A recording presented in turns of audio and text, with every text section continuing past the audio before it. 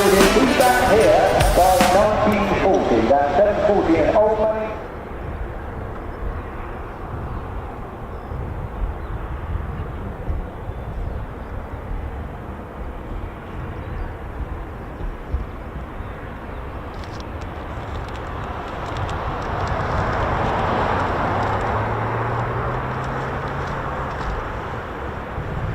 Oh, what a day. A bit warmer today, Ted, isn't it?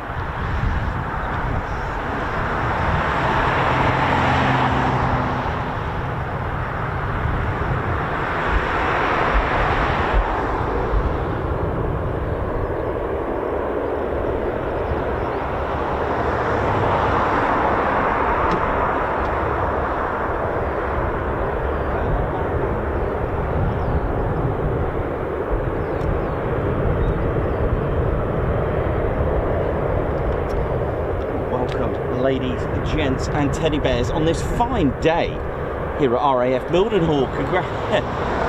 Welcome to the show. Feels like we're in another country right now, really. It really does.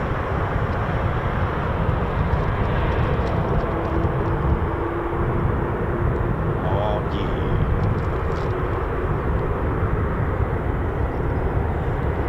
Welcome to RAF Mildenhall, ladies, gents and teddy bears, the United States Air Force in Europe base, with a lovely mix here. It really is a delightful mix. It's the Brize Norton of the US Air Force here in the UK. Oi, oi! Good start to the morning, Ted, flying the flag there.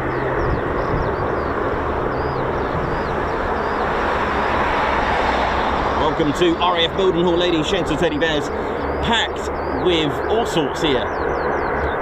So it is home to the 100th Air Refeuling wing with the 351st Air Refeuling Squadron with their KC-135 Strato tankers. Of course, on the screen is the CV-22 Ospreys. It's also home to the 95th Reconnaissance Squadron as well. And they fly the RJ, the Rivet Joint.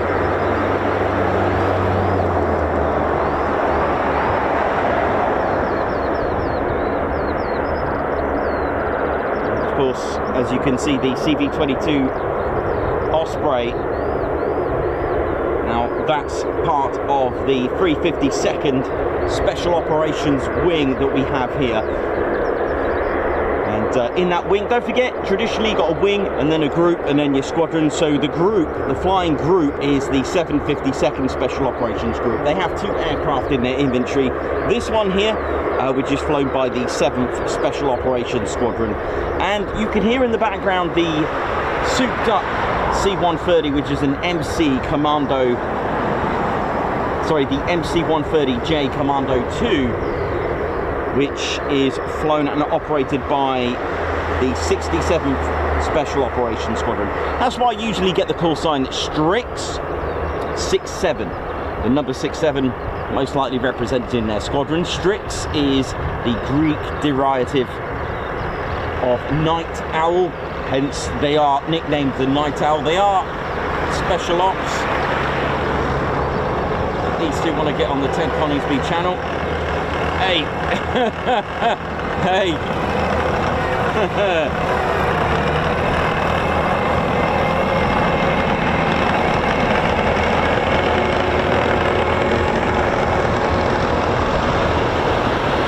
You've got to be an aircraft to get on the Ted Coningsby channel, I'm afraid. United. So RAF Mildenhall has runway numbers 10 and 28, and I believe they're using runway 10, which is pretty cool.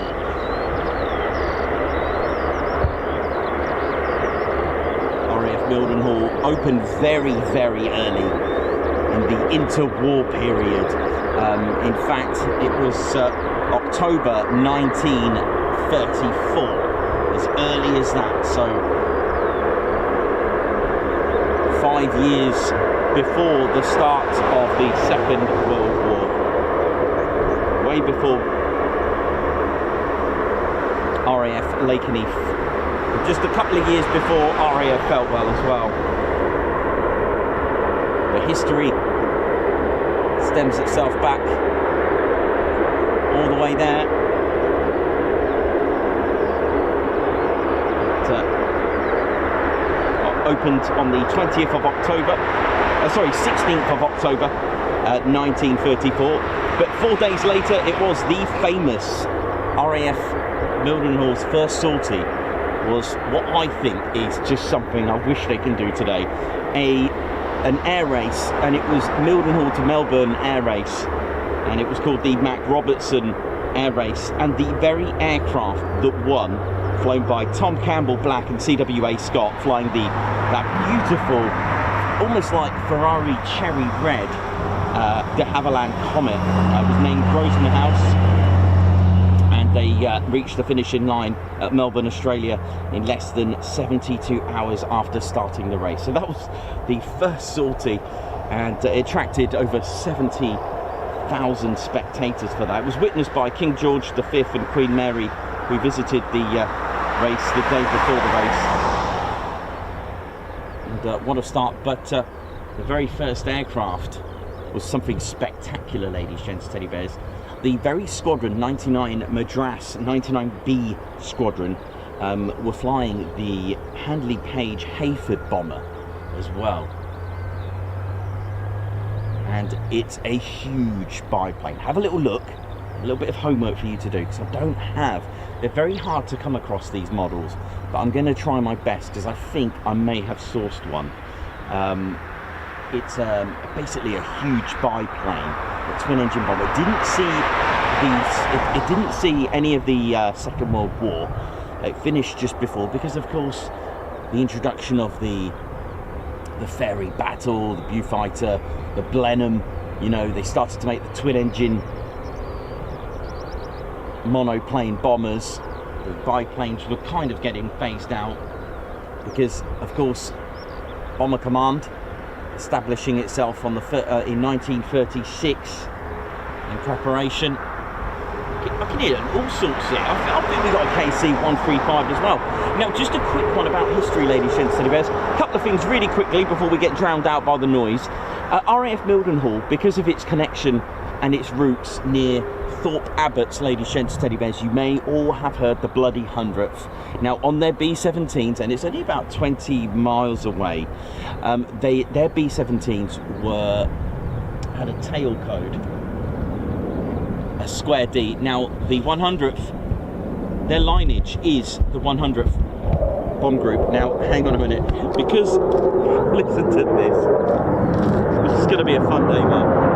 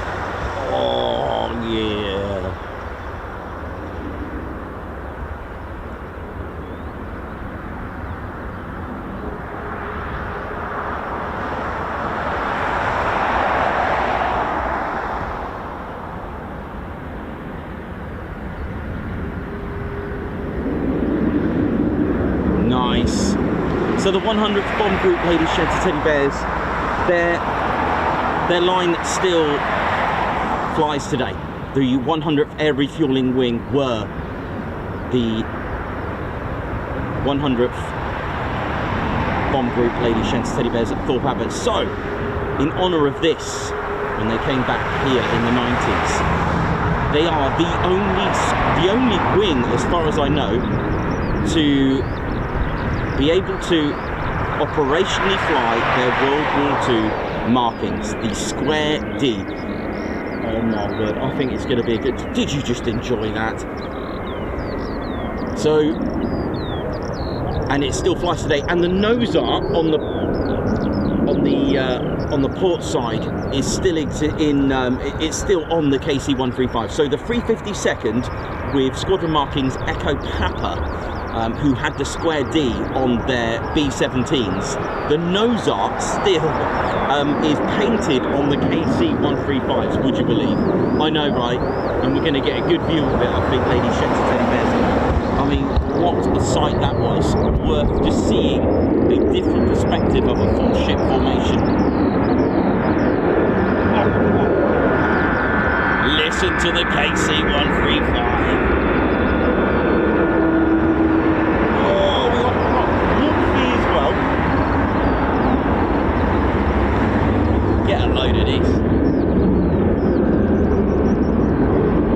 What the square D is. So in the 8th Air Force, they had different shapes on their aircraft, such as the B-24 and the B-17. There was a triangle so you got your Air Force, then you got your division.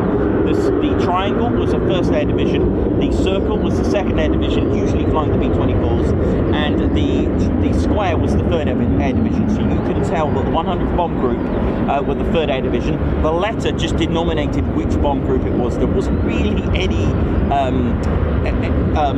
basically a giveaway to let you know. It was just at random, I believe. Right, here we go. Feast your eyes on this. There's the square D. Look at this.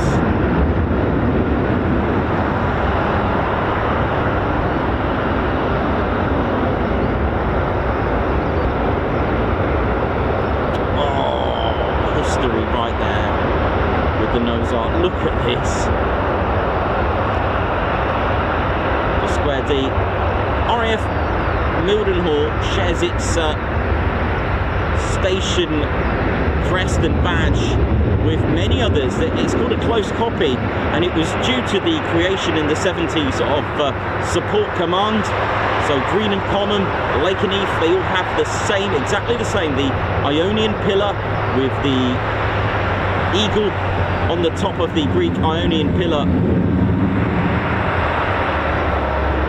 So Lakenheath, there's quite a few Green and Common.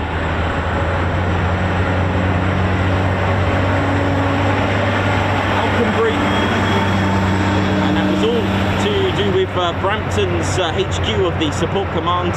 And that is a thing, it's called close copy, to have the same station crest as others. And that stems from, I think, 76 of Support Command. And the only difference is, of course, is the name of the squad of the station. How cool is that?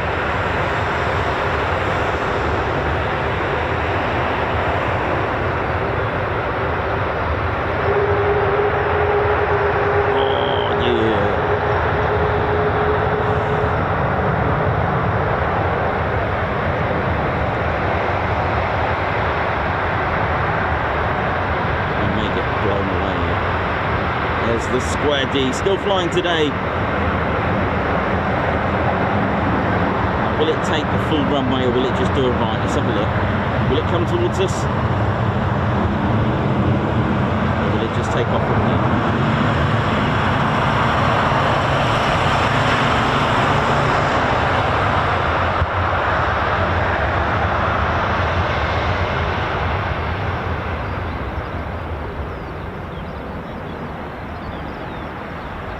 Oh, time to get heavy.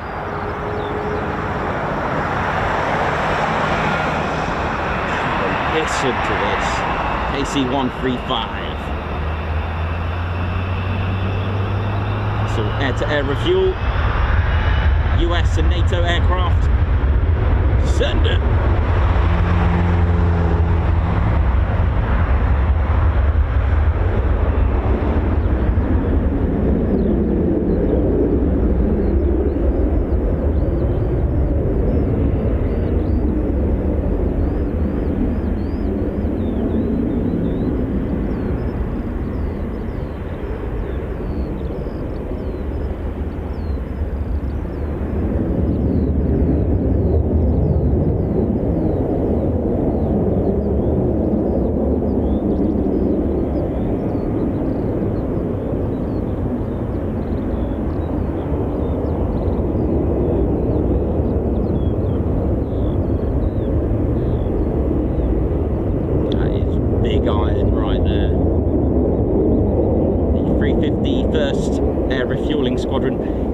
KC-135 can do boom and drogue and probe style air-to-air refueling. This one's got just the boom stick. I believe it can actually refuel 3 aircraft if it's got the 2 extra pods with the baskets, and then whichever is in the middle. But for this one, just a single boom stick, offering its gas station of the skies. And like I said, the 351st, one of the 4 squadrons of the 100th Bomb Group, the Bloody 100th, nicknamed the Bloody 100th, not because of the total losses that they had, it's just the amount of losses they went through, they suffered during just a single mission. So that's where they got the nickname from. Like for example, the Munster raid didn't go very well at all. 13 out, 1 back, a disaster. And that was kind of like their it was kind of regular statistics. But what is nice is that the legacy still lives on today. That's the thing. You know, they're still flying today. The 100th Bomb Group. Again, what a different role, right? So from a bomb group to an air refueling wing itself. Amazing.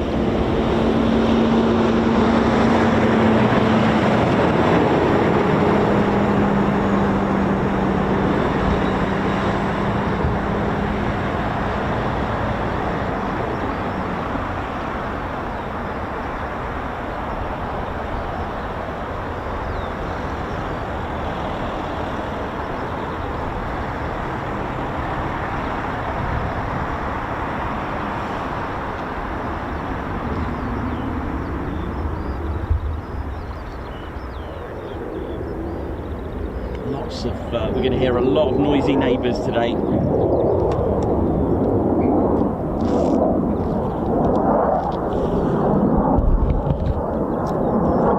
So, Lakenheath, just 5.5 miles in the direction of the backwards grow.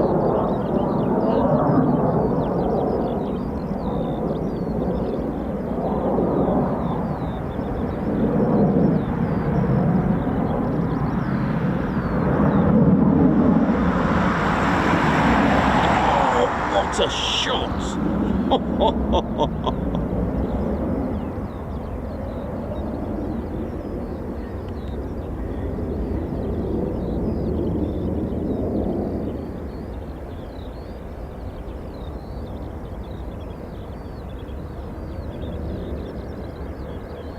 So we've still got a MC-130 that's that I can hear fired up.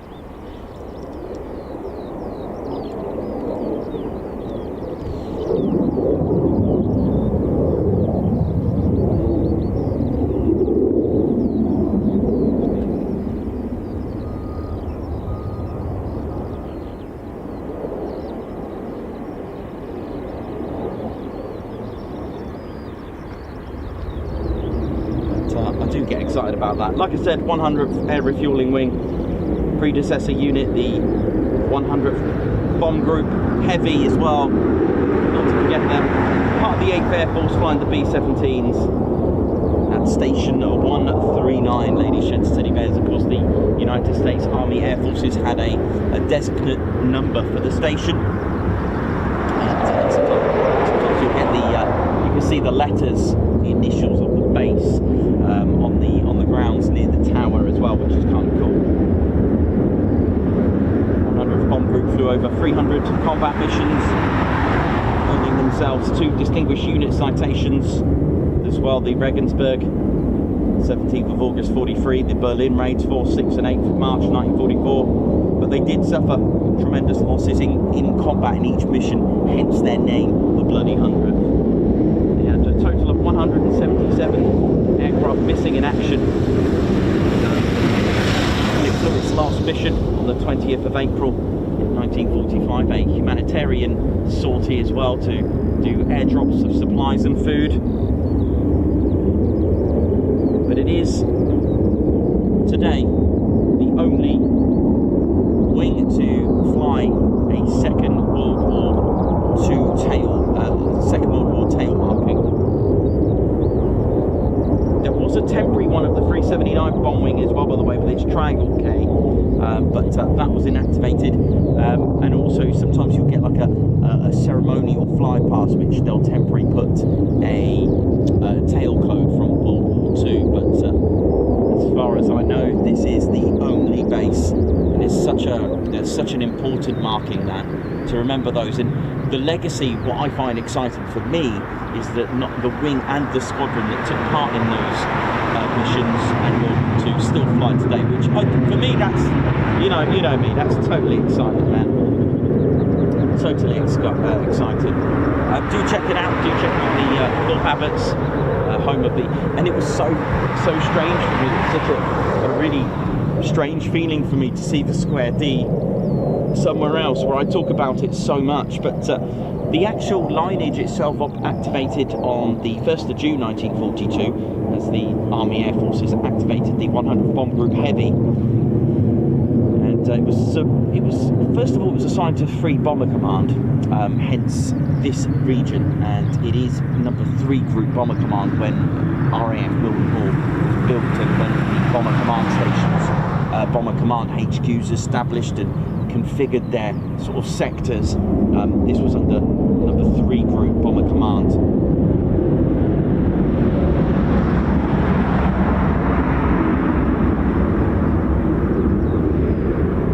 Lots made that journey in May 1943, setting sail the Queen Elizabeth. And,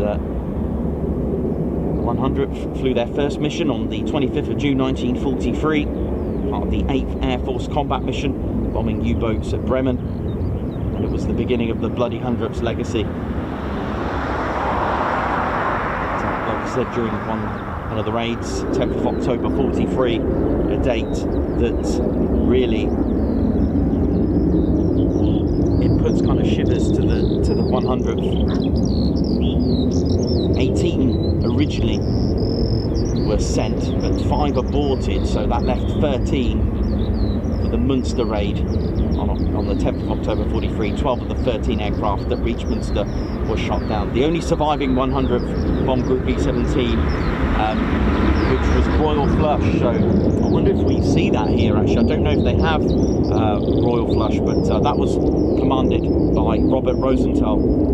And returned to base absolutely severely damaged, crewmen injured. Lest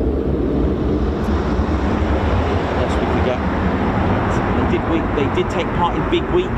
For those that know about my 384th history as well, that I've been talking about Grafton Underwood as well. It was also known as Operation Argument, but it was a week of bombing.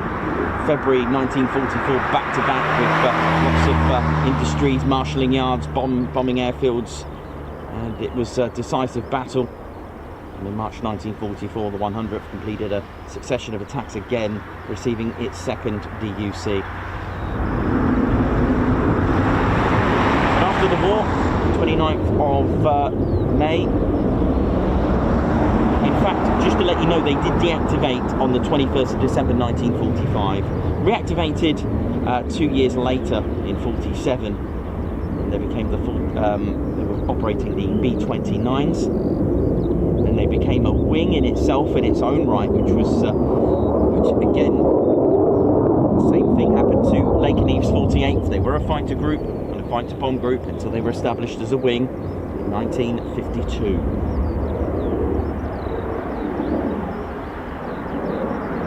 Eventually, they were flying the B-47E Stratojets in the 50s. And they did see a brief temporary deployment to RAF Brize Norton, which we've mentioned before on our Brize Norton stream. So the 100th Bomb Wing took some of their squadrons. I believe the 351st were there. And they were part of the Strategic Air Command. They were inactive from the 25th of June 1966 and reactivated as the 100th Strategic Reconnaissance Wing.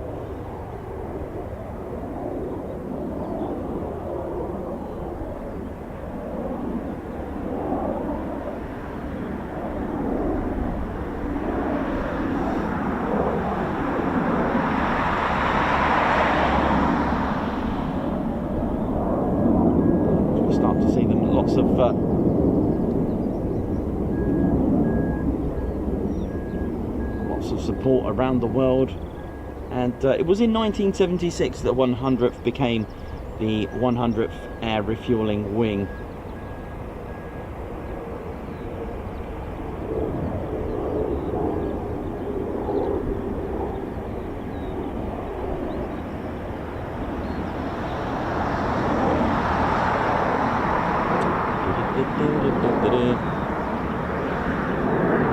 So again, another inactivation on the 15th of March 1983 with the KC-135, but don't worry, they came back and came here. On the 31st of March 1992, the 351st Air Refeuling Squadron was activated and assigned to the 100th Operations Group, and the 100th received its first ever aircraft, which was 580100, and arriving RAF Mildenhall. And it was decided that with their return nearby Thorpe Abbots, they were given the honour of having and flying the Square D. Amazing, isn't it, that legacy? Our CV-22 Ospreys there. I believe we may, well, I did hear a MC-130 start up. Hopefully that'll go out.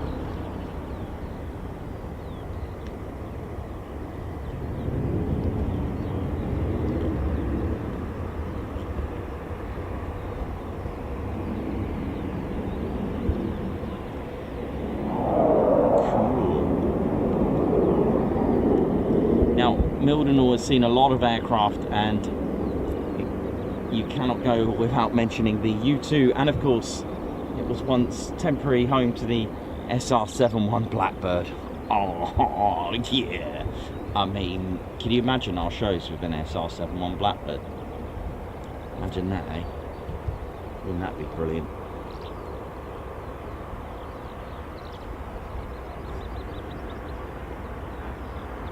Don't forget to smash that like button, and of course do subscribe to your one and only Ted Coningsby channel. Hit the like, subscribe, and of course make sure you click that notification bell button so you don't miss out on the latest and greatest live streams and videos as well.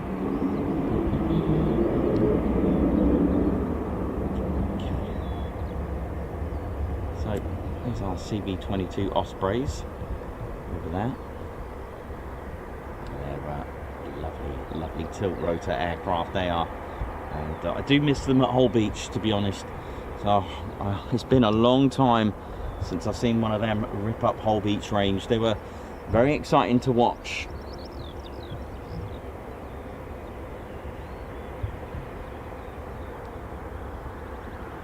So RAF Mildenhall doesn't have an official viewing area, ladies and teddy bears.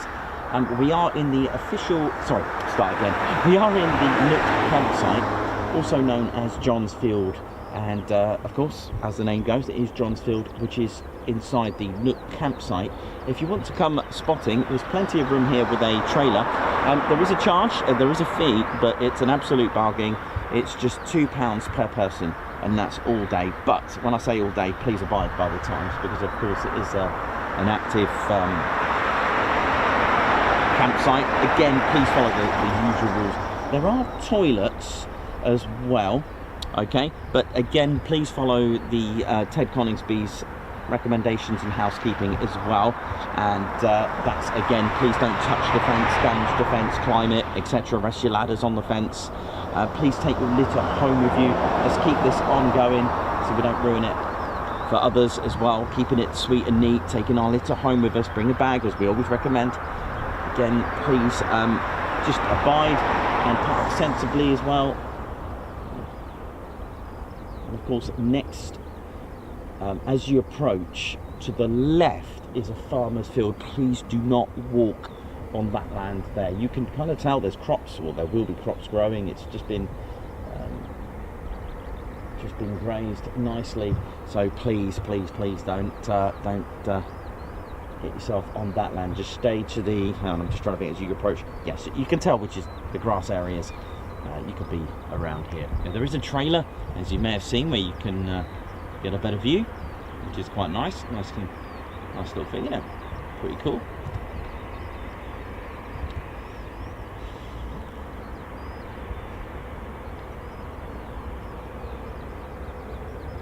Now, so what's going to happen with this one? The covers are off this one, aren't they? A question that we do get asked quite a lot is why don't the Ospreys and the MC-130J and the Rivet Joints, etc., why don't they have the Squaddy? It's because they're not part of the 100th Air Refueling Wing. Alright, that's the answer. These are part of the 352nd Special Ops Wing. You've also got the 501st Combat Support Wing here as well, which I believe are at Alconbury, or are still at Alconbury, or Feltwell, or both. I'm not really 100% sure, but they're not a flying squadron, I don't think, or a flying wing, as far as I know, but they are a support wing.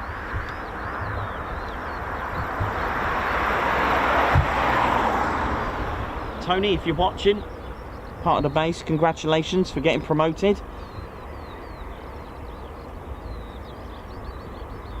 Who's an airman here at Mildenhall who recently got promoted, so congratulations to you. Our running man friend, where are you, man? Missing you. Johnny, missing you, man.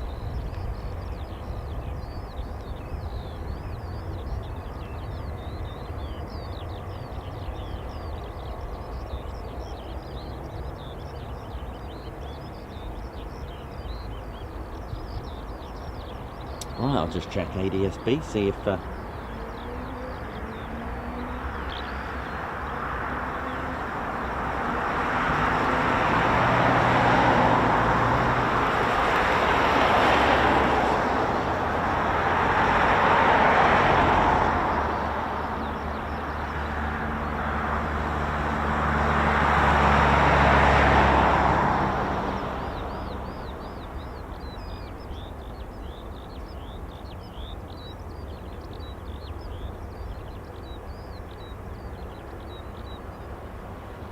how's everyone doing? Darren Hobson, oi oi to you. Gary Reid, Mark Moody, oi oi. Oh, Gary Reid, I'm in the little red car. Gary Reid, oi oi to you. I think I can see you. Mark Moody, oi oi. Margot Baxter, how you doing? Oi oi to you. Simon Walchorn, Captain Jerry Donnelly, oi oi. Leonardo DiCaprio, love the stream, Ted. Thank you very much, Leonardo, my man, watching from Miami.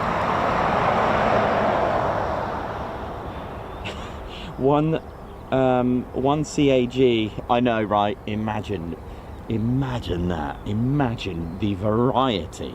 It'd be sport for choice if I was streaming in the 80s and 90s. Although I'm not sure how I would broadcast. Maybe I'll have to get a job with the television companies, have my own little program, right? But well, if Bill and Ted can do it, I think I can. John Parrott, oi oi to you. 555, Triple Nick, Paul Senior, Mark Moody.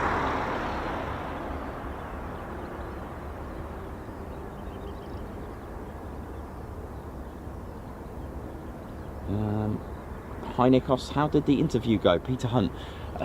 Which interview? Is that with the papers? I think it might have been with the newspaper. Yes, I believe that went well with the national press. Big shout out to the SF, security forces here at and OSI as well. People being sweet and neat. Richard Maud, how you doing?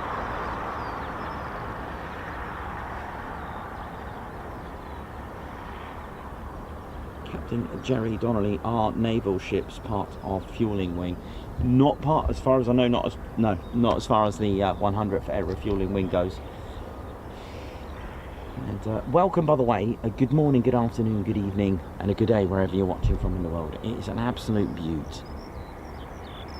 What is, so, I don't want to be that nosy here, but what is this? Oh right, I thought it was a huge tail. That's fine. It looked like a C5 Galaxy tail from there. That's fine.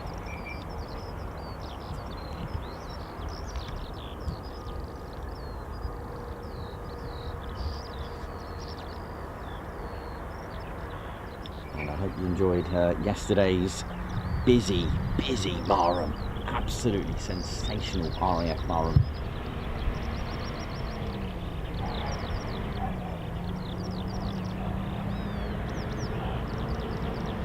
Nicholas and Ted's Excellent Adventures. You know it is.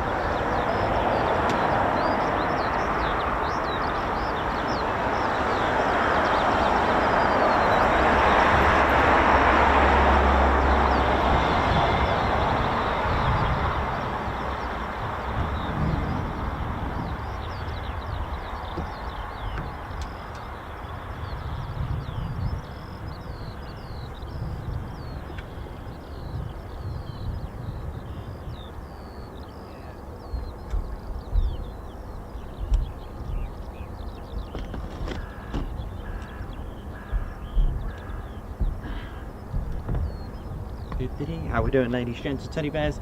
Again, a bit of history for you. So before the base was given the name, or at least when it was given the name, that really didn't make sense, but never mind. It was actually originally proposed as RAF Beck Row, which is the village just to my left, literally just across the CV-22 Ospreys, just to, you know, around that vicinity. But for some reason they changed it. Not really sure why. The reasons are what I know of when it comes to a case of changing the name or changing the proposed name. It's the fact that it sounds similar to another base nearby. So the one that I covered in the Lost Airfields, Harrowbeer, it was supposed to be Yelverton, but of course that sounds like Yeovilton. Carterton, RAF Carterton, was eventually renamed to Brize Norton. Cardington, I think it was, for there's an airfield in Bedfordshire, I think. So again, so Beck Row, does anything sound similar to that nearby? No idea, but whatever the reasons is, what I could find, it was eventually called Mildenhall in the end. So we spoke about Hayfords. I really want to try and, I think I've located, right, on eBay, like a job lot, and I think it's got a Handley Page Hayford bomber.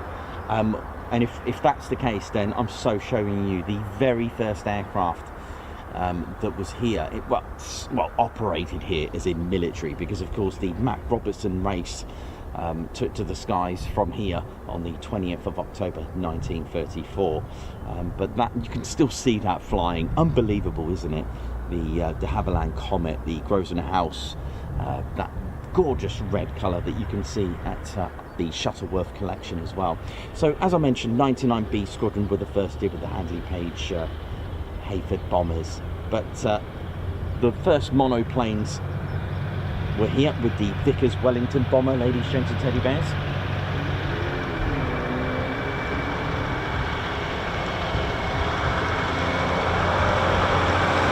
So I don't have the first aircraft, I do have the second.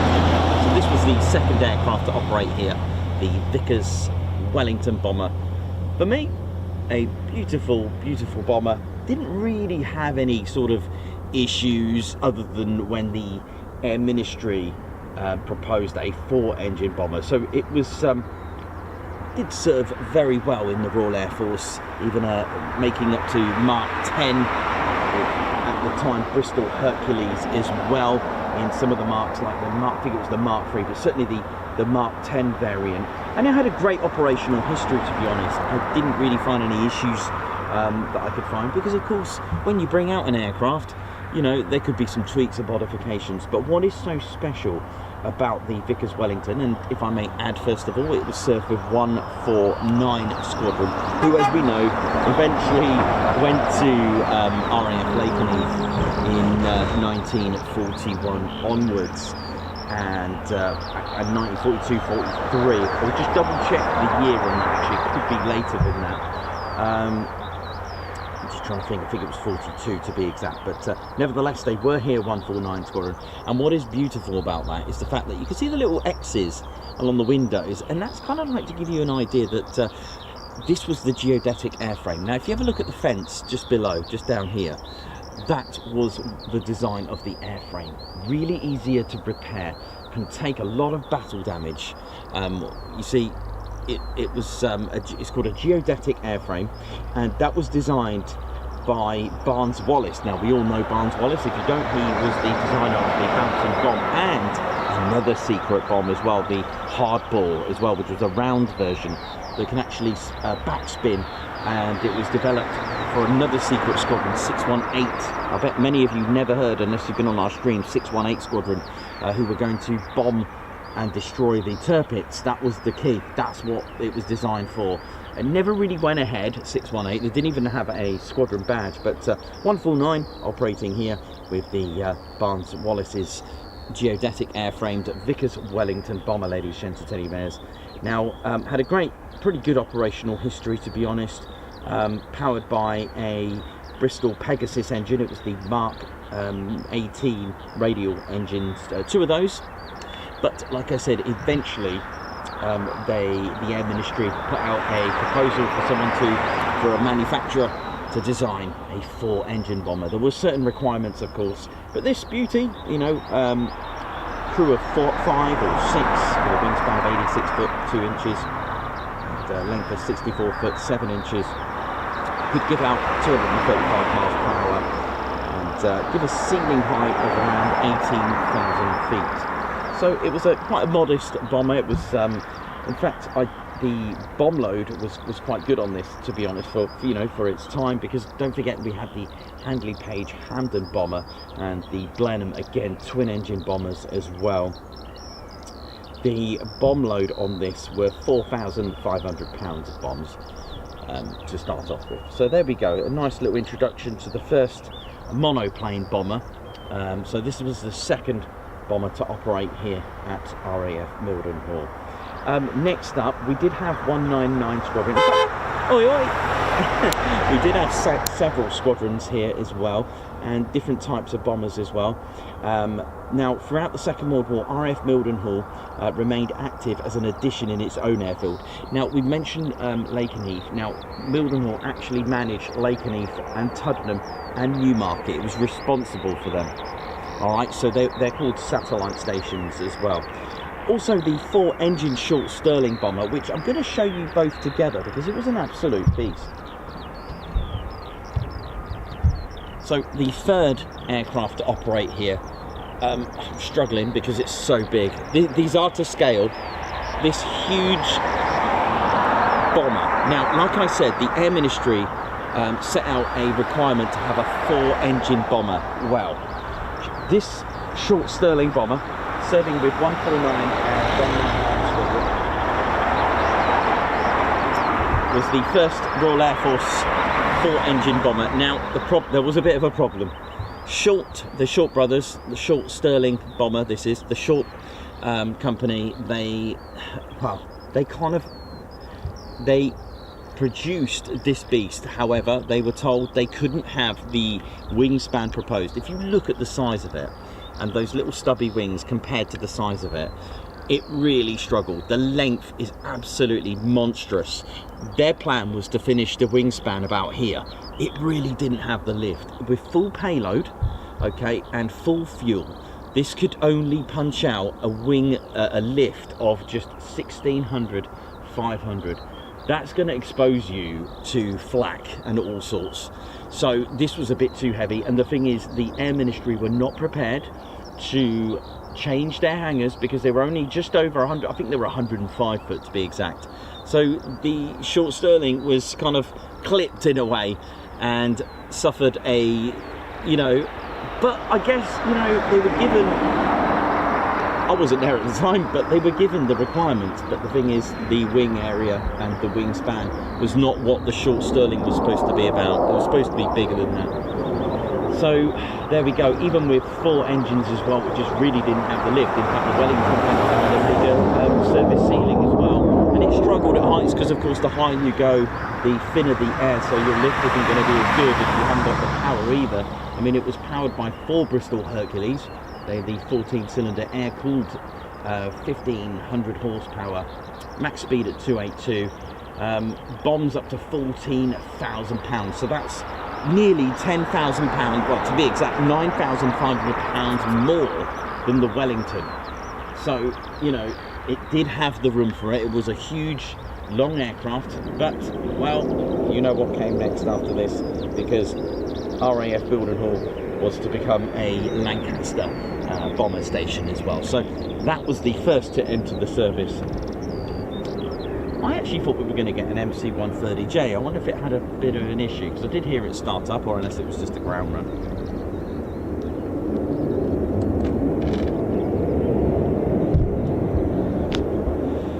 Okay, let's have a little look at the what's going on down there now.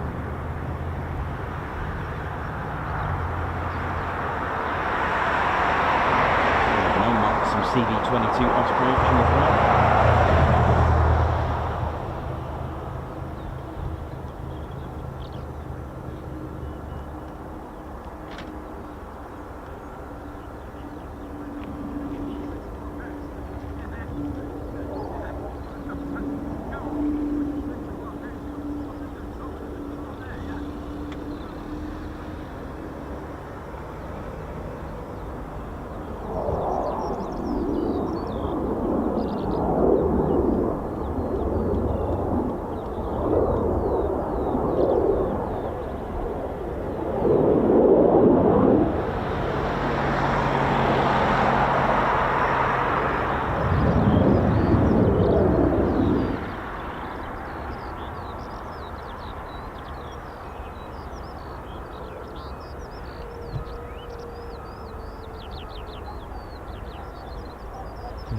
So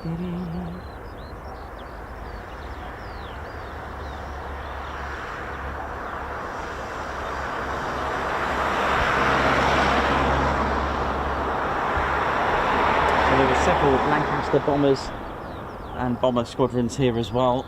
Lovely, that's what we like.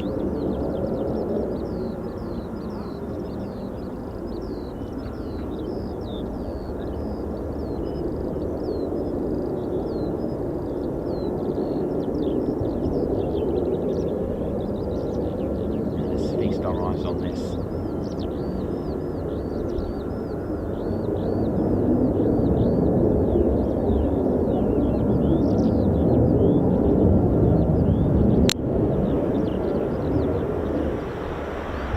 Dave, oh, you never know, mate. The covers are off.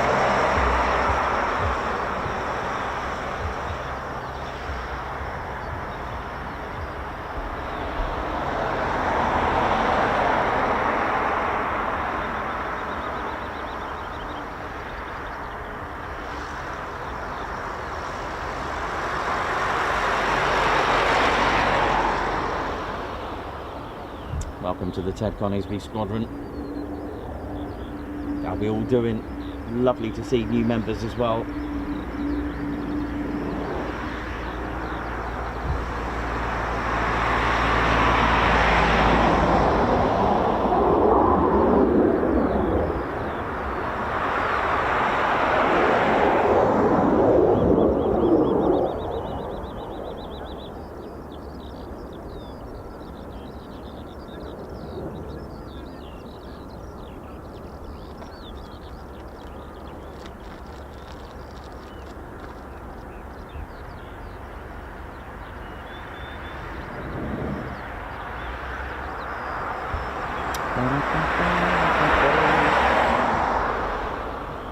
Welcome to the Ted Conisbee channel, ladies, gents and teddy bears. Hope we're all good and well, and do you know what? It's such a good well-being place, this, you know. I love coming to Mildenhall. Look at these two here as well. We can always enjoy the background music. Look at these two. Hello.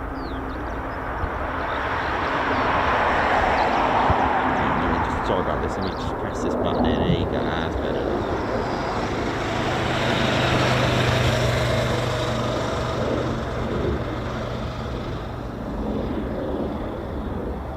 That reminded me me of the Thunderbirds is it Deception? Love that. Look at this.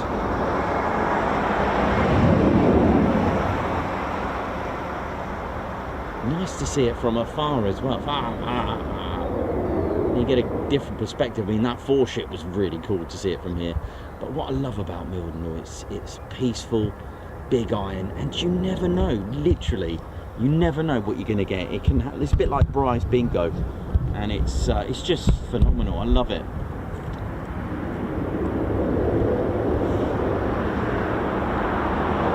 You know, it already has a nice diverse mix.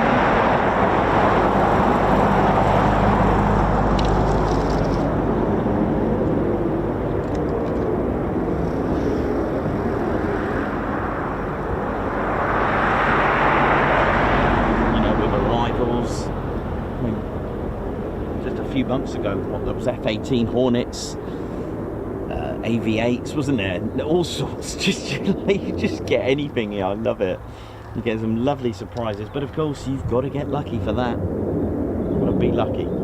That's what it's all about. But just a nice chill out, peaceful. Get yourself some chairs and just relax and enjoy for just £2 per person. Is amazing.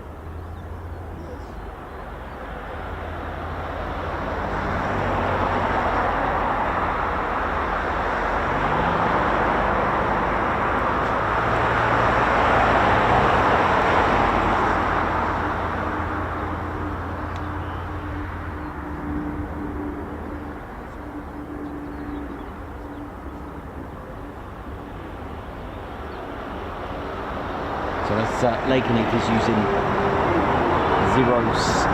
05, we'll get and hopefully get some aircraft come up right on the top of us when they're using the ILS as well.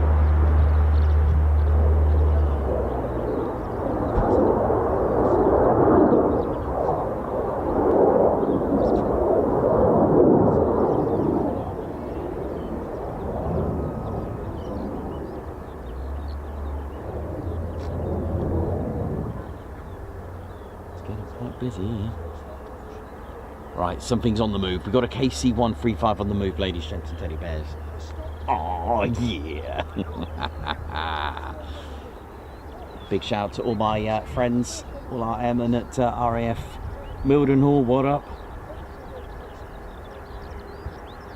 Like I said, the channel is about mixing it up, and that's what we've always believed in, you know.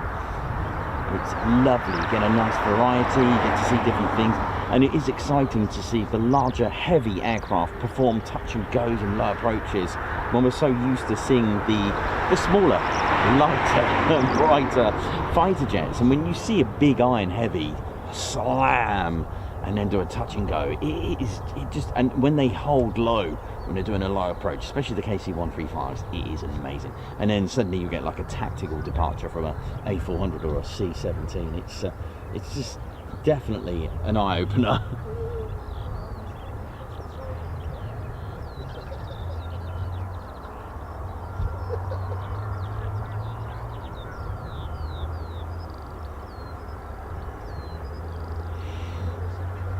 So we do have a KC-135, ladies, gents, and teddy bears, on the move.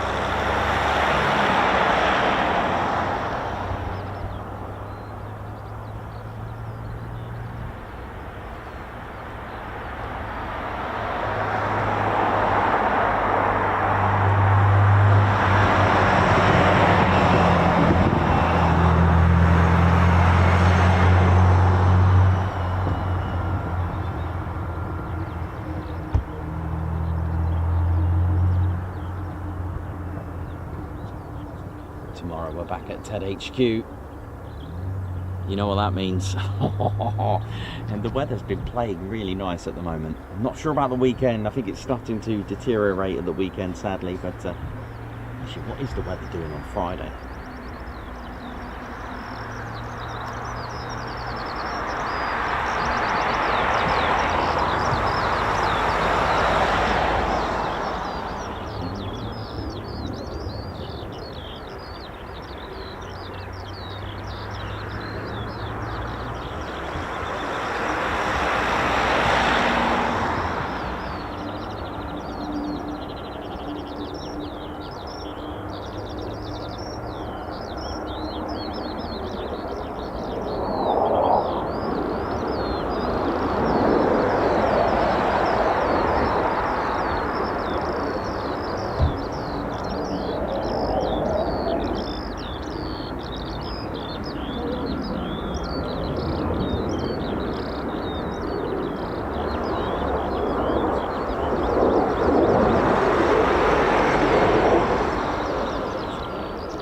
So our second departure of the day looks like it's about to commence.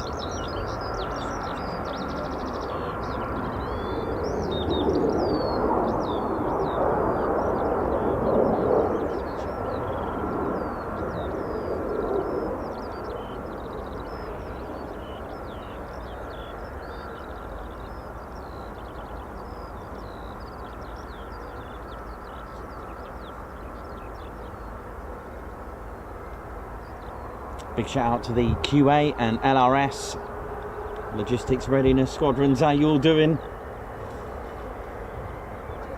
There we go. Can you hear that? Oh.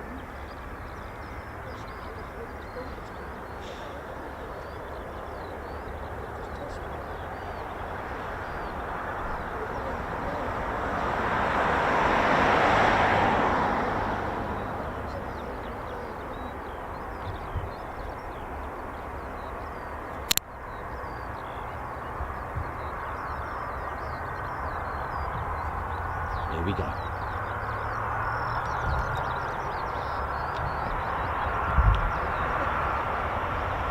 Yeah, it's just over there. I'll just move forward a little bit.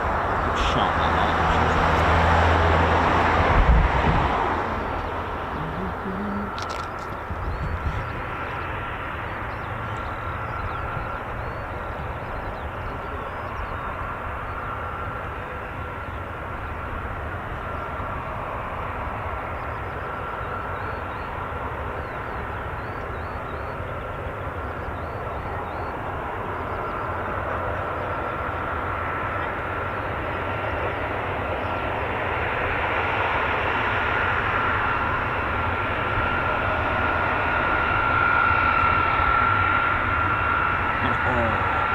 Big iron, here we go.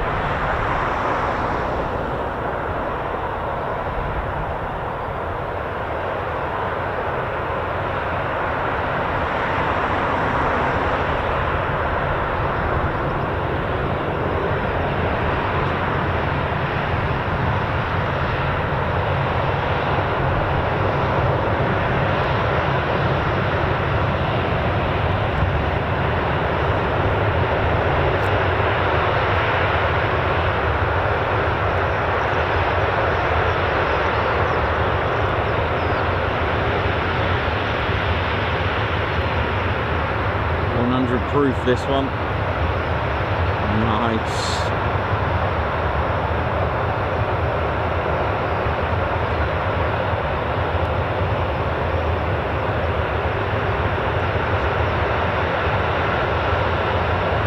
see that at Lakenheath as well.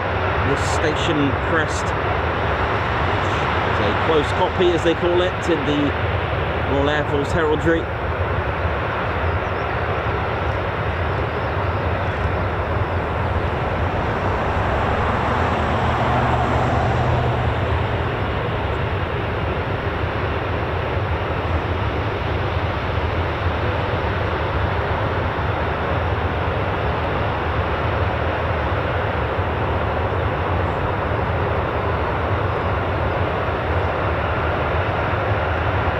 Boomstick, look at that, 100 written on it, nice.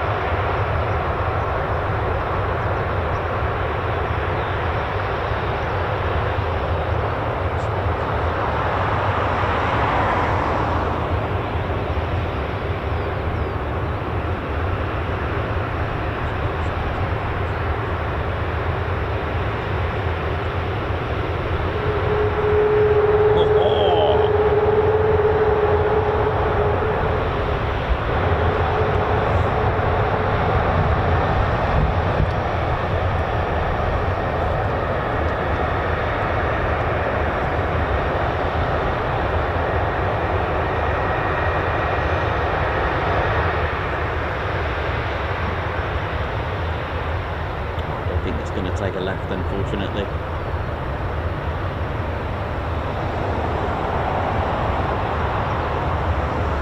That's cool.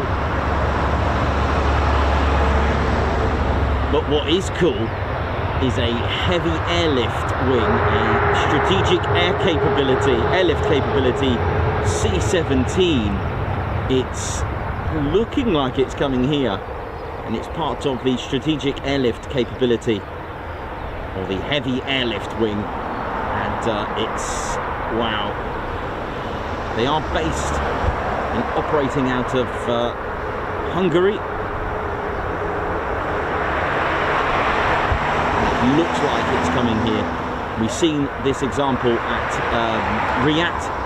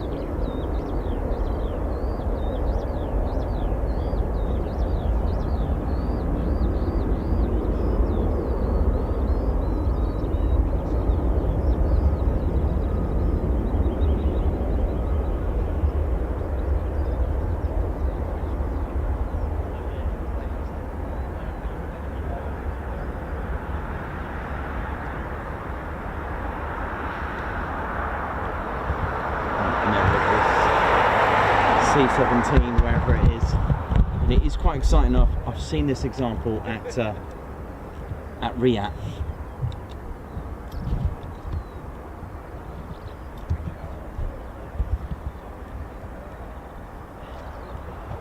I'll tell you a little bit about it if I can. Let me just have a quick look where it is.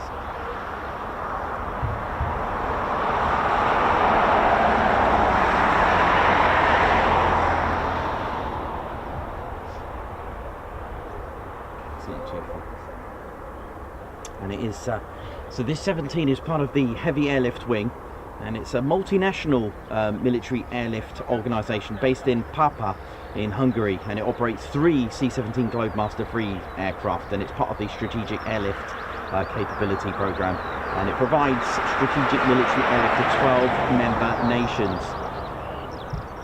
How cool is that?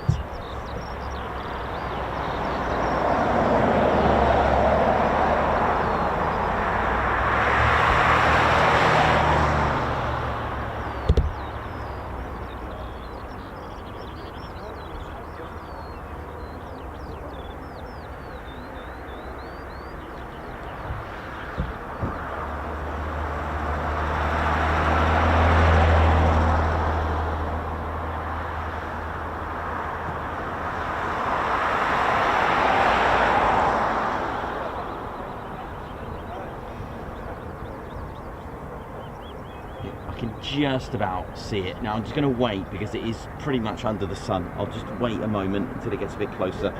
I am aware of its presence. Now the Heavy Airlift Wing, they activated on the 27th of July 2009. Like I said, based in Hungary, operating C-17s.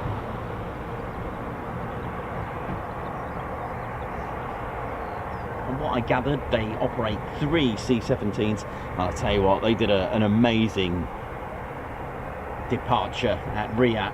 Did a tactical combat style departure, which was pretty exciting.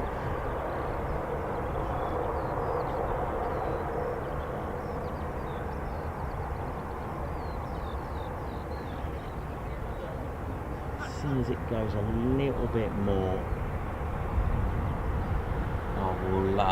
I'll get your eyes on it.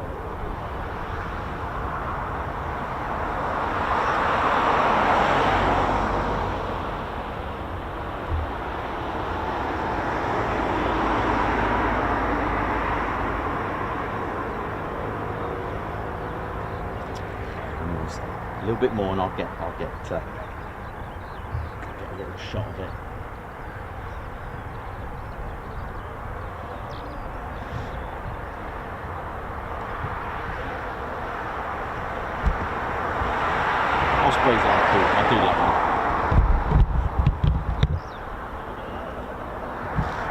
so.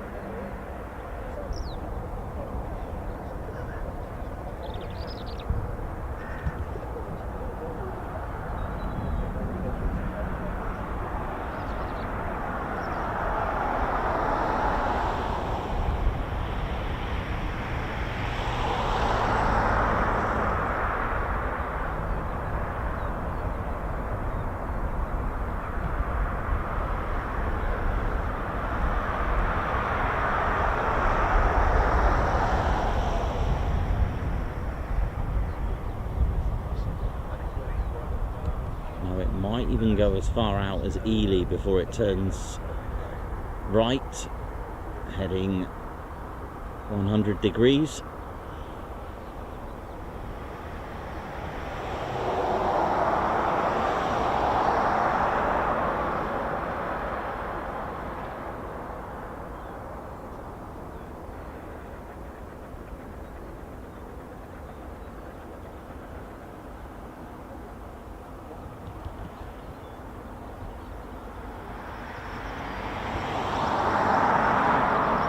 Leave that for a minute. I'll keep an eye on it when it turns, because it will go quite far out until it turns in.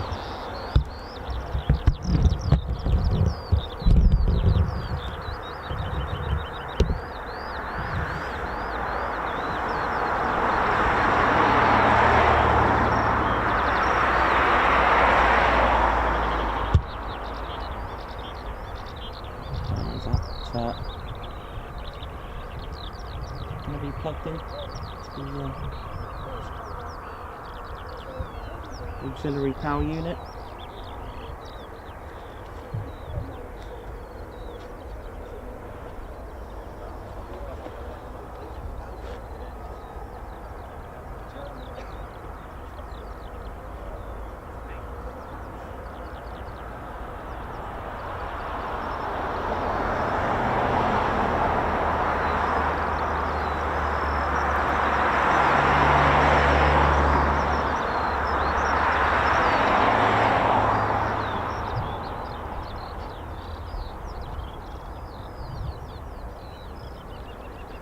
Morning.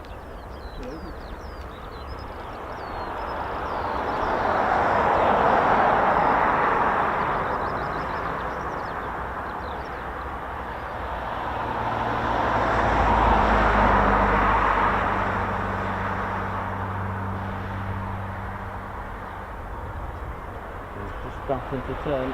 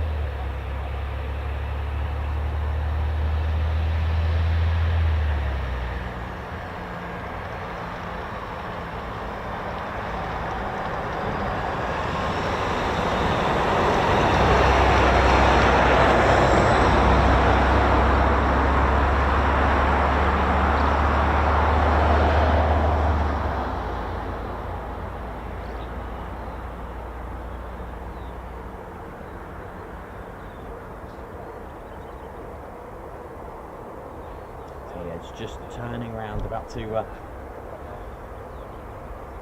turn for Ely, and we'll head approximately 100 degrees.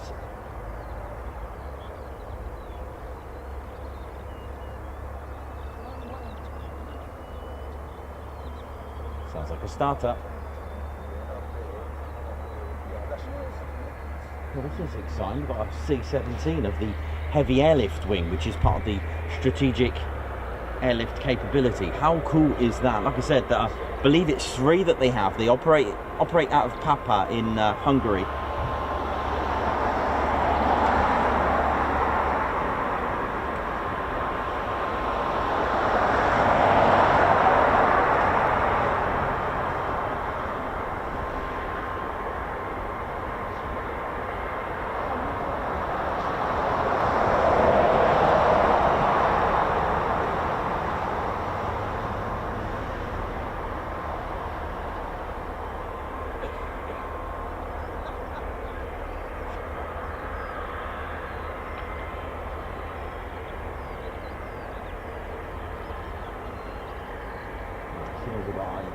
Eyeball on it, and shit stacked up here now.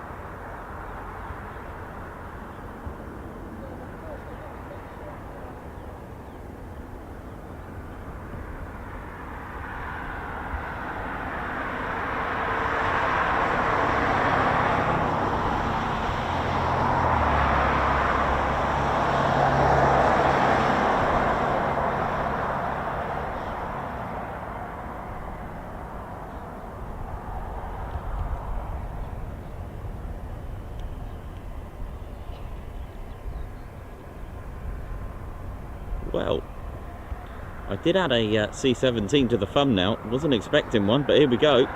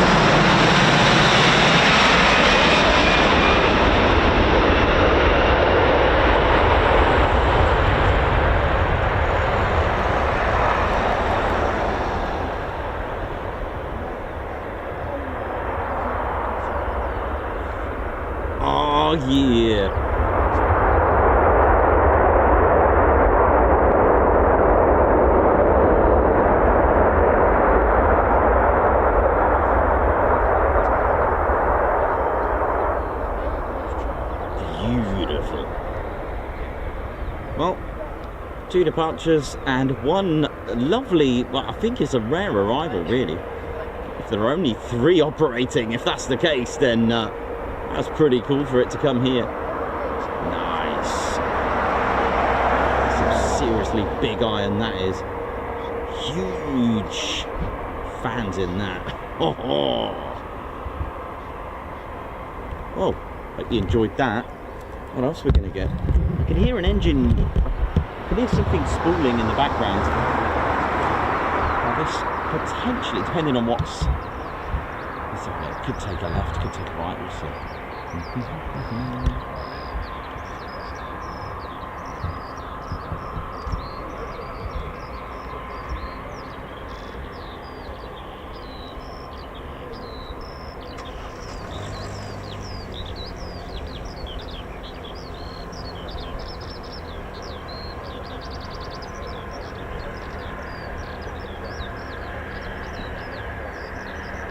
Beautiful. Nice to see that, to be honest. Really amazing. It's powerful. 4 Pratt & Whitney PW2000 turbofan engines producing 40,440 pounds of thrust. Oh dear. The military designation for them are F117 PW100s.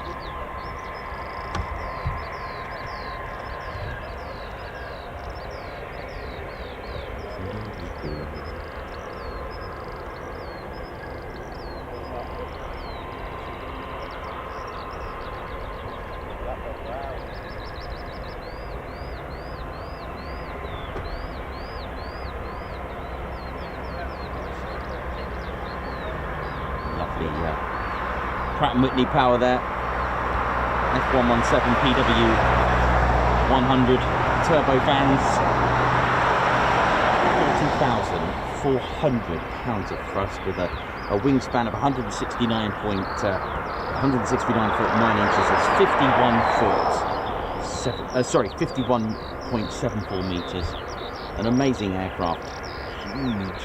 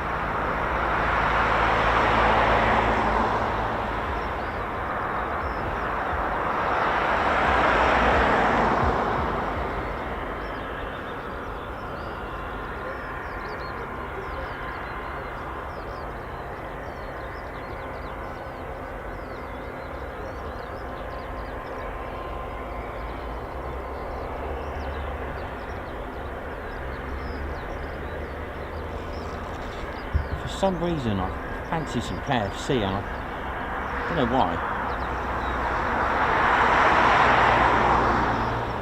Size of it, and yet the C5 is even bigger.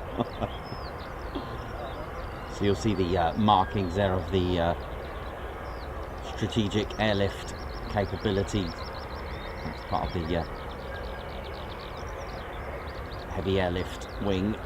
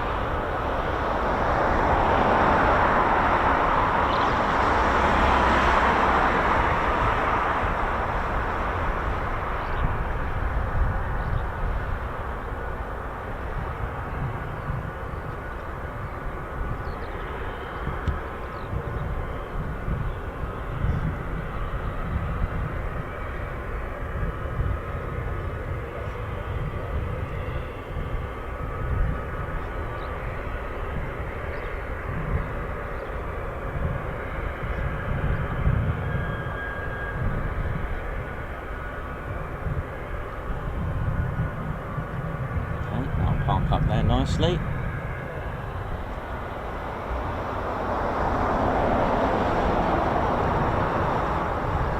Well, I think it's time for a cup of tea, isn't it?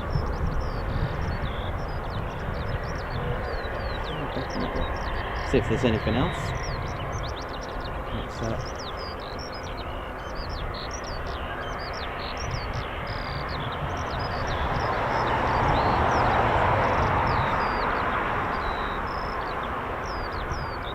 well, that was a nice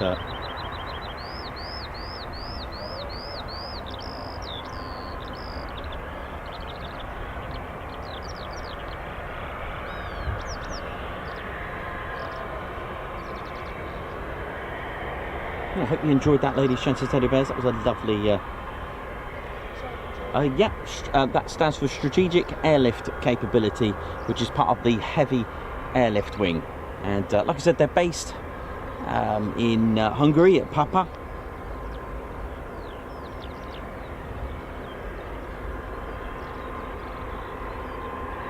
And the Heavy Airlift Wing, an international military airlift organisation based at Papa Air Base in Hungary, and it consists of several European states and the US as well, officially activated on the 27th of July 2009, and they were part of the Strategic Airlift Capability, the SAC program, which operates 3 C-17 Globemaster 3. So that's pretty cool that there are only 3, and we got to see one today. 12 participating members as well with that, with the Heavy Airlift Wing. And they were fully operational from 2012. They've got about 145 multinational military personnel as well. Their motto is Team Mission Future.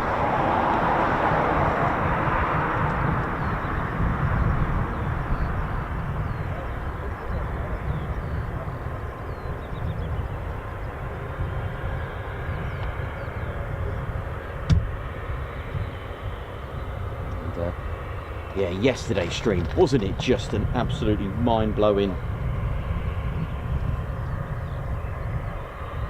from RAF Marham, and they kept going. In fact, when I finished, there was another 5, I think, another 5 departures, I think it was, by the time I'd left. So it was really, really good. And that was only, I think I finished up about 4 o'clock, didn't I? So absolutely amazing. Ted enjoyed it. That's our squadron leader, Ted Coningsby. Here he is, Mike Harmon. High five. Welcome to the Ted Coningsby Squadron.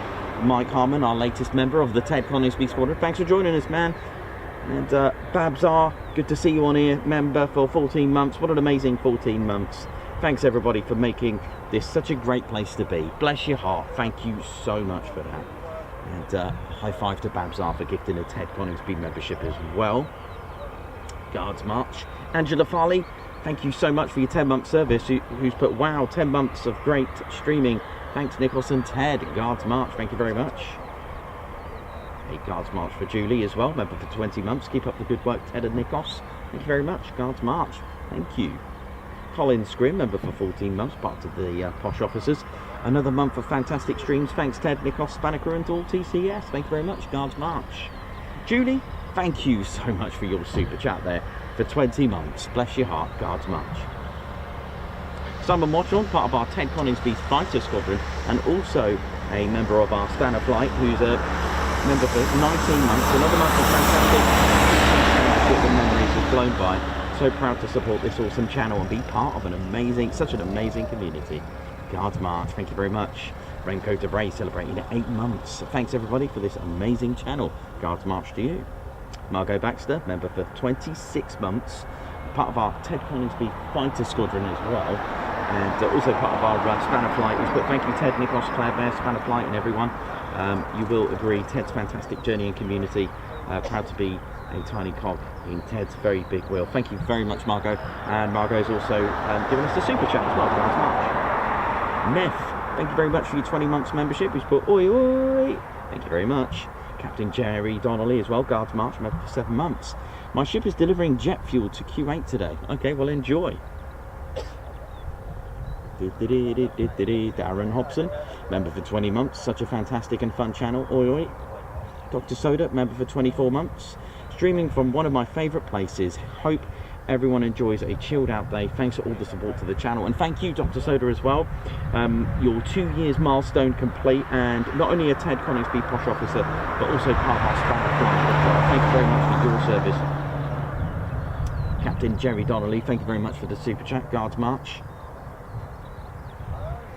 Also a Guards March for Perry, who's part of our Ted Coningsby Fighter Squadron, and also part of our Spanner Flight as well, who's been a member for 19 months. Oh yeah. Thanks for the very best aviation community in the world. Thanks Ted, Nikos, Claire Bear, Spanner Flight, and the Bear Flights, and everyone for making this channel so special. Thank you as well for your kind words, Perry. Thank you. David Binch, member for 13 months, proud to be part of this amazing channel. Thank you very much. Alex Raven, oi oi, can't wait for the 11th of April TCS meet at Lakenheath for Quick Climb Friday. Looking forward to meeting everyone, especially Nikos and Ted. Going to be an awesome day. Thank you very much. Look forward to that. Geraint Williams, oi oi, my first ever air show as 1976 Mildenhall. Lots of you remembering the Mildenhall Air Fate. Ali Leyland, as well, Guards March, member for 11 months. Oi oi, good morning everyone, and happy 11 months to me. And here's to many more. I'm so grateful for being part of this amazing TCS family. Bless you, thank you very much. Dylan Cobb, 7 months. Thank you, Nikos, Ted, for all the exciting content. You're welcome, Dylan Cobb, and thanks for your 7 months. Gavin Fryer, member for 18 months. Rusty Wenzel, member for 2 years today. Congratulations, Rusty Wenzel, on reaching your 2 years milestone. Oi oi, made it to green. Thanks for the great year, 2 years, nice. Also, David Boardman upgraded membership to the Posh officers. Guards March to you. Right, Ted and I are going to just going to have a quick cuppa. Hope we're all good.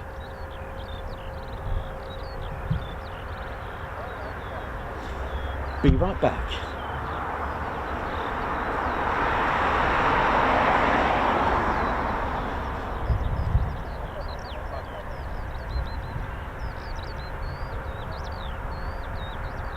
What a lovely day. Cup of tea time, Ted, quickly. Yeah, I'll be right back, ladies and gentlemen. It won't be long, just a quick cuppa. Oh, it's a glorious day.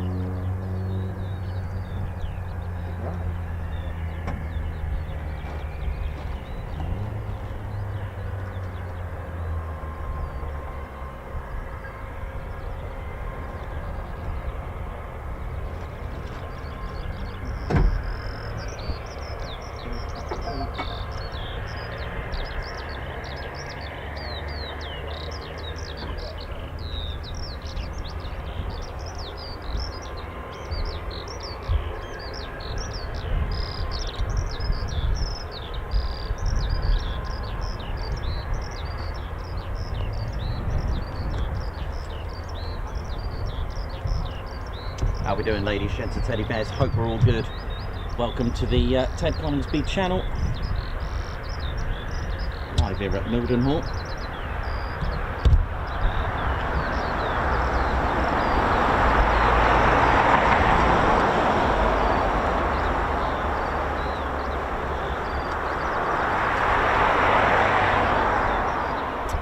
And of course, from pilots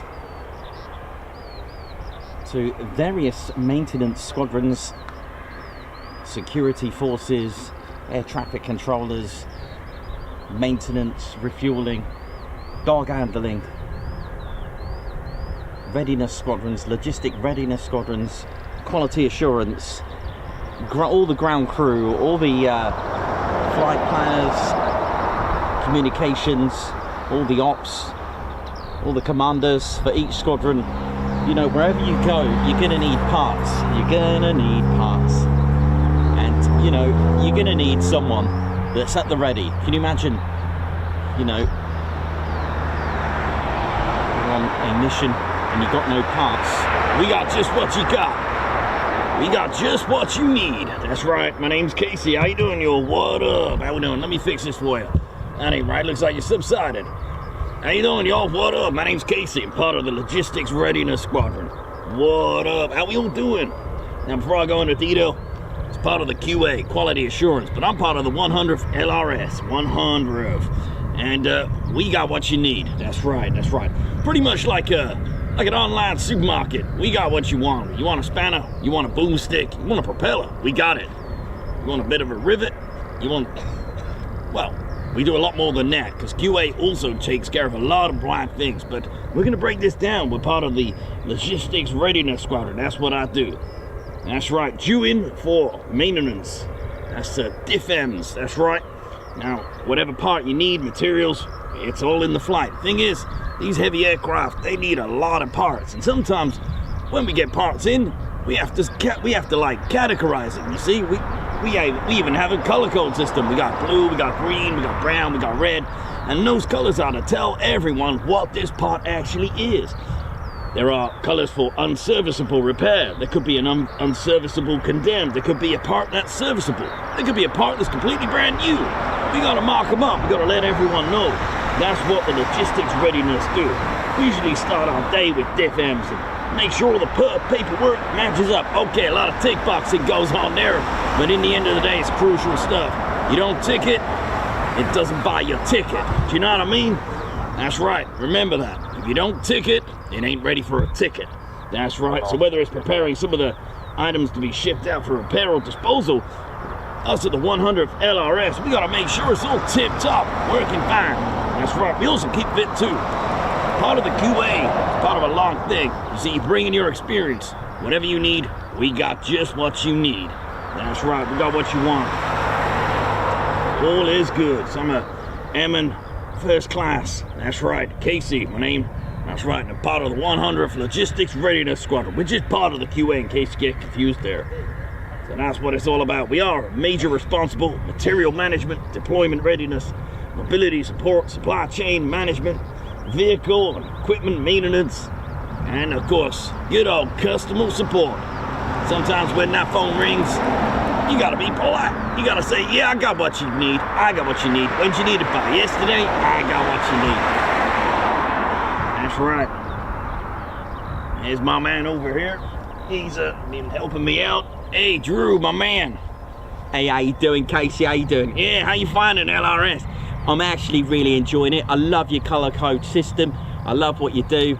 I love how you organise stuff. You get on the blower and just get things done. And I love the way you've actually got everything organised. Spanners in line. You've even got an old chap just specifically on repairing and maintaining the propellers on the C-130s. I know, right? He's about 70 years old, and that's all he does. That's all he does. He goes over it like a fine comb, mighty fine. From the West Coast he is, you know? Oh, that's nice, that is. That's good. I like that. I like the way you got it all organised. You've even got people taking care of all the fire extinguishers as well that I can see, because those things you don't even think about. I bet our viewers don't think about checking all the fire extinguishers. And yeah. Well, listen, every person who comes along with QA brings their experience to the club. because we're like one unit.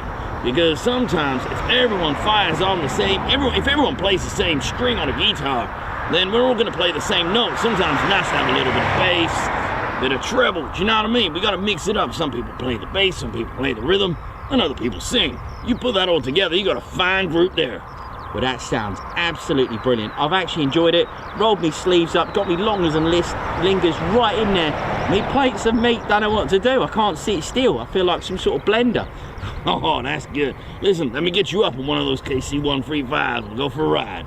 That sounds absolutely brilliant. We'll sit about with the boom operator and watch him fill up the gas station to the sky, the F-15s or F-35. See ya! He's a good lad. I love that guy. Don't you just love him? My name's Ground Crew Jew. How you all doing? Been here with the 100 LRS. Big shout out to all of them. It was lovely to get a tour the other day, having a little look around and what they do. It's quite a lot to take in. I mean, at this stage, I have no idea what all the colours mean. Is it, do I cut the red or the blue wire? I'm not sure. A little bit like that. Everything's all colour coded and all organised. I love that kind of thing.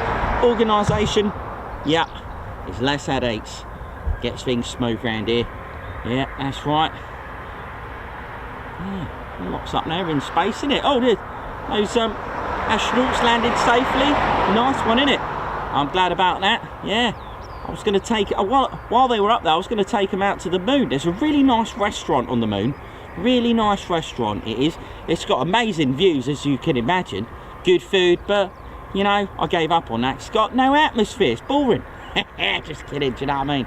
Nah, good old moon, good old moon. Reminds me of my my missus. Yep, has the same beauty routine. Waxes once a month. True. He liked it.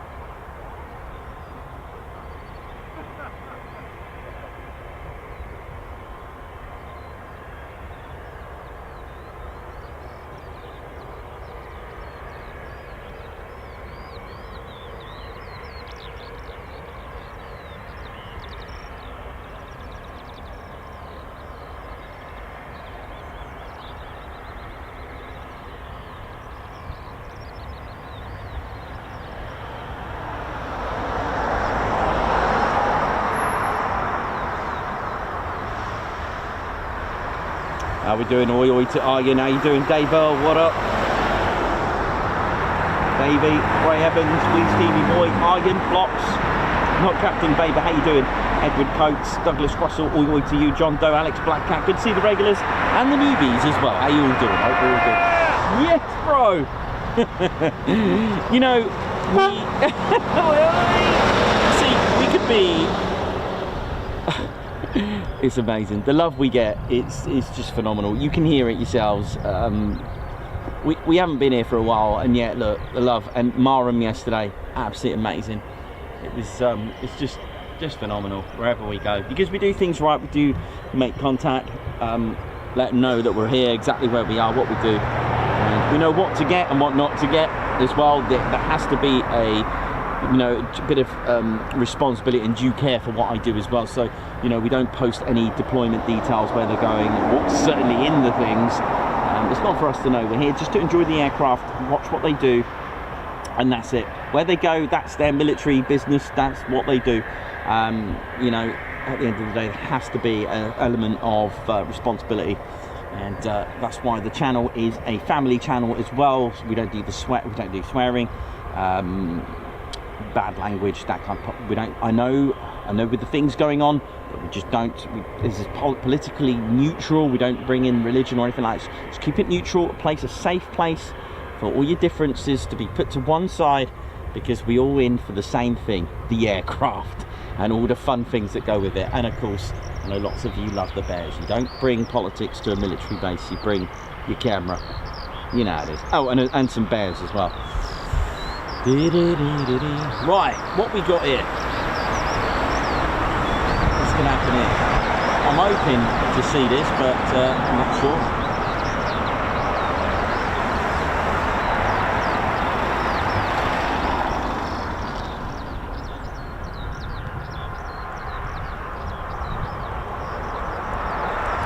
Snowy Master 738, thank you very much.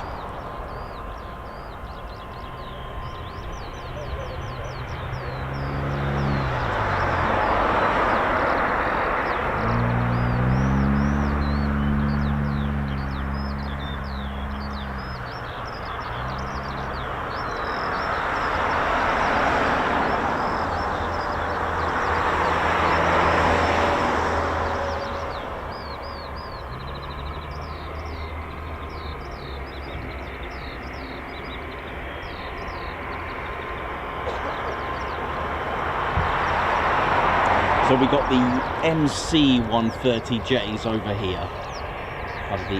They are operated by the 67th Special Ops, the Night Owls, hence Strix. Love to see that go today. And as Casey was saying, there is a very experienced gentleman way in his 70s, and all he does, his sole purpose is to fine comb, microscope the whole propeller of the C-130 to check for any imperfections, because of course any imperfections can of course impede the performance of each engine. And of course the way the propellers turn beautifully, they've obviously been designed aerodynamically in their ways, the nice swirly girly designs on them. You get one bit of imperfection and you're going to upset that beautiful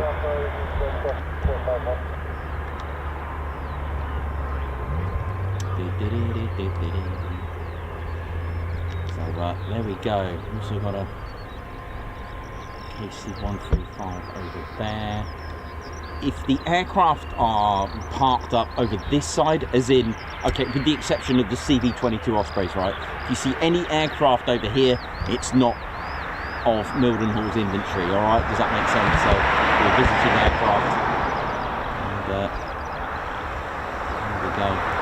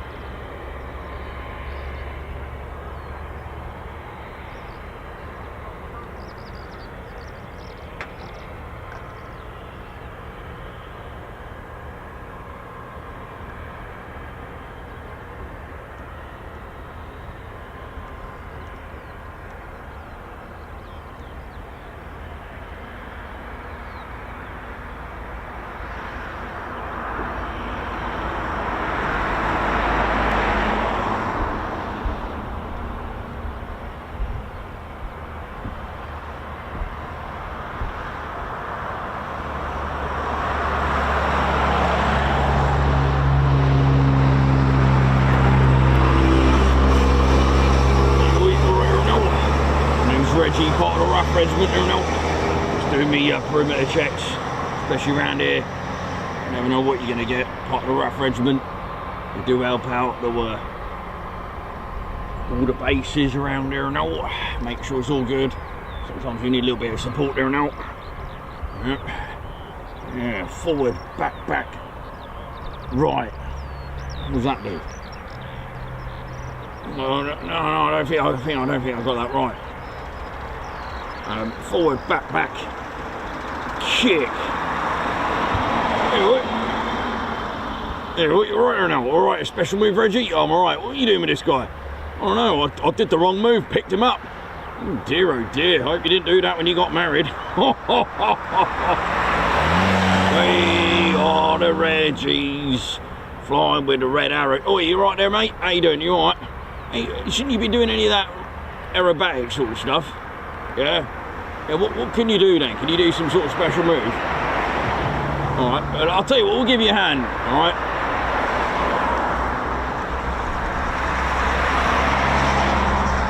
That's pretty good, wasn't it? How you doing, special move, Reggie? All right? Yeah, I'm all right, Ronald. Just doing the perimeter checks as well, like you. I know, because we're Reggies. That's right. You can tell we're Reggies because it's mush. Yeah, a bit like satellite, where there's danger. That's right. All Reggies have a mush. We all like chocolate. What is it about this place? I always feel like eating KFC around here. Yeah, I don't know what it is. I don't know why I feel like eating KFC around here now, innit? I don't know. I wonder what it is. I don't know. It must be. I think that's a massive KFC box over there, isn't it? Oh, I'd love some chicken right now. Oh, I'd love some chicken as well.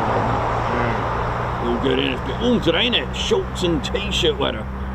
You just sort yourself out there, mate, in case the boss sees you. Ted will, like, you know, Ted will have you fredders for that, and he'll have you sorted out. Yeah, I know it's a bit warm now, isn't it? Yeah, that's alright. It's warm, isn't it? I hope he's alright now. He's alright now. Yeah, he's taking off. I tell you what, they've got some mighty fine cars, haven't they? Yeah, they've got some Gurnt-sized planes there now around there. Yeah, I love the Gurnt ones. I know, me and Reggie, we don't really, we take off in planes, but we never land. No, we just jump out. We love jumping out, don't we, Reggie? Yeah, we do, Reggie.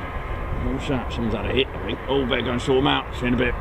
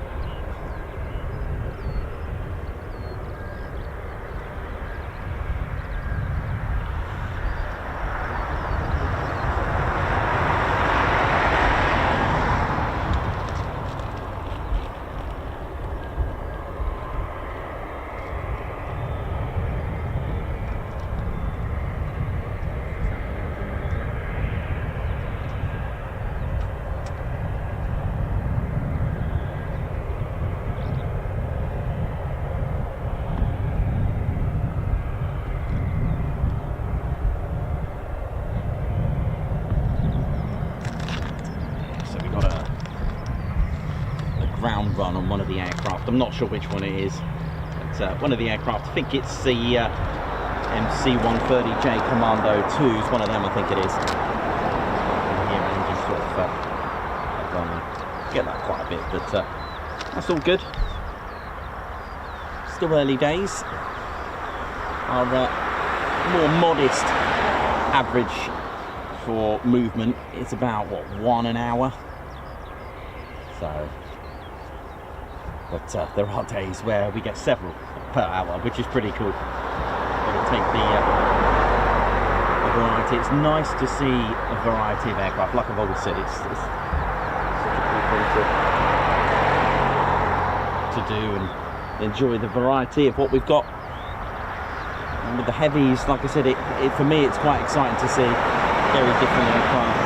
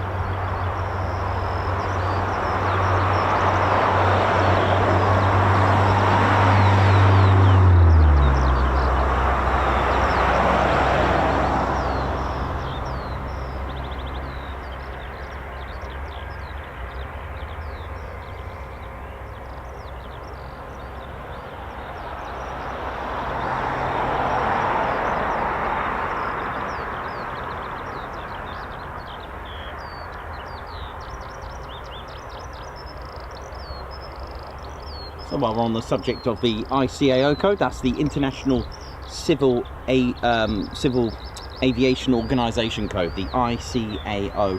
When we first started the channel, we were aware that there's actually two types of aerodrome codes. Can't even remember the other one. Is it the IATA code? And we've just stuck with the 4-digit one. I don't know, 4 digits just look cool, so we've stuck with the 4-digit one. But it's very interesting though, what the letters actually mean. Some are they don't really. It's a bit like World War II with the squadron or tail markings. They didn't really run a consistency, I guess, in some ways. But there you go. But the first letter actually denominates the actual region of whereabouts in the world that it is. So, for example, the letter E is for a certain part of Europe, and so the second letter denominates the actual country. All right, whereabouts it is exactly, and then the next two letters are what make up the identifiable part of the airfield itself. So EG, so E tells you that it's here in Europe somewhere, and the G is specific to England.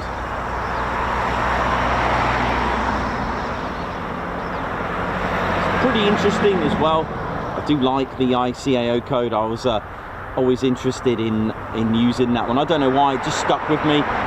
Just to give you an idea of different ones as well, you've got yeah, like I said, E, the letter E tells you that it is in Europe, but you've got other parts of Europe as well that are the letter L for Lima as well, so you do get that. And I think further down, you know, in fact, let's go west. So you've got the US, their codes begin with a K, Canada with a C. You've got, I believe, Alaska's PA. And you've got, let's have a look, let's give you a few more. Turkey is LT. Yeah, I think Saudi Arabia is OE. Australia begins with a Y. New Zealand is NZ. Some of them are quite obvious and some are absolutely not. South Africa, I believe, is FA, Foxtrot Alpha. Sort of central-ish to south of the continent of Africa, they seem to have an F, and then obviously the second letter will tell you exactly where. And it's just, yeah, it's some of it is random, some of it isn't, some of it is, yeah, we can work it out. Sort of South America, you got the letter S and then a second letter to denominate the country. Some of them, like, they do have the second letter to make it explanatory, but we've got G for, I guess, for Great Britain, who knows, but that's the way we've gone for. Thanks a lot, Edward Coates.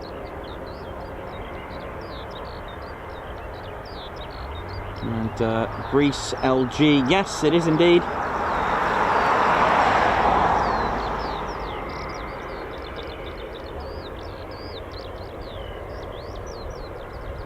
Cyprus, LC.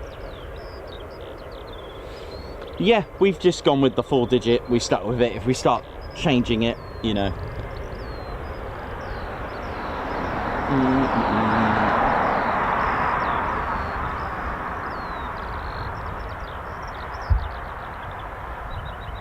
It is a lovely bird song as well. It's so relaxing and peaceful here. You know, it's what I like on a nice sunny day, a nice summer's day. You can just chill out in some chairs and just chill. Like I said, just £2, and I think it was Noxie that wrote that down. I just bung in a £5 they put, and that's pretty much what we do, because it is so value for money here. You know, good views,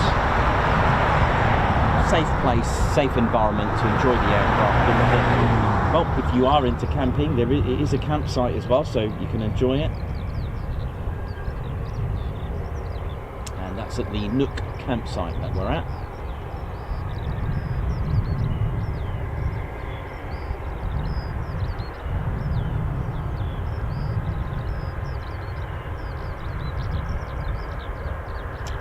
Paul Briggs, I hope you're alright, man. I've just seen just now, I'm just scrolling through as far as it will let me. Paul Briggs, hope you get well soon, man. Red Ted is fine, by the way, if you're concerned, which is why we park a few meters away from the fence.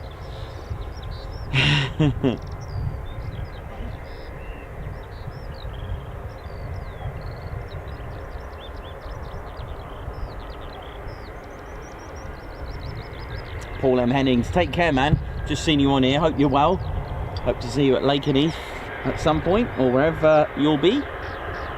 Dave Hill enjoying the bird song. Navy Jack, Margot Baxter Davey, Alex Blackcat, Paul Fairclough. Oi oi. Hope we're all good. Simon Mochorn. Hope we are all well indeed. Right, so just about here, some engine runs, but let me check ADSB, see if we've got anything else.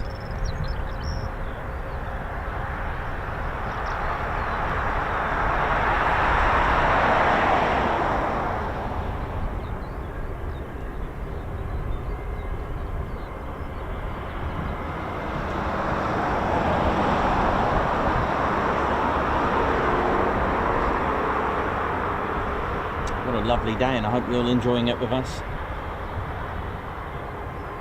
But it was lovely to see the C-17 of the heavy airlift wing arriving today, which we managed to get.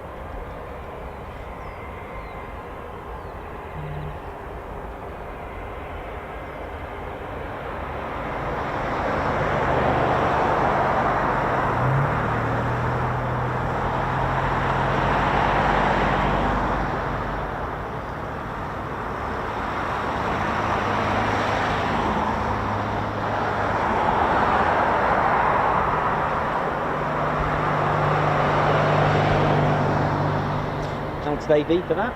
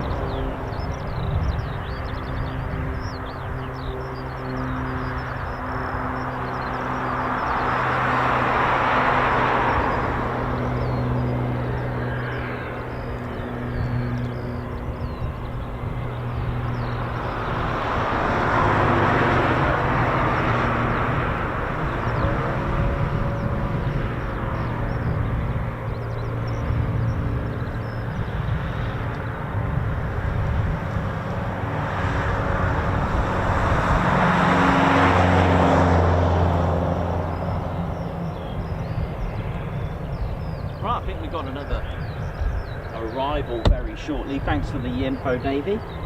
So, oh, hello.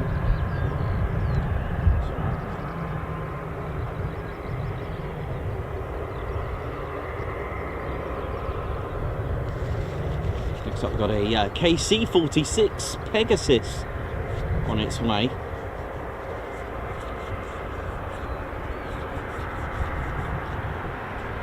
Quite nice to have a nice mix there now.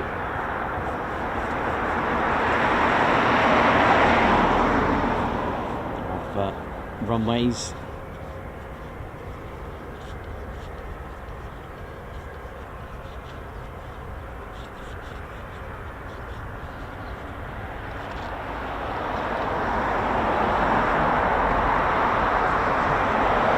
Okay, so we've got a KC-46 Pegasus not far now. Just to the west of Hull at the moment, so it won't be long, about 10 minutes or thereabouts.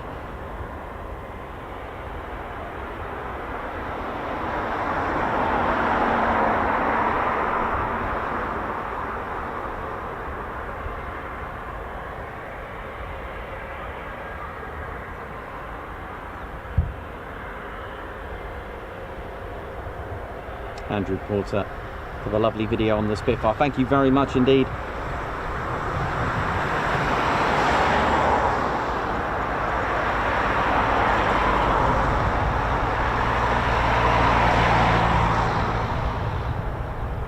Oh, bless you, Paul M. Ennings. Hope you're good, man. Hope you're well. Stephen Billings, Air Godzilla. Thank you very much, and all of you with that lovely support. Hope we're all good.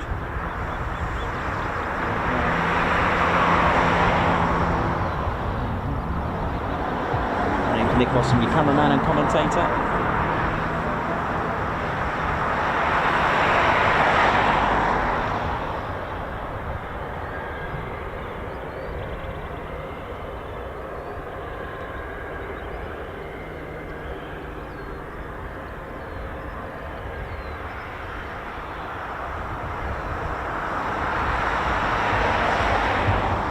So I've got a, like I said, a KC-46, not far now.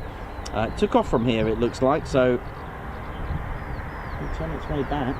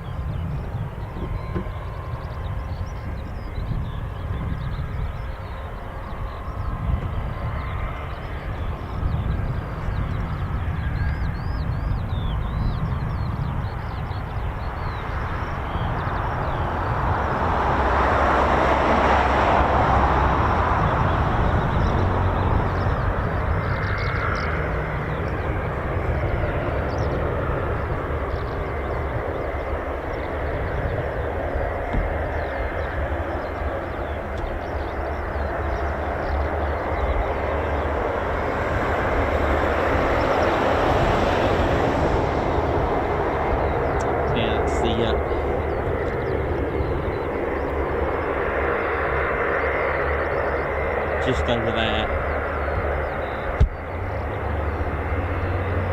just having a ground run.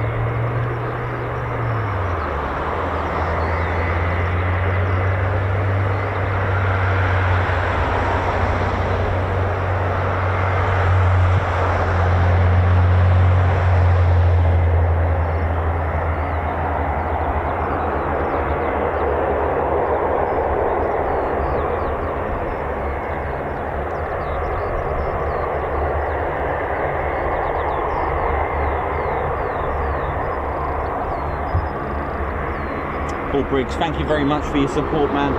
Hope you're well as well. Bob the Bomb, Stanley Page, Simon Watchorn, what up? All good.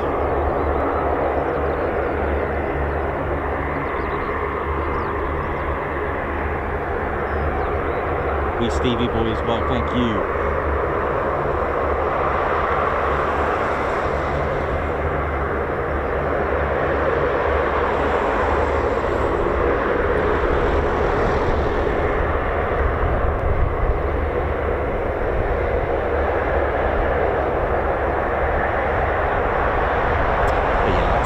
in that lovely sound of the MC-130J Commando 2, which is a souped-up Hercules, basically. Part of the operated by the 67th Special Operations Squadron. Oh yes.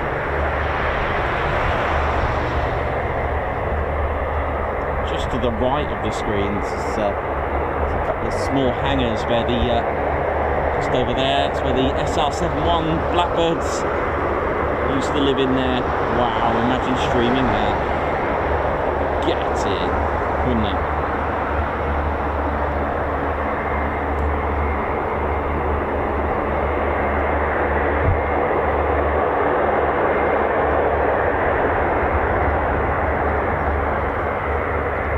Aircraft engine are numbered 1 to however engines they've got. So it goes from left to right. Of course, reversed on our screens. If we were to go on our screens, the engine on our left is 4, 3, then 2, then 1. So on the left wing, the first engine will be engine 1. If it's only got 2 engines, then the engine will be number 2 on the right. Same with jet engines as well, and F-22 or F-15s. One on the left is engine 1, one on the right is engine 2. So engine 1 is about to start.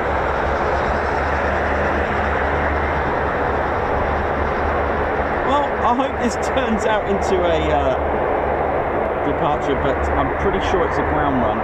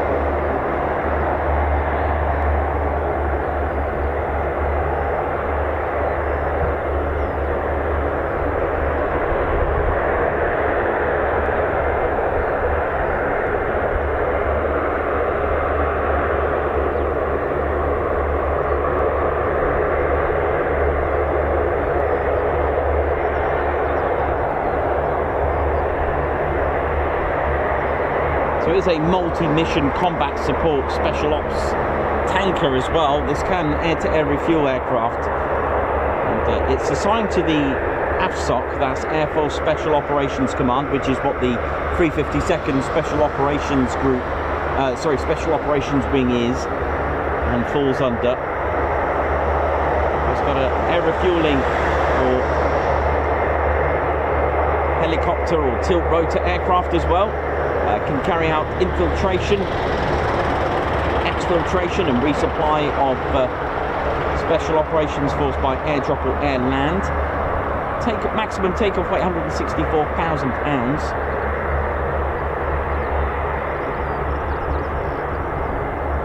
.362 knots at 22,000 feet speed.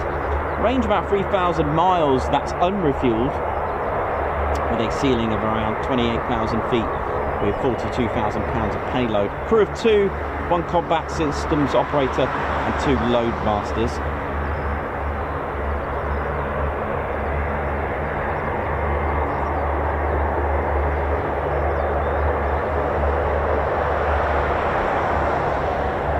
Usually performs its missions at night, hence the night owls, and hence Strix.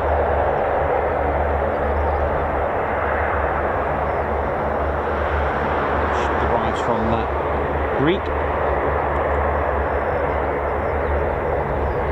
Night owl. Strigos.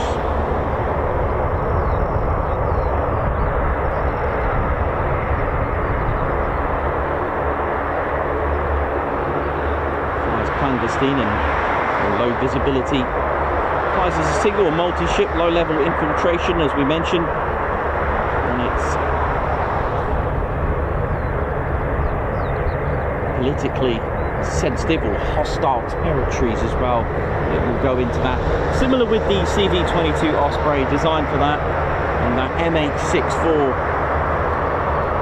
Chinook as well. That's again, they will get you out of Dodge in a hostile environment. Okay, just to the west of the wash is our KC-146 peg.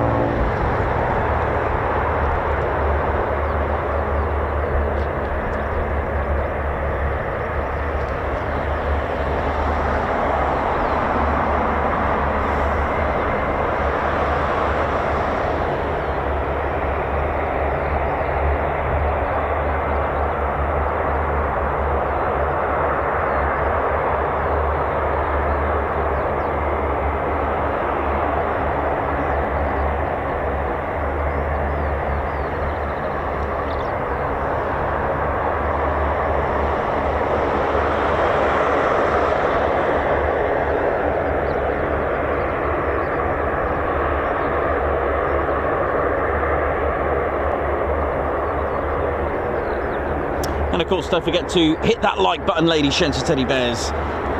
Hit the like. Over 1,000 of you tuned in. Hit the like and support the channel. And do think about subscribing to your one and only military aviation streaming channel, bringing you action around the country and a nice variety as well.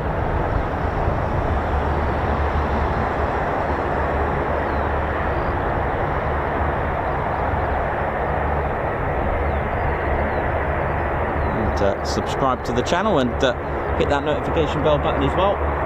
Oh yeah.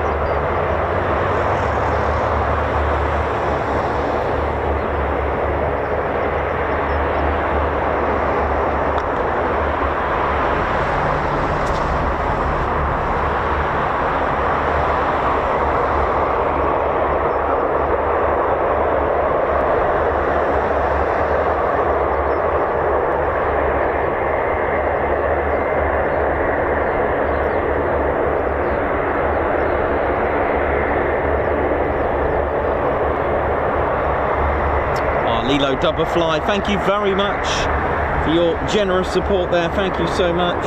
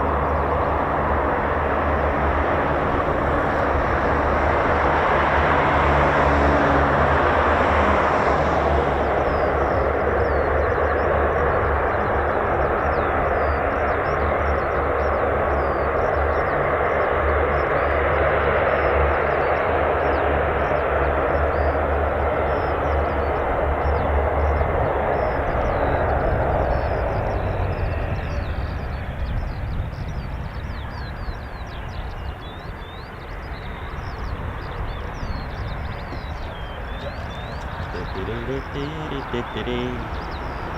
we go. Beautiful. Nice little ground run there we got.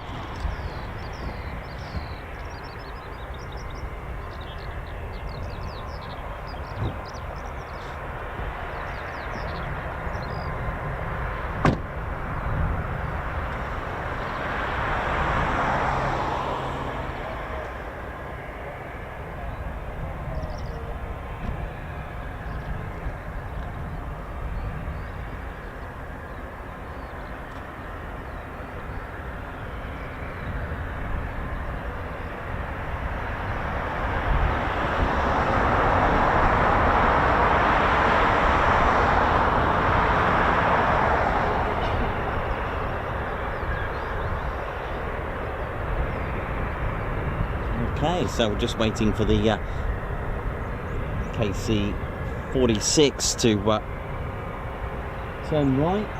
Oh, sorry, turn left, heading approximately 100 degrees.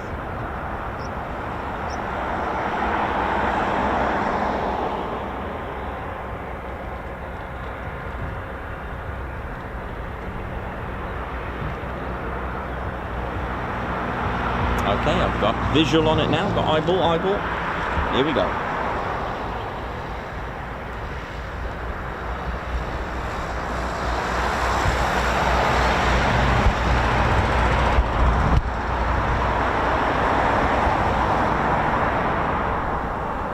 Okay, here we go. So our fourth movement of the day.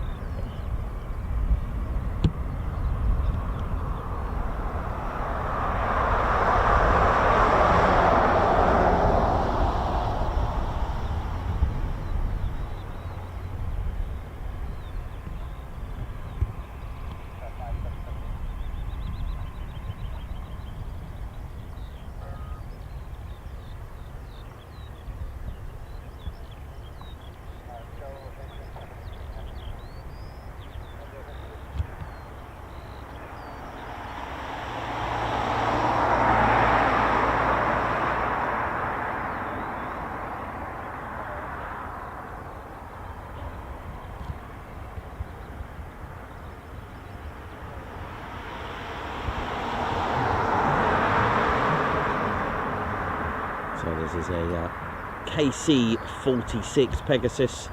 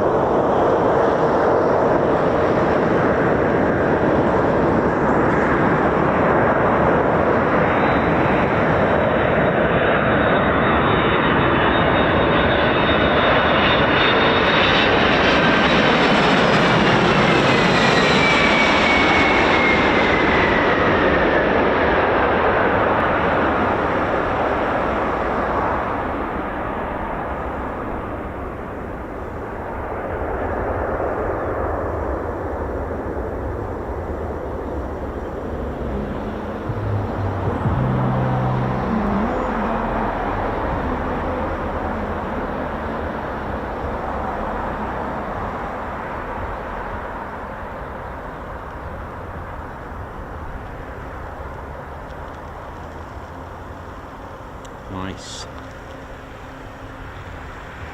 the second arrival of the day.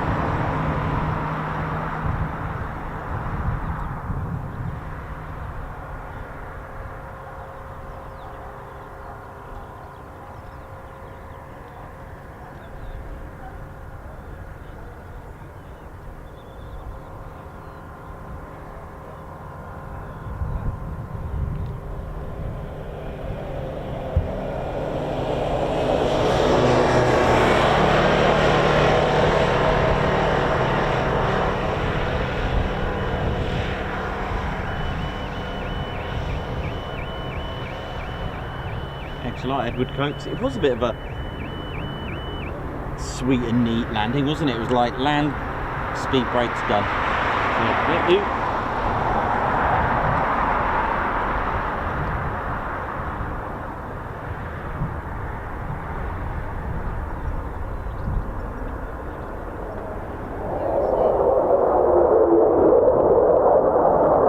Nice music from the neighbours.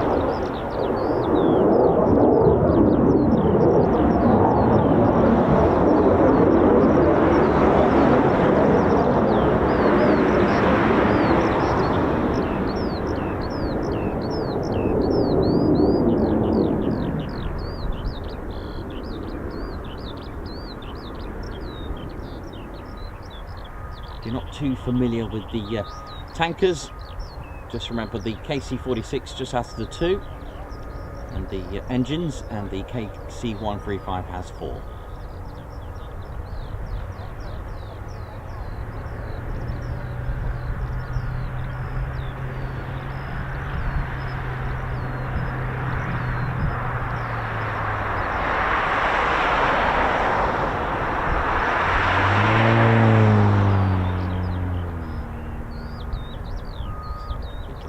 Parking spot.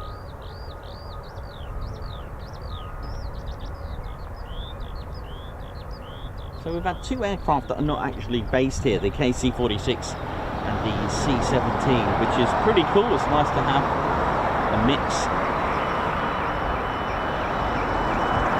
Mildenhall is certainly one of those places where you, just like Brize, you get a nice mix.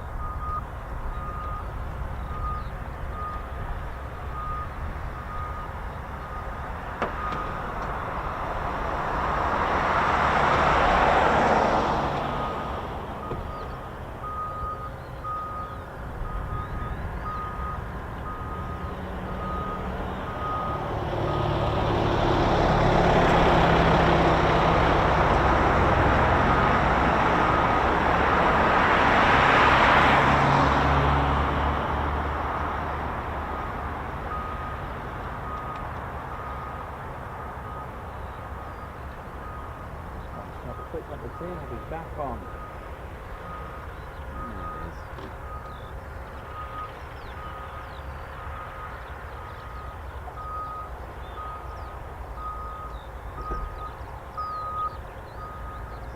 It's time for the cockpit too.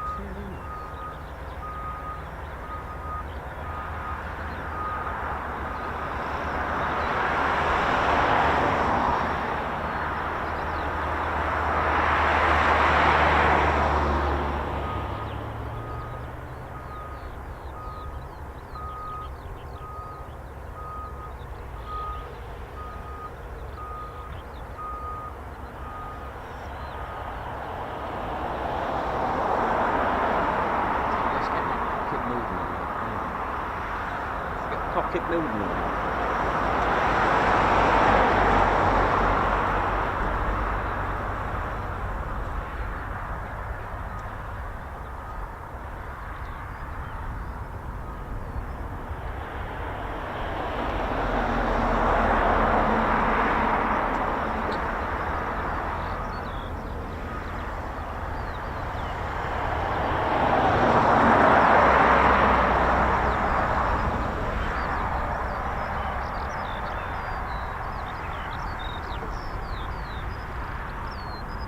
Do it. Pocket Mildenhall, here we go.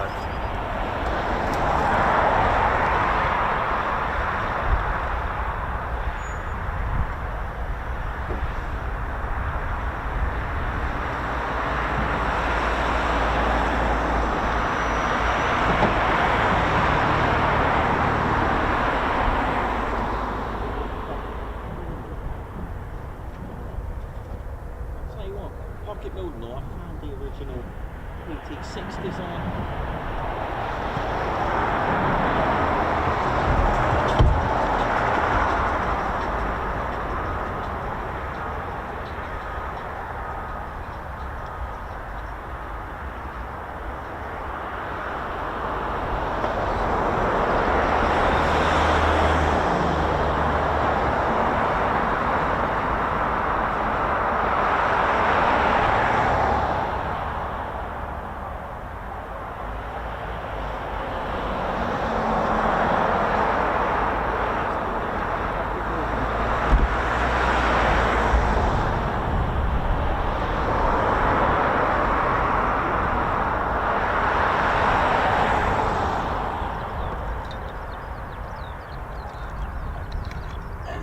Wellington bomber.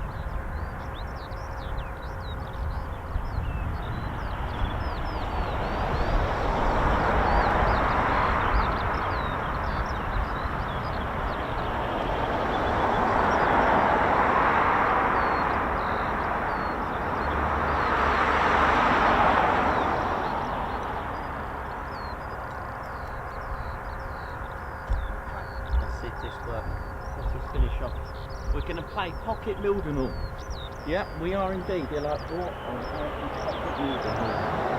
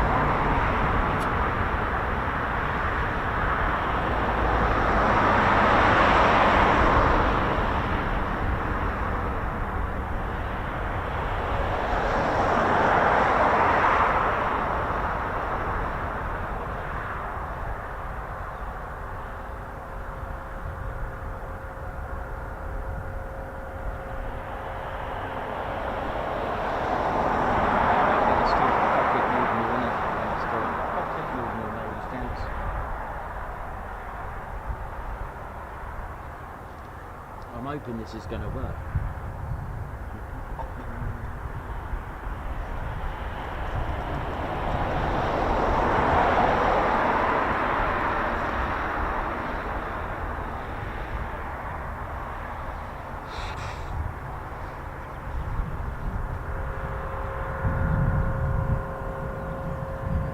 Pocket Mildenhall coming up.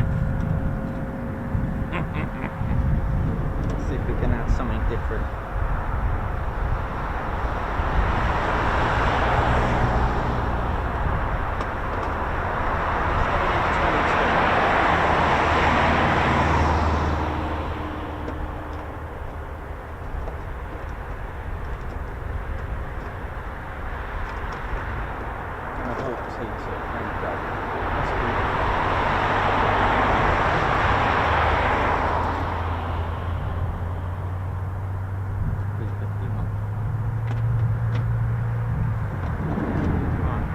For Pocket Mildenhall.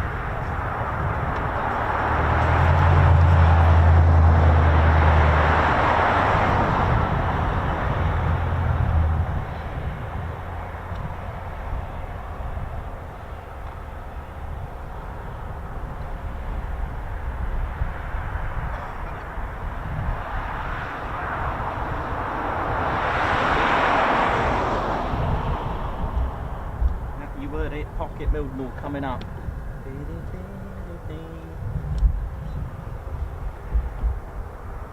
Ted, we ready, mate? Have a bit of Pocket Mildenhall.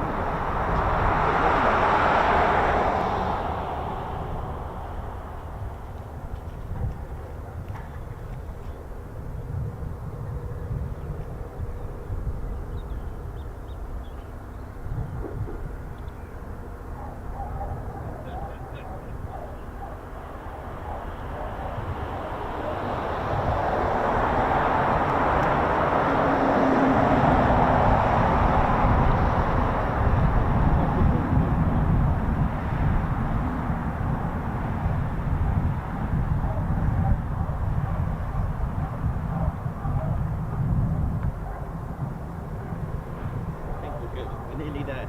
Hang on, just doing a few tweaks. The Pocket Mildenhall. Right, let's see if this is going to work. Will this actually work? I think I've done this before. A little bit of Teducation time. Well, my Pocket Mildenhall looks brilliant.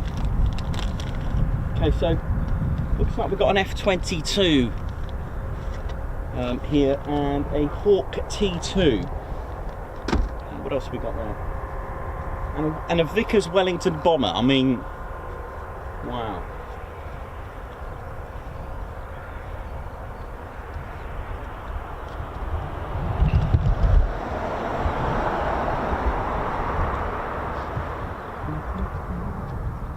Gonna have a little bit of Pocket Mildenhall. Now, this might not work very well, but I'm gonna do my best. Pocket Mildenhall, ladies, gents, and teddy bears.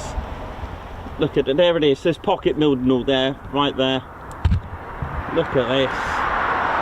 There's my windsock. I actually do have a windsock that I'm going to build. There's our F-22 there. A Hawk T2 just in case I miss it. And a Vickers Wellington, there we go. Look at this, beautiful, isn't it? Now, I don't know if this is going to work, but a bit of Teducation time for you all. But I've used the flag for a bit of a windsock, ladies, gents and teddy bears. Hope we're all good. It's Pocket Mildenhall time. And a bit of education for you as well. Now, ladies, gents and teddy bears. So welcome to a Ted's runway numbers explained. Now, I'm going to explain to you the runway numbers and their meaning. What they mean, why a specific runway is in use, and why runway numbers change. Now, firstly, oh, hang on. See, told you it might not work. Firstly, you've got to remember that aircraft have been designed to take off and land into the wind, all right?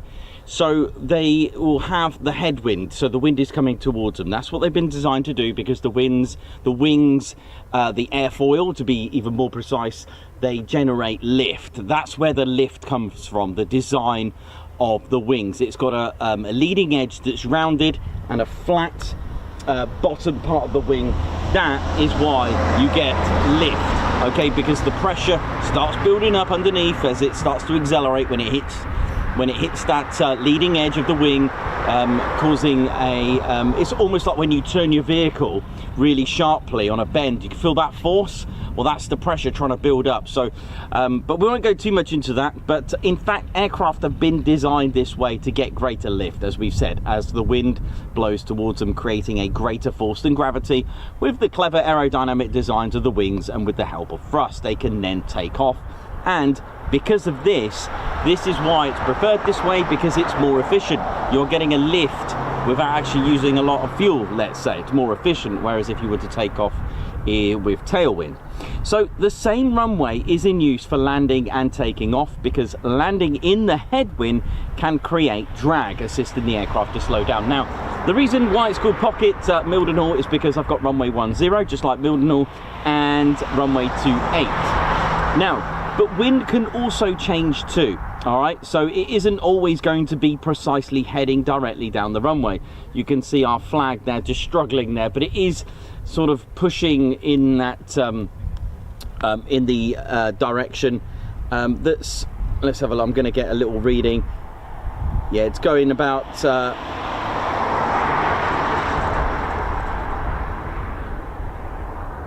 it's blowing in that sort of direction for 10, isn't it? Look, so the wind is blowing. I'll get you the sorry, gotta get you the wind direction. The wind is blowing, I'll get you it, 128 degrees southwest, all right? Wait a minute, I'll explain all this in just a sec. Hope you're with me so far, all right? So the wind can also change. So it's not going to be exactly down that runway, the wind, right? It's going to be a little bit out, can't be precise, all right? So the way I've worked that out, I do have my watch and compass, but I'm not sure if the compass is going to work out here. Because of where I am now in relation to the, let me sort this out. I don't think this is going to work, to be honest. It might do.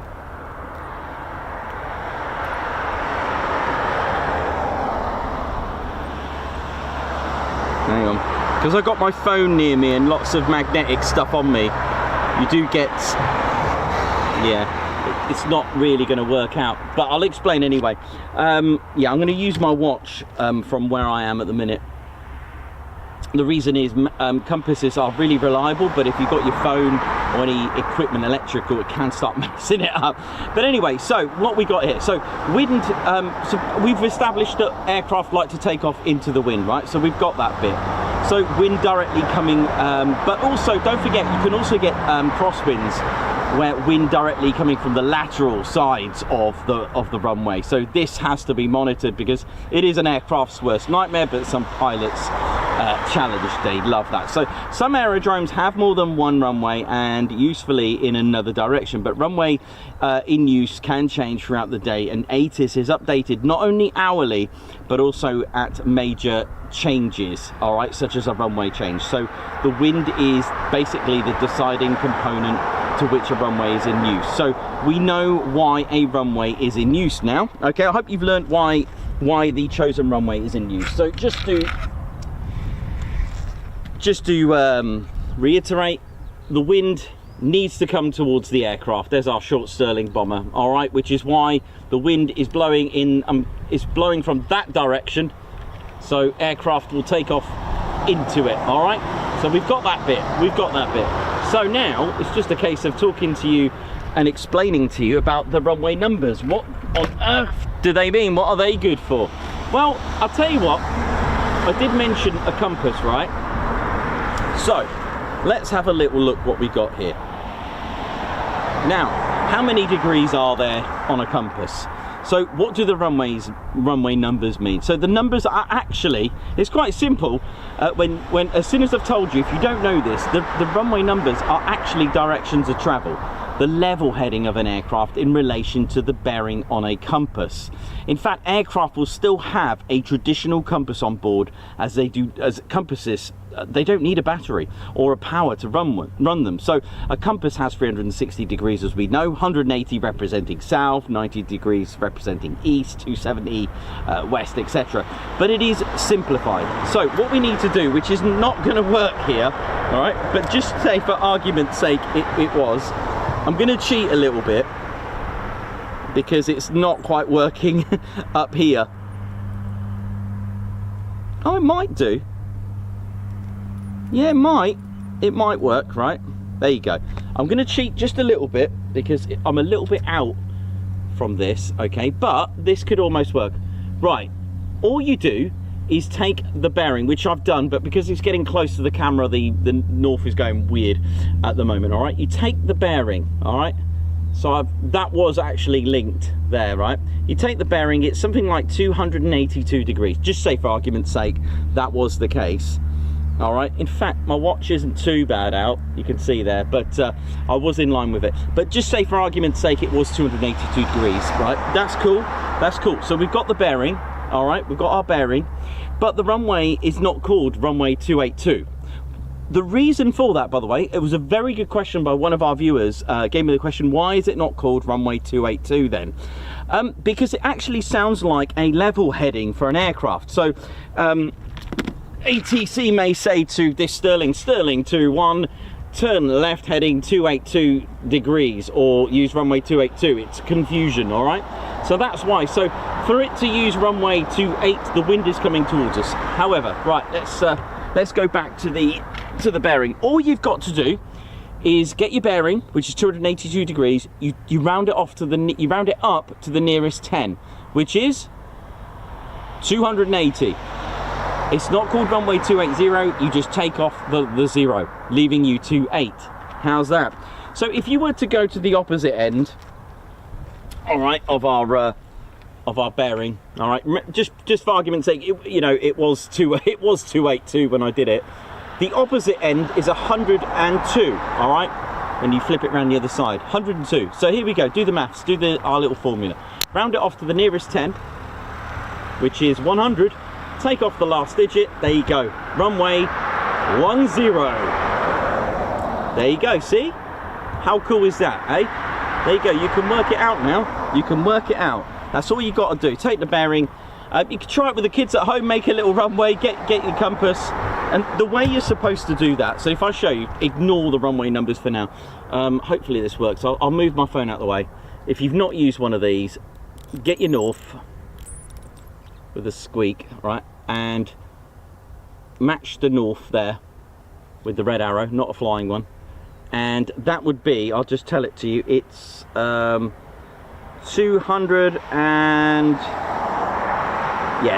let's call it 229 degrees. So 229 degrees, round it off the nearest 10 is 230. There you go, runway 23. Beautiful, right? And then you do the same to the opposite, but you're going to notice a little thing here. You're going to notice a pattern. So there you go, again, round it off. So just to give you an idea, all right, Coningsby is 0725, Lakenheath and Marama 0523. Notice though, there's always a difference of 18 in the runway numbers everywhere you go. Really easy because you've just turned 180 degrees. So as a rough guide, winds blowing from the east directions will use 04, 05 all the way to 10 like we have here. If the wind blows from the west, you usually get runway numbers 22, 23, 27, 28 and so on. But this is all again dependent on the runway's alignment. All right, so I hope that made sense. So the wind is blowing, if the wind was blowing towards us right now, we would use runway 28 here. It's coming towards us nicely. Look at that, nice little Wellington bomber there. But what happens if you've got more than one runway, like Heathrow, LAX is it? I think they got 4 runways. Well, let me tell you quickly, because I don't, sadly I don't have 4 runways, but if you've got a parallel runway, it's quite easy.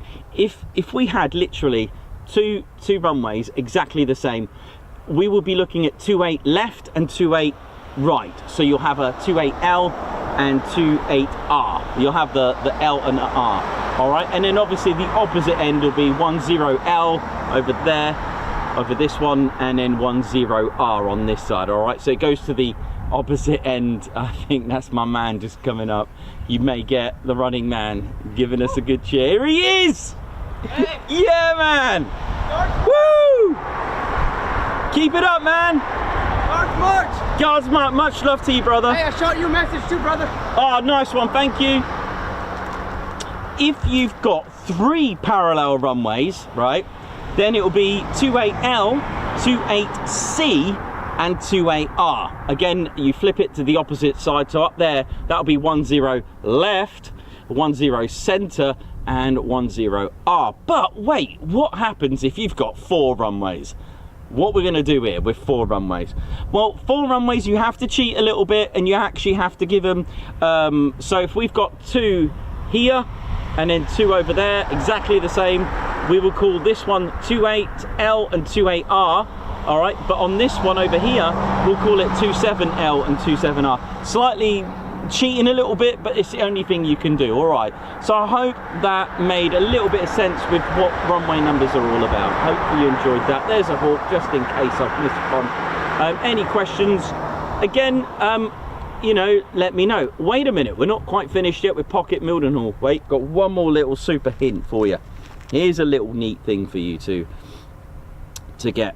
So, why then, why do runway numbers change? So our compass, all right, points to magnetic north, not true north, because it's not true, it's geographic north, right?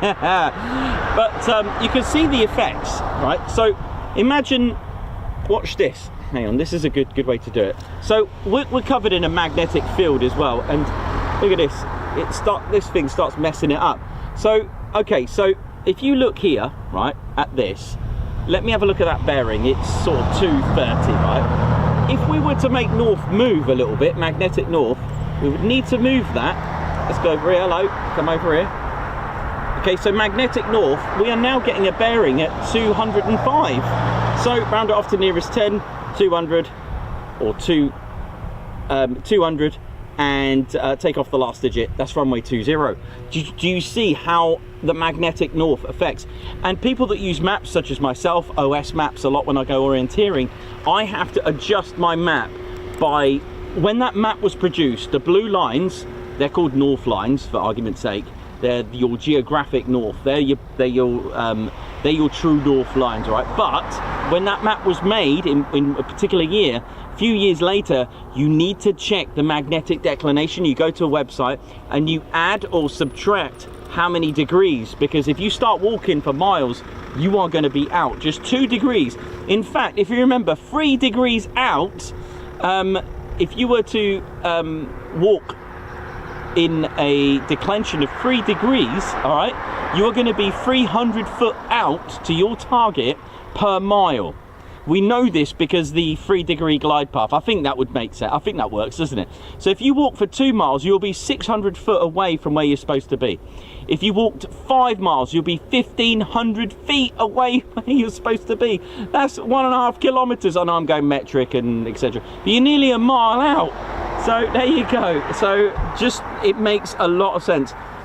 Places like Canada, they change their runways quite a lot to a point where they're fed up, because the more north you are, the worse it is, because you're closer to the North Pole. The higher up in the North Hemisphere that you are, you will struggle with that. So I believe Canada, I don't know if they've done it, I've come across it, but they use magnetic north. Why don't we just use magnetic north? Because the Earth's magnetic field is moving all the time and you're going to be out. But I guess if you are in Canada, I think you can probably get away with your airports designed that way. I think if you did it that way, because it is a lot of scrubbing and repainting your aerodrome runway numbers. So that's a little Ted simplified Pocket Mildenhall there. I hope you enjoyed that.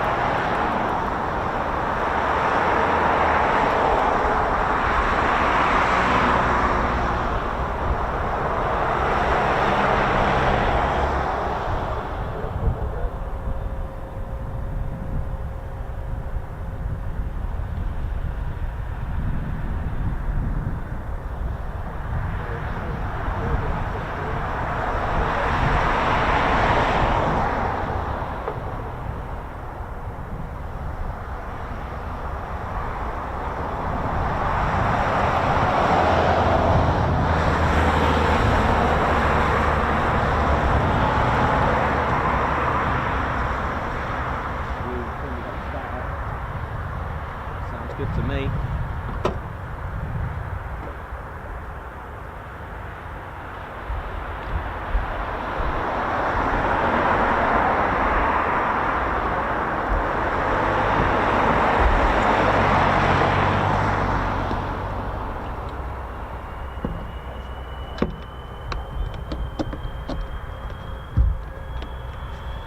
Sounds good. So I think we've got a start-up coming up.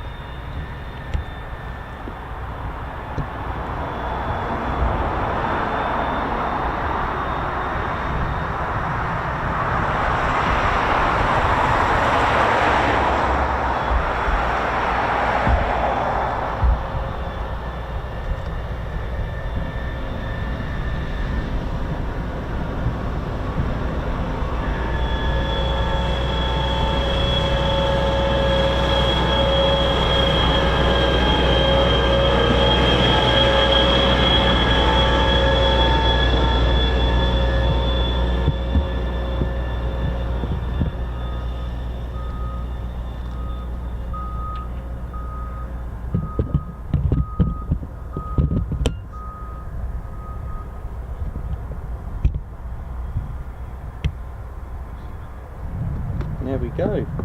So I hope you enjoyed Pocket Mildenhall there. Something a little bit of fun, isn't it? Start approved on one of the heavies, is what I've heard, so I didn't quite catch what was starting up, but something is starting up. And it had a departure detail, so that's all good. There we go, Mildenhall there. Pocket Mildenhall at its finest. Love it.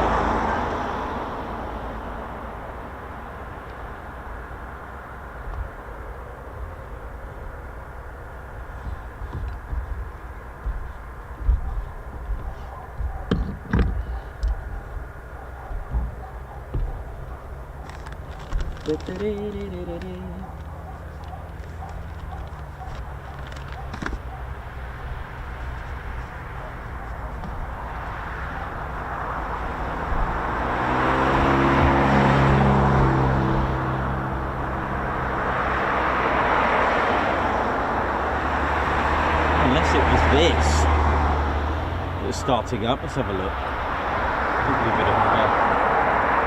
would have seen the props turned maybe by now, or I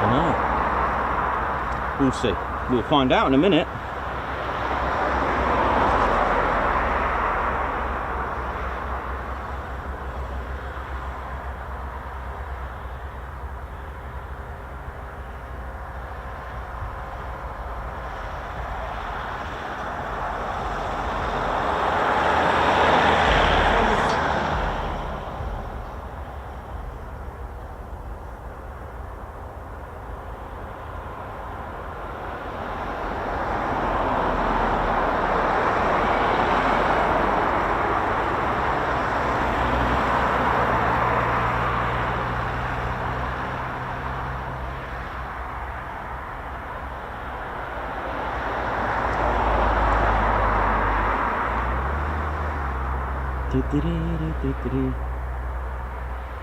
Jacob Barnes, I work on the KC-135. I drive by your camera all the time. Oh, how you doing?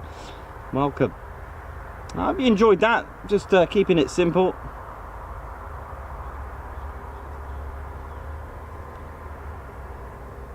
Snowy Master 738, Nikos Howell's grass runways judged by headings because they were not always right. Grass runways during the construction, and I had a look at this. So what they would do, they would kind of like, obviously they didn't just make up a random runway and thought, yeah, this will do. They actually decided to work out where the most frequent wind was coming from, because it does vary not only locally, but around the world. Okay, you get different winds. Okay, you're not going to get it right 100%, but they did take a mean average, shall we say, of where the wind exactly was coming from, because the last thing you need is to have crosswinds all the time where you are, because don't forget, places like Lincolnshire, very flat, very exposed to lots of wind.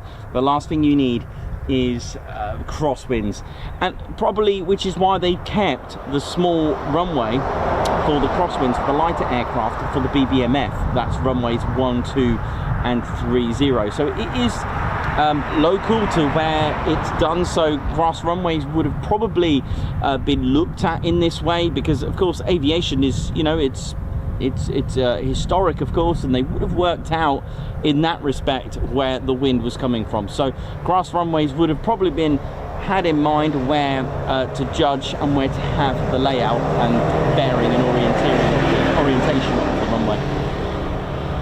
Did come across that somewhere where they actually took a reading of where the winds were coming from. I don't know over how long it was, I just have no idea.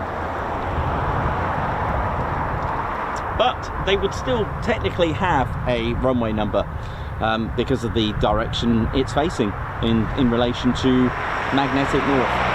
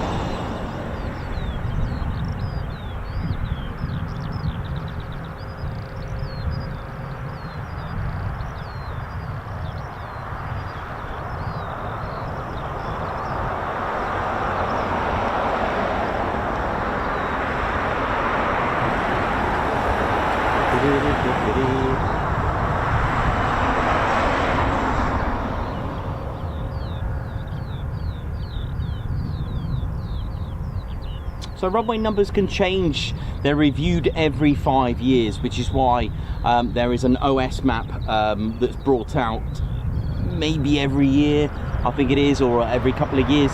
They bring it out because of the changes in magnetic north.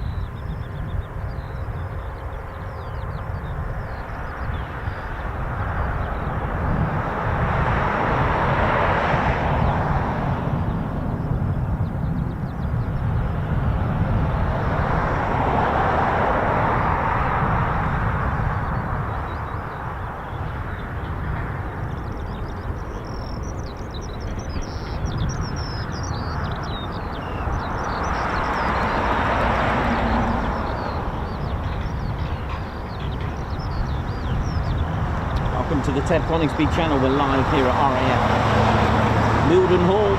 It's been a good day. We've had 4 movements, and I think we're about to get some more. I'm pretty sure it was a heavy that's fired up. I don't think it's this one, but hey, I'll take anything. You know it is, anything for all of you to enjoy.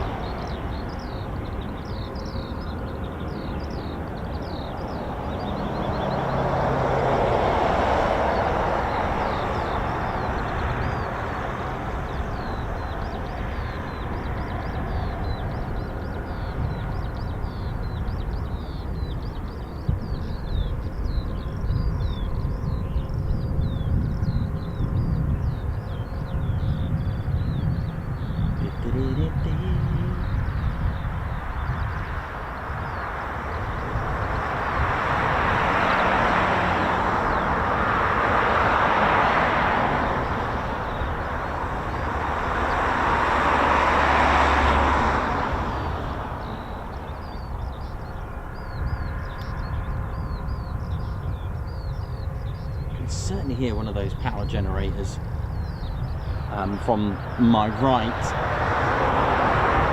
There's an engine running on something. Can't make it out from here. Take it as a surprise.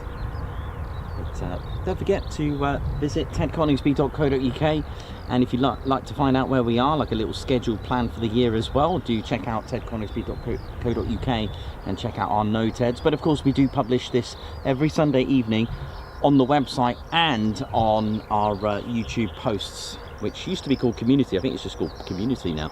Every Sunday. Also, these are flying out literally, sorry for the pun, the FWEEP baseball hats. Oh yes, they are snapback, available in 2 styles, by the way, which I didn't know. Embroidered nicely on the back, Ted Coningsby, and 3D embroidered, puff embroidered as well. Oh yes, look at the detail on that. And we have FWEEP in the white with a bit of grey, silver sort of shadowing with that, by the way. And also we've got FWEEP embroidered in black with that sort of silver grey shadow. Beautiful, genuine snapback as well for you to enjoy. Available on our online store, along with lots of other goodies as well for you to enjoy. Check it out. They are selling very fast. May have to put in another block order. And perfect for the summer.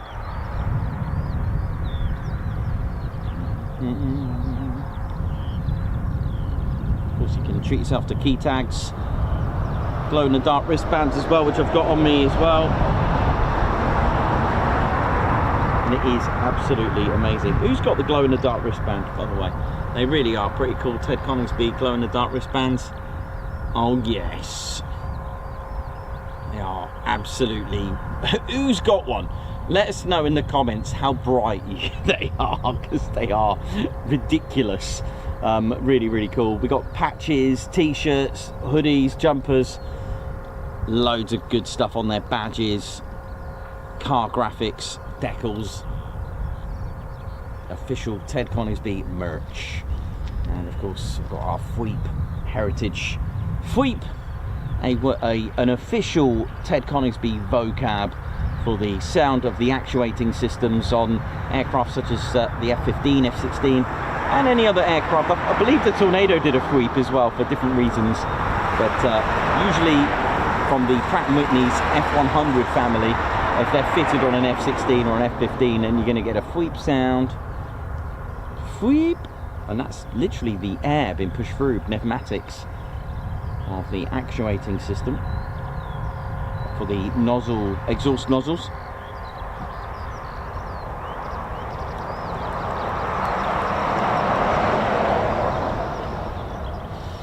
brighter than the sun there now. Absolutely.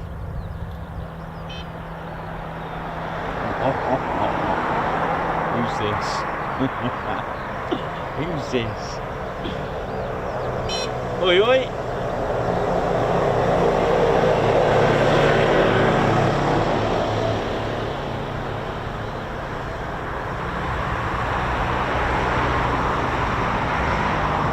Oh, Tony, how you doing, man?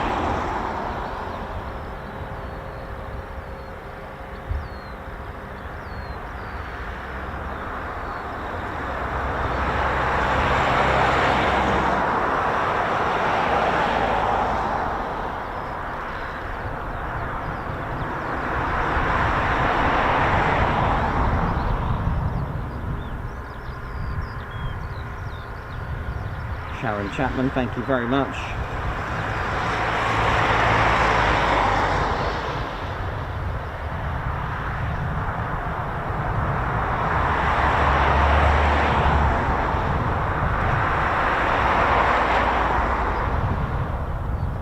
Ted, how you doing, mate? You alright? Ted's just coming out to have a little look, see what's occurring.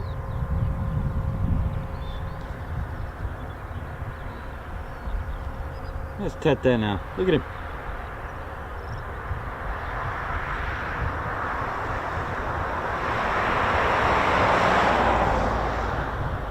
Margot Baxter, thank you very much for the super sticker. Looks like the Bahamas, thank you very much. Guards March. Paul Briggs, member for 5 months. Had eye surgery this morning and have been told to take it easy. I don't really need an excuse to watch Nikos and Ted, but that's the best one yet. Nice. Guards March, thank you very much, Paul, and I hope you get a smooth recovery there. 8th day member for 6 months. Congratulations on your 6-month milestone. Seeing Nikos and Ted always brightens the day. Oh, bless your heart. Thank you very much. Guards March for Andrew Porter as well for the lovely video on the Spitfire. Bless you. Thank you very much, Guards March. Paul Briggs, high five. Thank you for gifting a Ted Coningsby membership. Guards March. Thank you for that. We Stevie Boy as well. High five, Guards March. Gifted a Ted Coningsby membership. High five, Guards March for another gifted membership from Stevie Boy. Thank you very much. Lilo Doublefly, high five, Guards March. Thank you so much for gifting 5 Ted Coningsby memberships. Guards March. Lilo Doublefly, member for 7 months. To all newcomers on TCS, enjoying discovering why this is the best. Thank you very much, Guards March. Thank you very much, Lilo Doublefly, for that and your amazing support. Thank you to all of you as well who support the channel so well and so much, and so proud of you. You know, just tuning in as well and just giving us a like and subscribing from, you know, wow, it's just an amazing climb out, isn't it, what we've done. Like Darren Harwood, for example, 25 months of membership with the TCS. Lovely stuff. This no travel wreck spotting, no travel spotting malarkey. That's funny. Andrew Porter, thank you very much for the talk on Pocket Mildenhall. Guards March, thanks a lot, Andrew. Shane Smith, 8 months membership. Afternoon all, afternoon Nikos and Spanner crew. Thank you very much. There's our squad leader, Ted Coningsby.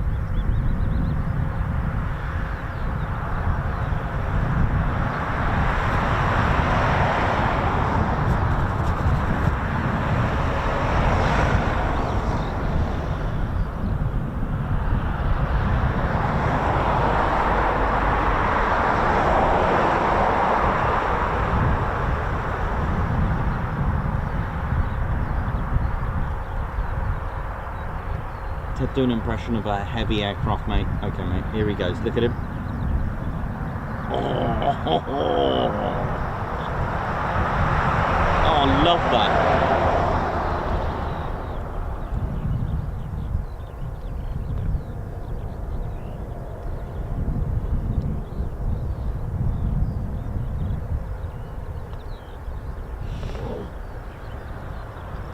So today we had the arrival of the Heavy Airlift Wings Strategic Airlift Capability C-17. That was magnificent, and which is just parked over here. Nice. So you'll see an SAC on it, and of course SAC Heavy Airlift Wing. We also had the KC-146 arrive as well today. And we've had 2 departures from Mildenhall's KC-135s. With some lovely nose art.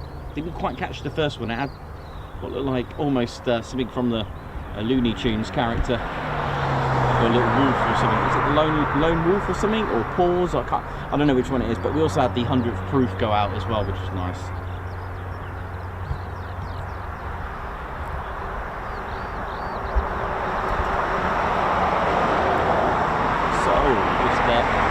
Waiting patiently to see which will be our 5th movement of the day.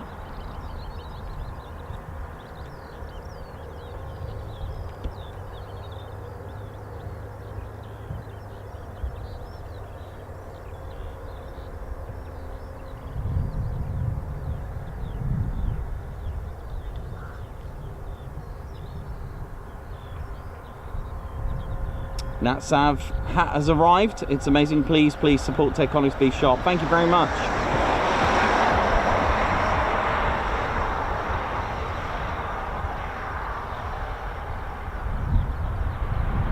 El Toro 66, how's it going? Hope you're good. Alex Blackcat, G Van Pulliam, RSVP. How's it all going? Hope you're all good. Right, come on.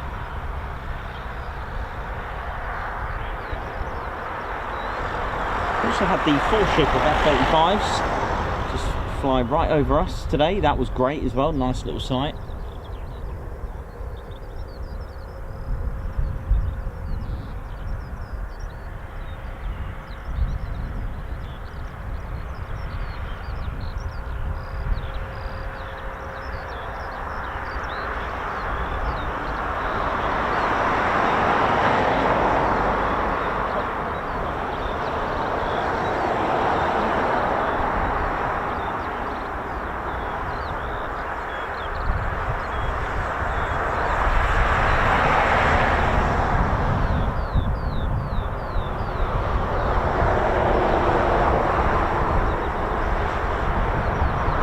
Thanks for that, Perry. Yeah, Wolfpack, that's the one.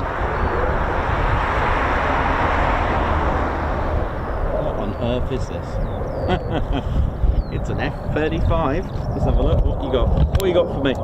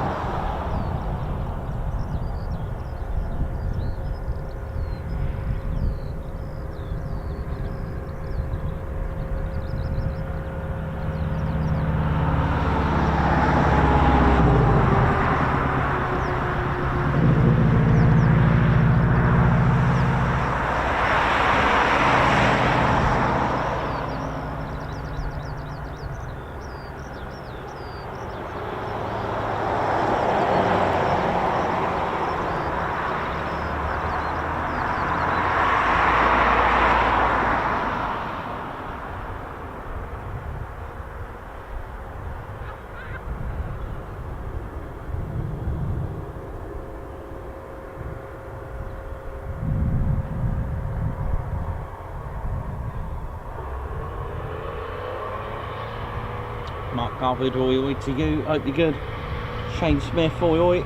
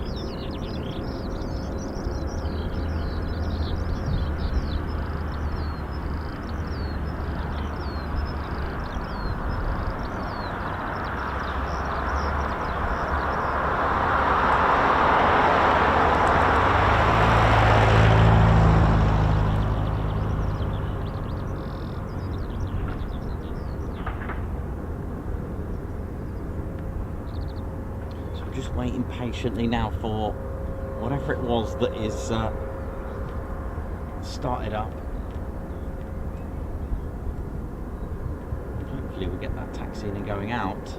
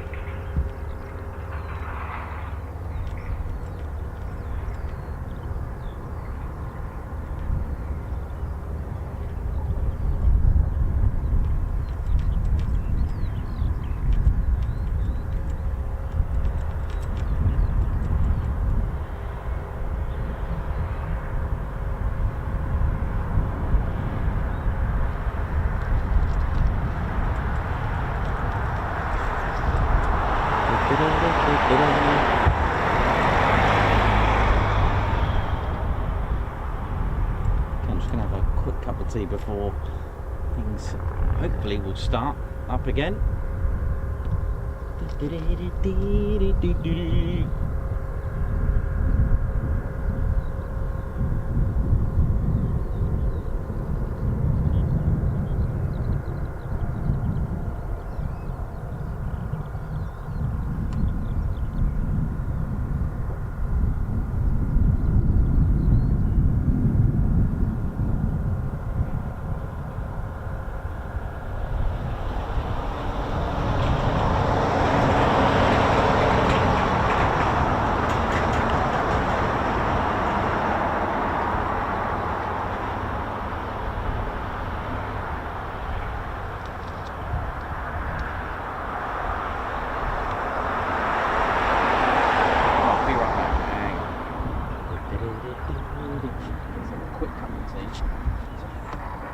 Come on, Teddy.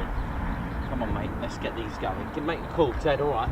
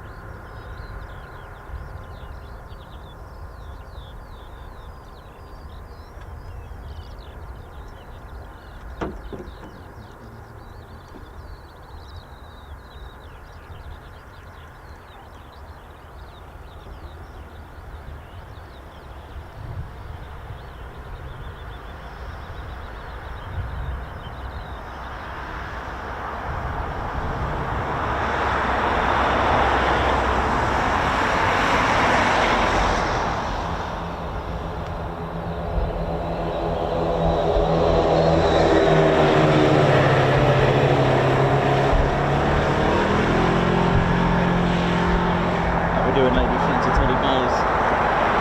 Nothing at the moment, which is a bit of a surprise, but we'll keep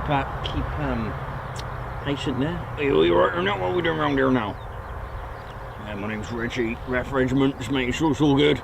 Still haven't got me F-35B from Wingy there now. I don't know, I think Joanna's looking for him, but he kind of liked the idea of the stealth aircraft there now. He was using it to hide from Joanna. Been interesting there now. Anyway, you alright, Reggie? I'm alright, Reggie, how we doing? Yeah, I'm alright now. Just finishing off me perimeter checks there now, waiting for some Gurnt action. A bit of Gurnt planes there now. Yeah, what's going on over there? I think I've seen one starting to move around, I think. Is it? Alright. Yeah, hopefully we get that one, isn't it? Yeah, it'll be alright. Quite nice for the viewers to see some Gurnt action there with Gurnt planes flying around. Yeah, a bit different from the pretty little ones. I think they're off there tomorrow, aren't they? Yeah, I think they're going to Coningsby tomorrow. See some pretty little planes here now. Yeah, that's right. We like the big ones, don't we? Yeah, I love jumping out of them. Yeah, that's what I like. Yeah, me too. Yeah, I mean, don't worry about landing. Just jump out of them, innit? Yeah, it's a lot safer, really, with your legs in it as well. Like, keep our feet on the ground there now. I like to make sure I'm there, ready to go. I mean, you know, it's all good, isn't it, there now? Yeah, it's all good, isn't it, now? Don't worry about that. Yeah, it's not me there now. How's the lunge coming along? Yeah, lunge is pretty effective. Yeah, there was talks about that in the Olympics there, wasn't it? Yeah, the Reggie lunge, isn't it? Yeah, like that. Pretty good, that, isn't it? Oh, yeah. So we do it, we're getting a bit of a fix there now. We want to sort these, you know, the lunge is all good, isn't it, now? Yeah, I like that. Be careful, mate. Chat for me mush. Well, no, because we have this special friendly situation. Look, we can't hit each other's mush. It's impossible. That's why we don't flinch. See that? Yeah, that's pretty good. Let me try that. Not even a whisker. Now look, nothing. If you were to do that to someone else, I'd be like, whoa, what's going on here now? And then get into, like, you know, get all upset and all that and get emotional. We're the RAF Regiment. Take care of all things on the ground there now. Yeah. You see, got to look after the place, ain't you? Yeah. If you need something sorting out, if you need something protected on the ground there now, call the regiment. Yeah, that's right, Reggie. Yeah. Right. Every time I come here, I feel like some... oh, mind you, there's a good kebab shop in Mildenhall. Oh, shall we go? I think we've got a few minutes. Yeah, let's do this lunge it.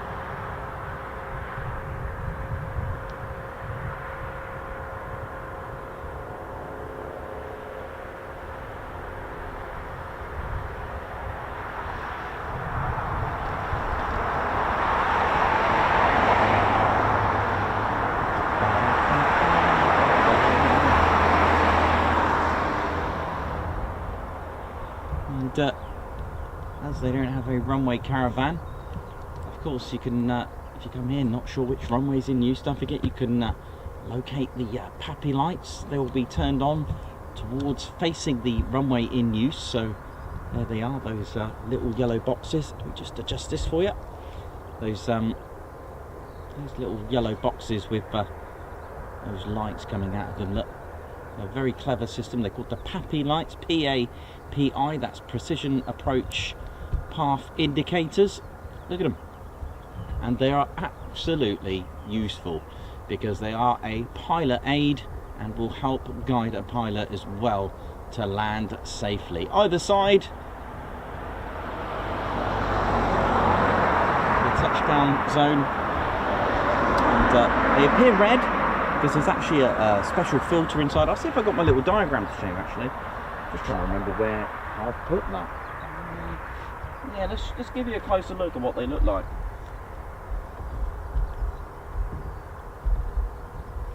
Let's have a little look. And this one's head, is it?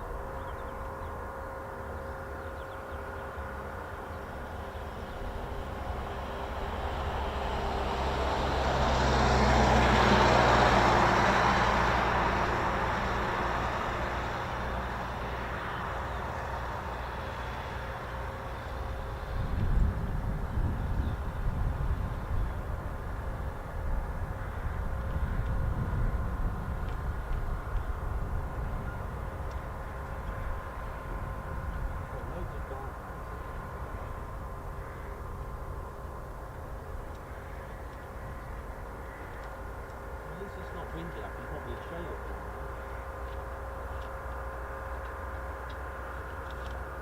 Yeah, here we go. Happy. So it's positioned at the glide slope. Sorry about that. Yeah, it's positioned at the glide slope, and they're four in total. Now this is a little cross section. All right, so this will be facing us this way. So this is from the side. All right, so the 4 lights are, you know, it's actually that way, and I'll explain in a second. So unlike, where is it? Let's have a little look.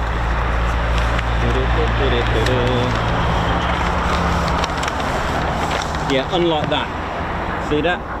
There's my little Pappy light box there. So this is inside what's going on, all right? So you've got your white light. Now we're looking at them red. Why is that? What's going on there? Do they change colour? Well, no, they don't. There's a little red lens here, right?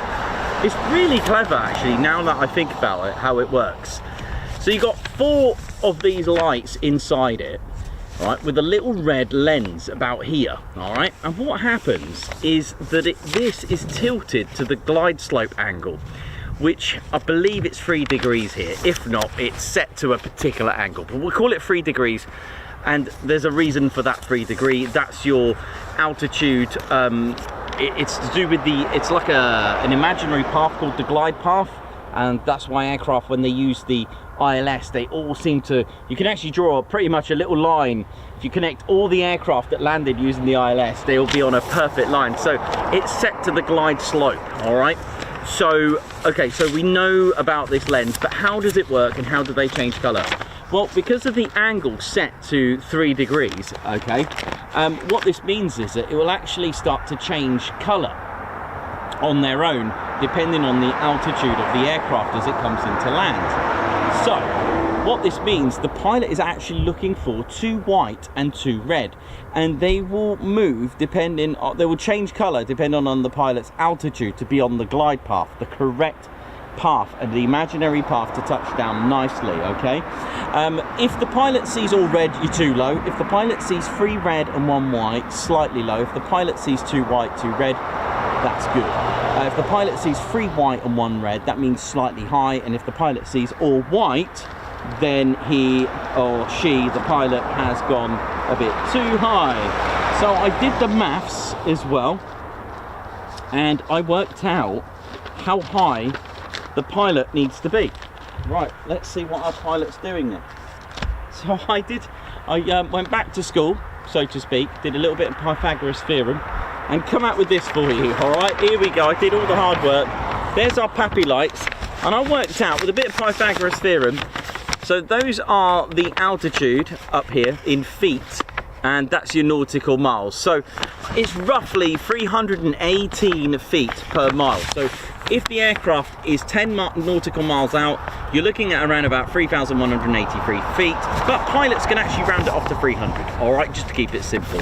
Okay, so 1 nautical mile, the pilot will be 300 feet away, 600 feet, 900 feet, 1,200 feet, and then if your pilot's 5 miles out, you know roughly the pilot's about 1,500 feet. The aircraft is, that is, all right? So that's basically, and if the pilot keeps it on that, then they will land beautifully. They will be on the glide path. Now, you probably think that's a bit old school, but there is a reason behind that. Let's have a little look. It's very useful to combine it.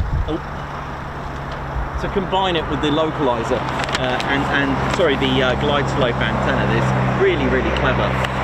So I did a little bit. This is the one with the maths on it. But if you're using the ILS,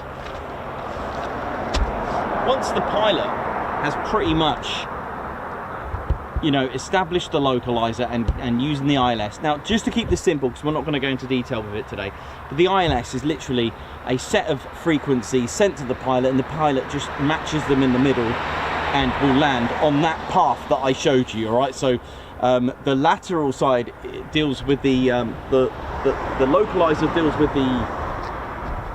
with the lateral. So if the pilot's left or right of the center line, this is what a localizer looks like. There it is. So when you hear, have you established a localizer, this is it. That's the localizer.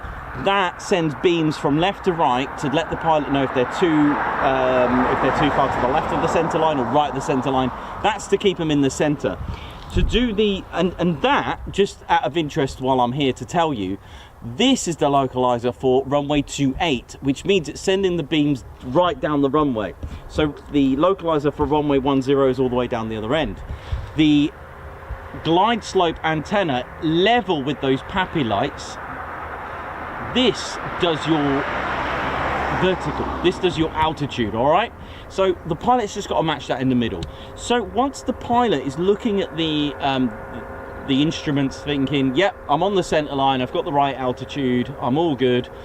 In bad weather, or in just any type of weather as well, the pilot can just look ahead now. Instead of looking down at the instruments, looking at the runway, looking down at the instruments, am I on the center line, am I this, am I that, am I too high, too low? Pilot can just go, yeah, too white, too red, job done, just look ahead and concentrate on the runway itself. So a very useful piece of kit. But for us, it tells us what runway's in use. So they're not on constantly, they'll be switched on to indicate to the pilot what pilot's in use.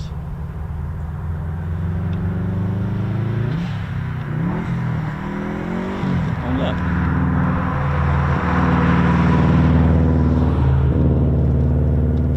Cool.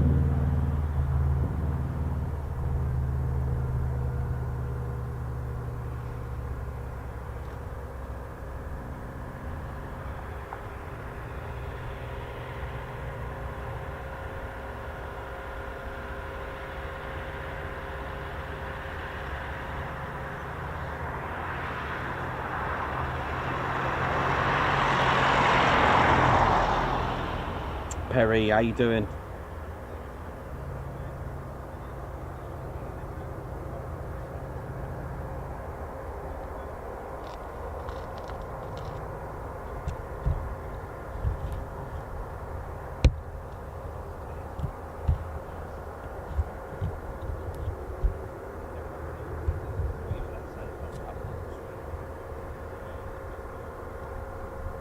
Pretty sure that was a startup there. Not from these Ospreys, but from something else.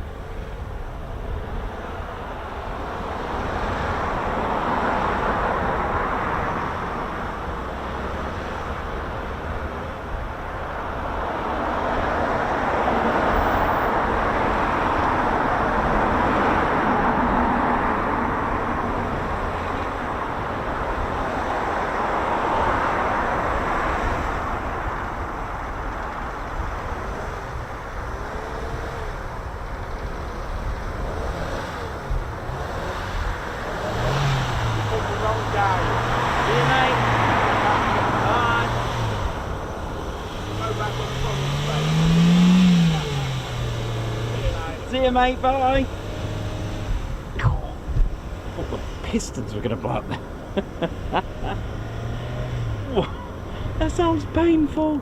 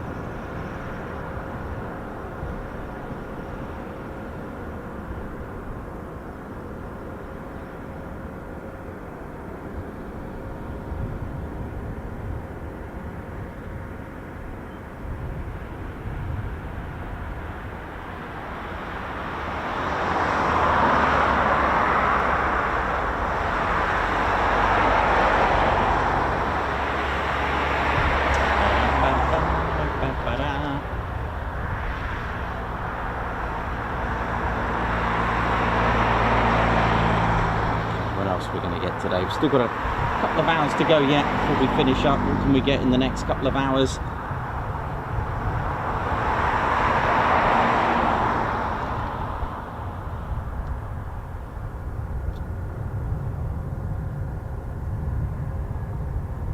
At least it's been sunny today.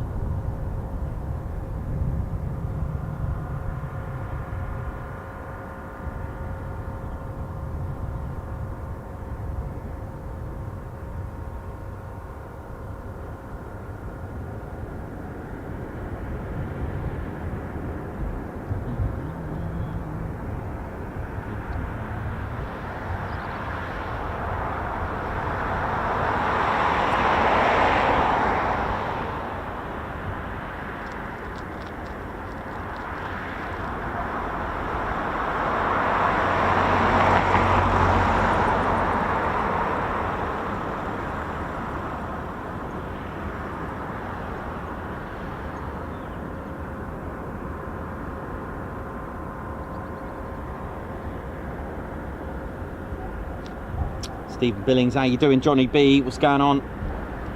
Hope we're all good.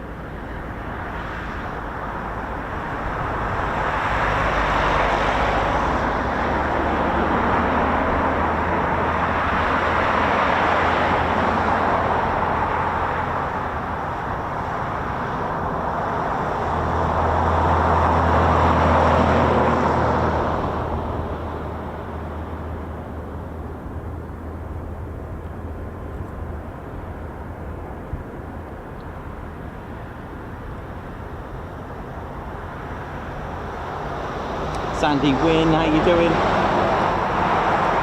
David Hughes, thank you very much. How are we all doing? Hope we're all good. Welcome to the Ted Conniff channel. Gonna ride this out for a couple of more hours and see how we're gonna get on, how we're doing. My name's Nikos, cameraman and commentator to the Ted Conniff channel. And that sounds really awesome. Right above my head, that's cool, isn't it? All is good. Hope you're well. I hope you're enjoying the show. A bit of a quiet one today, but hey, it happens. And don't forget, the average here is about 1 an hour, right? So that's about on point, really. That is pretty much on point. We started at what?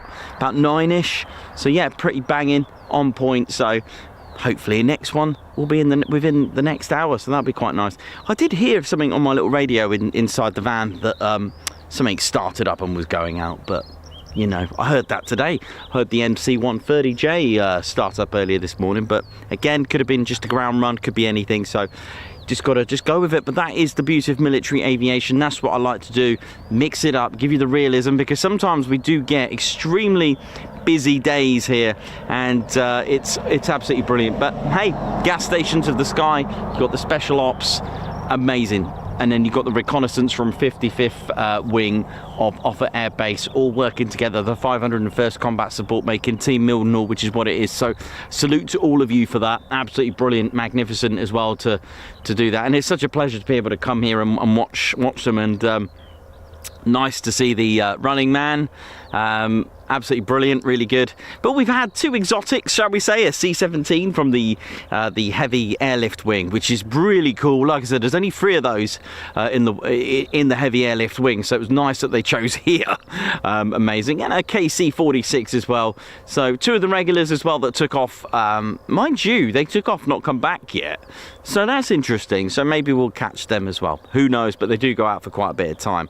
But yeah, tomorrow TED HQ, and we'll finish up at Lakenheath for the week. Oh yeah, so looking forward to that. Looking forward to it.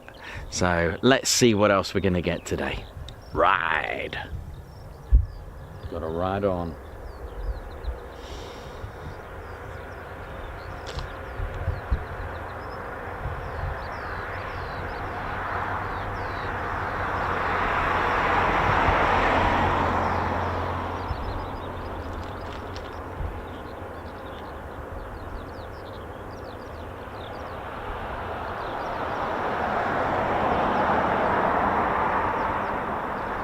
Johnny B, what up? How we doing?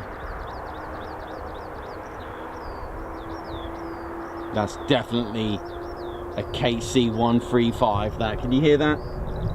We may be saved by another KC-135. That sounds like it's on the move as well. Give it to me. Come on.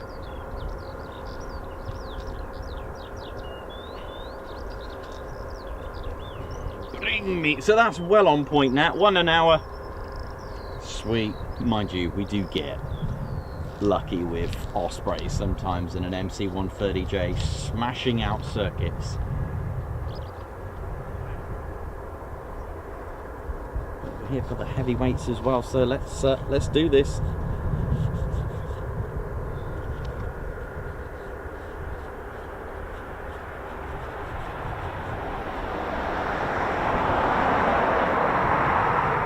Don't forget, we've still got our Ted Coningsby Party 3.0 tickets still available if you haven't done so.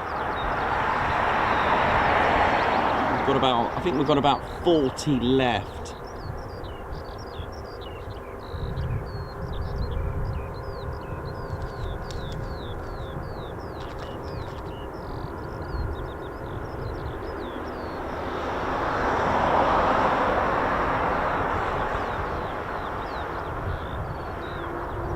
Matt Clark, how you doing? Hope you're good. Margot Baxter, the Summer Watcher, and Stephen Billings.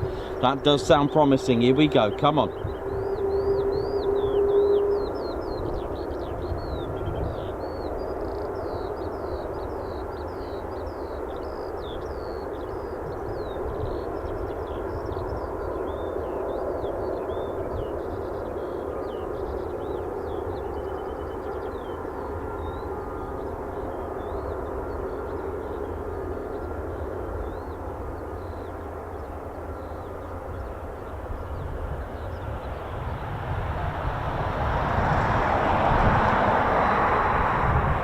KC-135, introduced to the Air Force in 1957.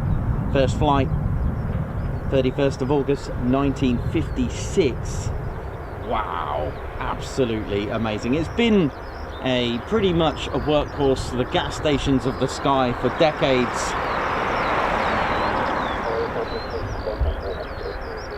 With a maximum speed of 580 miles per hour.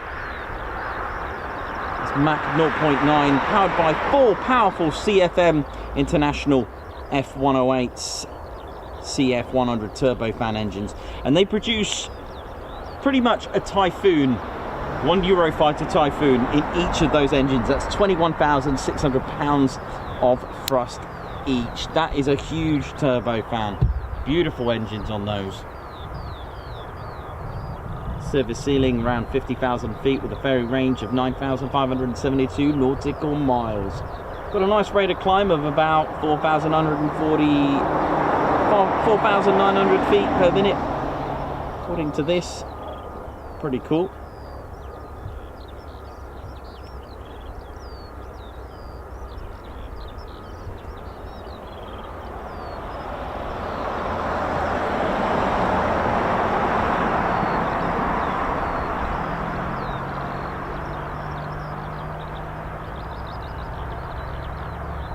Okay, so Let's get another movement. It's time to ride. Yep, KC-135 on the move. Believe this one's got nose art of blackjack. Oi, oi. Yes, sir. How you doing? Hope you're good.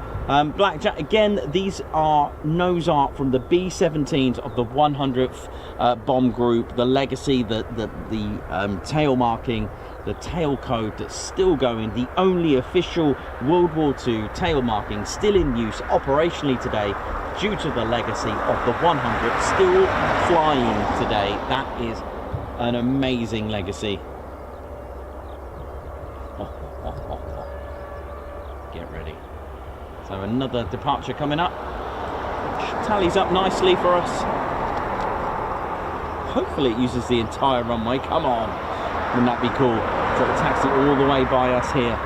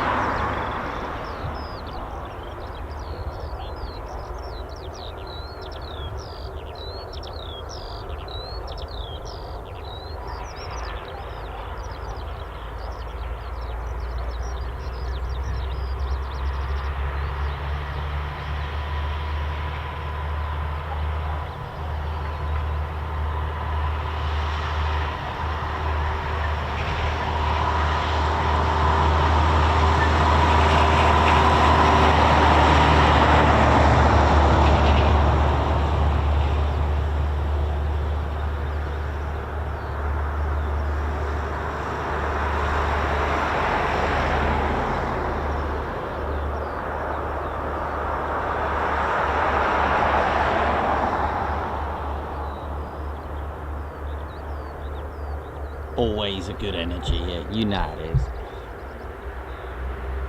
Joshua Haddock, how you doing, man? Sandy Wynn, hope you're well. Oi, oi.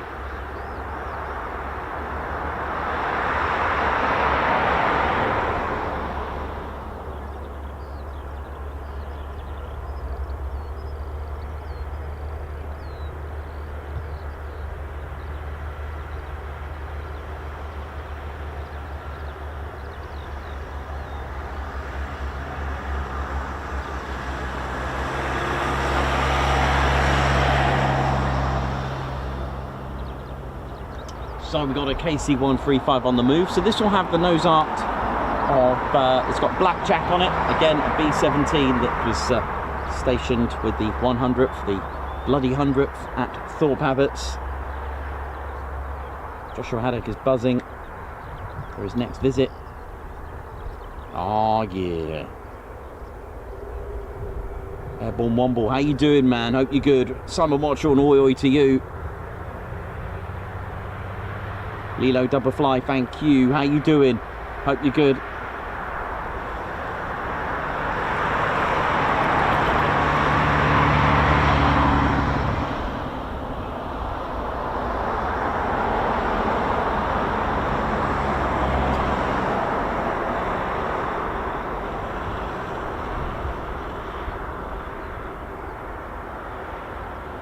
Sandy Gwynn, hope to see you tomorrow as well.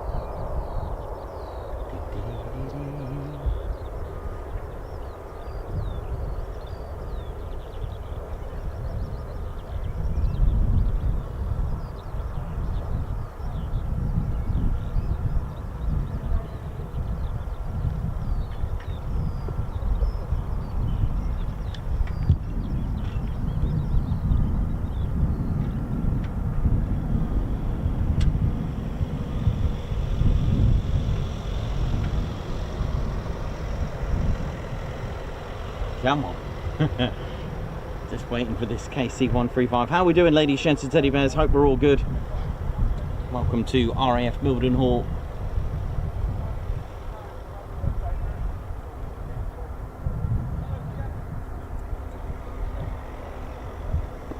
Perez, Man Bush, how you doing, Perry? Thanks for that. I didn't quite finish the history, did I? Kind of got up to the Lancaster. That's as far as I've left it. That's no worries. It's been that kind of day where it's just been a little bit relaxed, a little bit chilled out.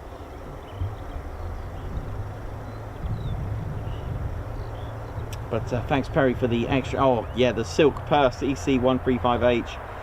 That was pretty cool, man.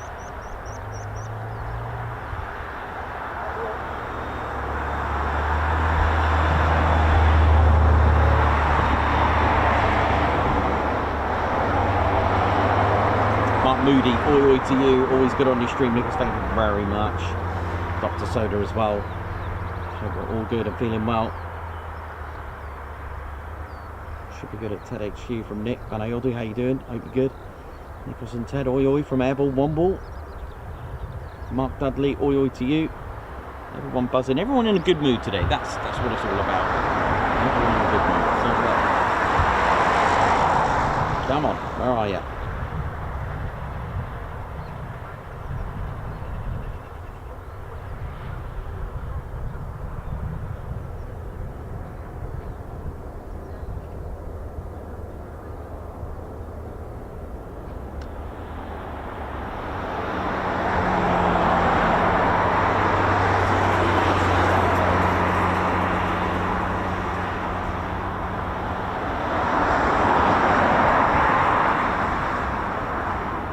Moody's got his black Fweep baseball hat, so I wear with pride knowing what it means. You know how it is.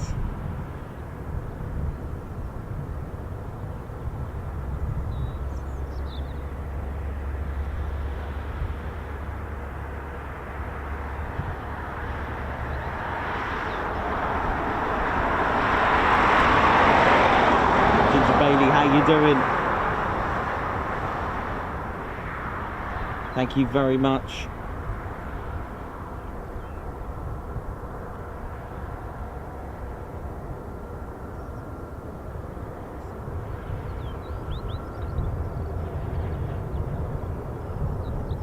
I can hear the KC-135 nicely.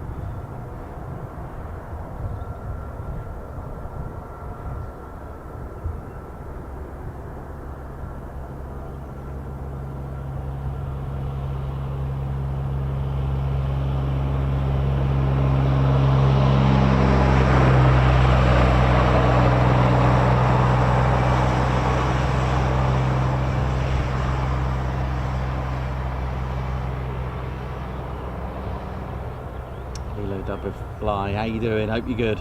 Thank you for that. Quite slow days make busy days twice as nice. Absolutely. Moody will let me know if anyone asks. Yeah, man.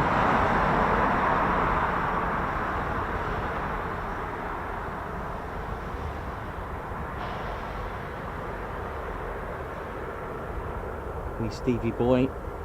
Yeah, the People's Mosquito it's called. I think I've got a little tag of it.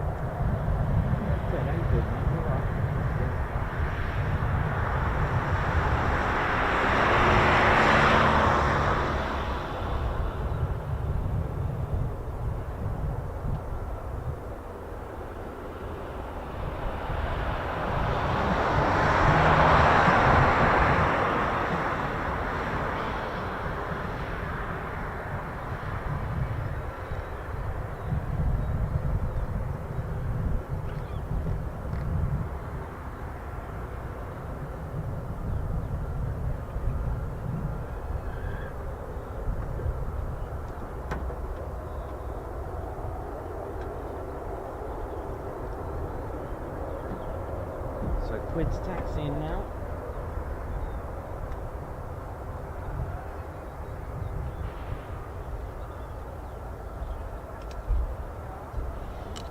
So I think it was Wee Stevie boy asking about the Mosquito flying. So I've got this here.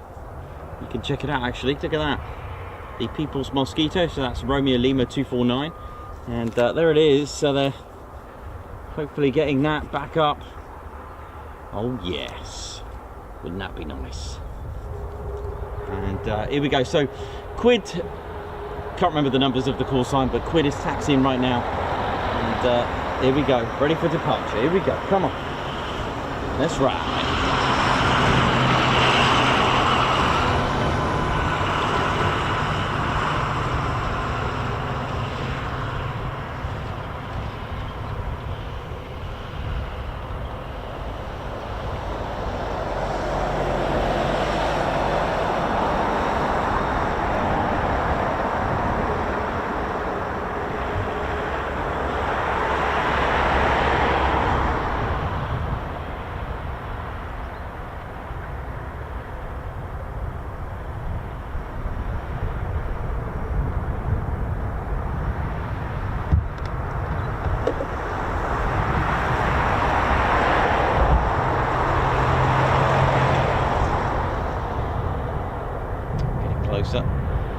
Getting closer, here we go. Taxi via Bravo, so we are at Bravo, I believe. Here we go. Yeah, just about to see the tail now.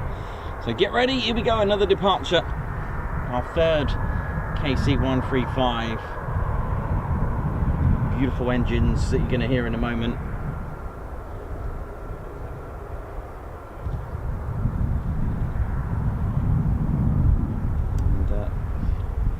Let's see if it uses the entire runway or at the intersection.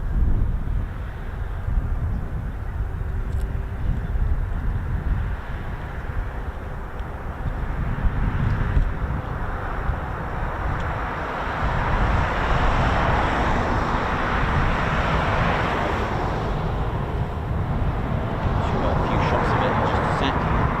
See if it's got eyeball.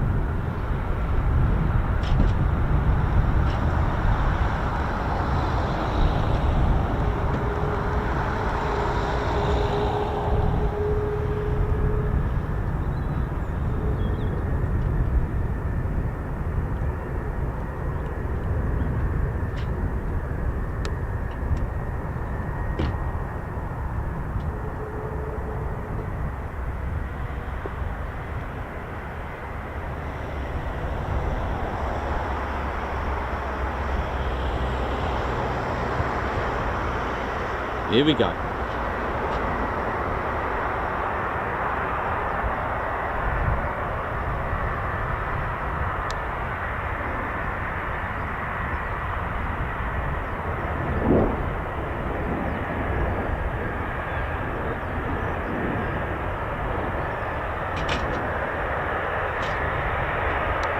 So just look out for the nose art on the port side of the aircraft.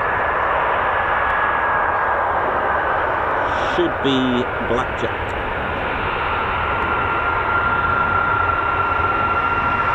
And it is.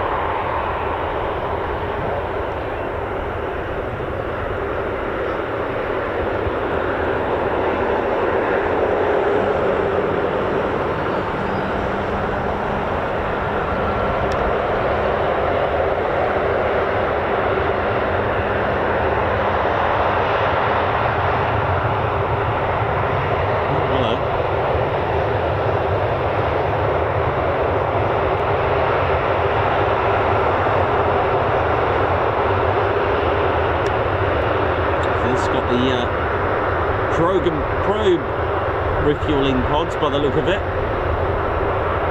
along with the boomstick.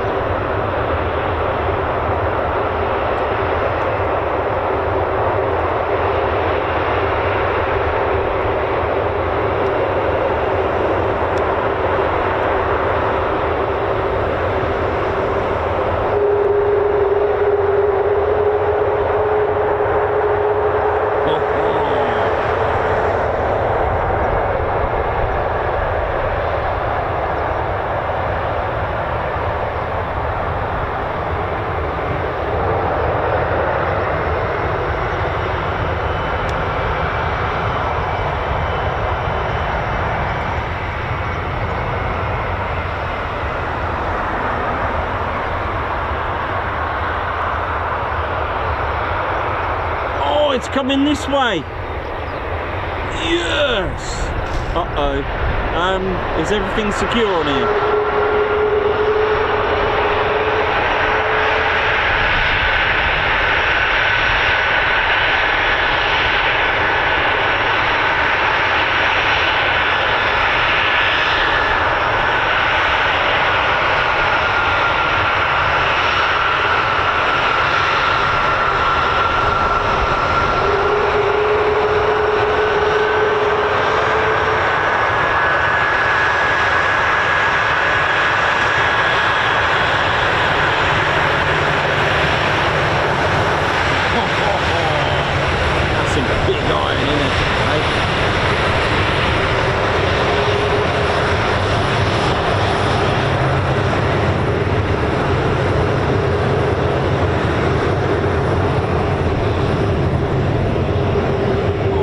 It's a 180. Next time you see a car struggling to do like a 3-point turn, go, you can do that in a KC-135.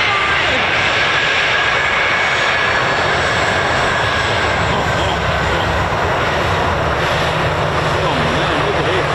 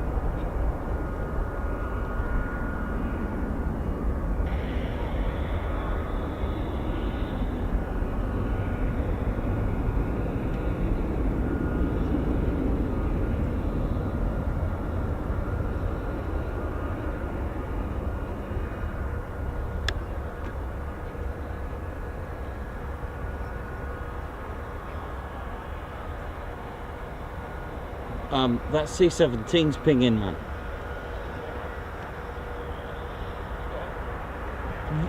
This is pinging.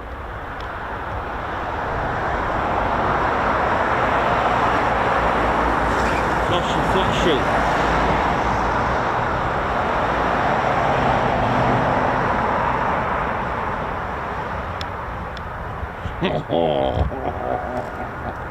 Oh, that was good, man. Woo! I thought I was going to get blown off the fan at that rate. Well, now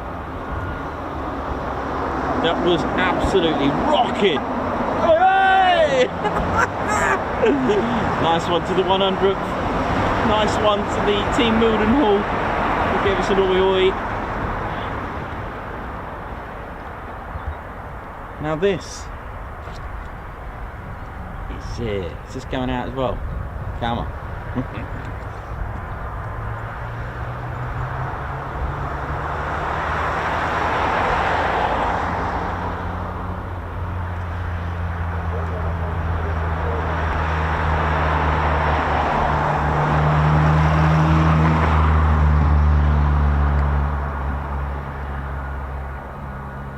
Well, it's certainly spooling. Listen to it.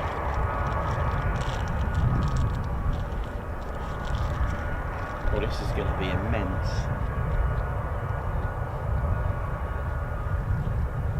Now, I've only ever seen this do a tactical departure. I've never seen this do a standard climb out. So we'll see what this got up its engines.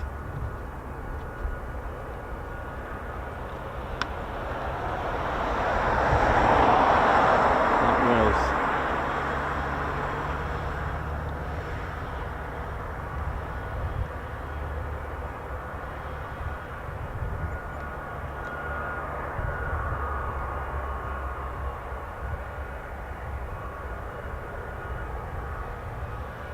Let's see what we got then with this.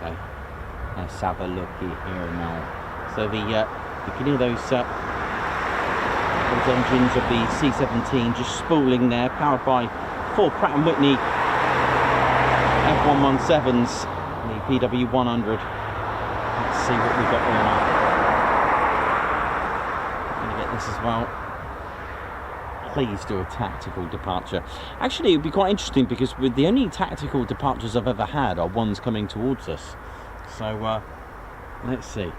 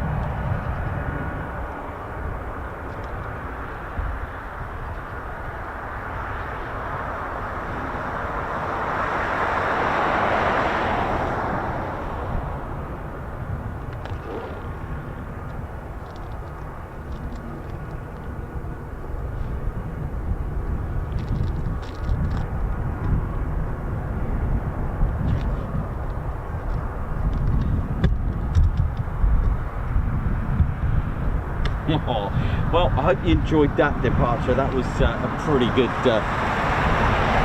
departure. That.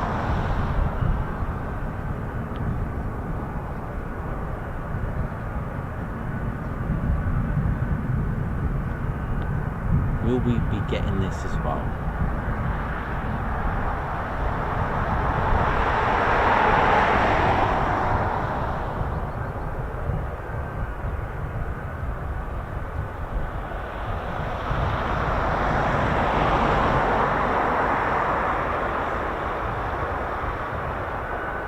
Jojo, Ilot, how you doing? Hope you're good. Hope you're enjoying it. Johnny B, G Van Pulliam, Mark Moody, Alan Burden, oi oi to all of you. Perry, hope we're all good. Mark Moody, Dave Holloway.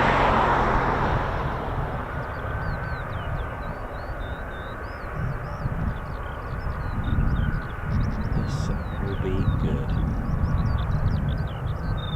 Hopefully this goes out.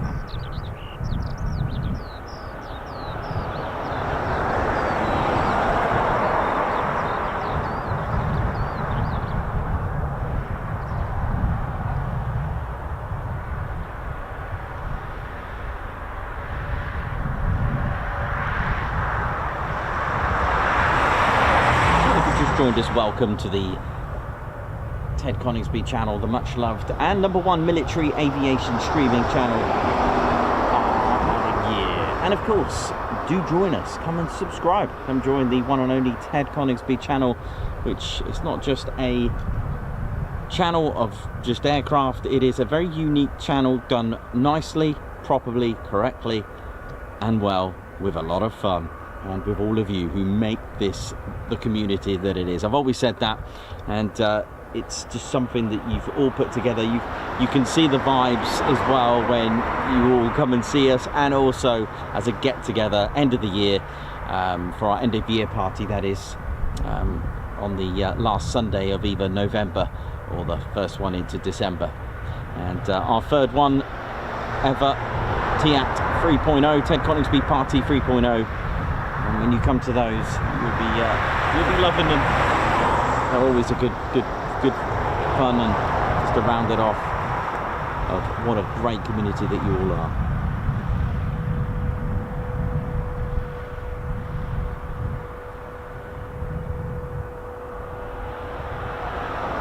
Hilo double fly, fell in love with planes at the age of 8. As a passenger in a single engine, flown over water at night under Starfield sky, doing upside down loops, etc. Sounds great. Wow.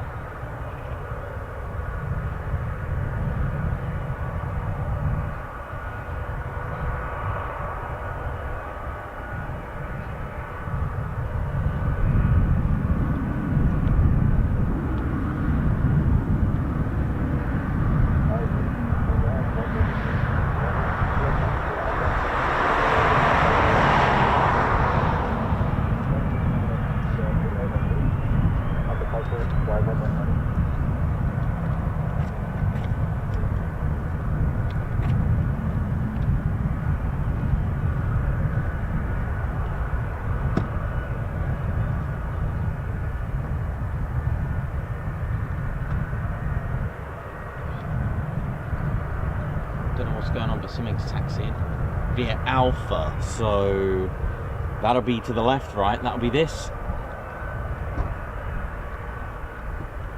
There we go, another one. Just a taxi via Alpha, right? So my guess is on this side, yeah? That'd be right, because Bravo was here, Alpha will be on the other side, so that'll be.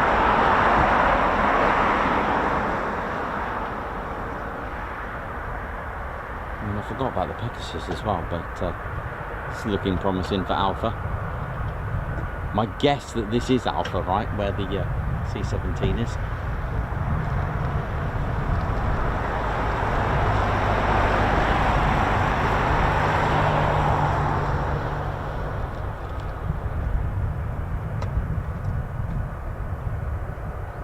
You can also hear, I don't know whether it's the sound just bouncing around, but I can also hear an aircraft to my right.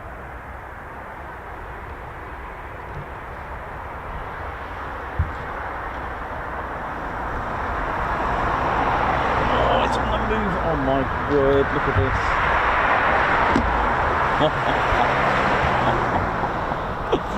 Look at this.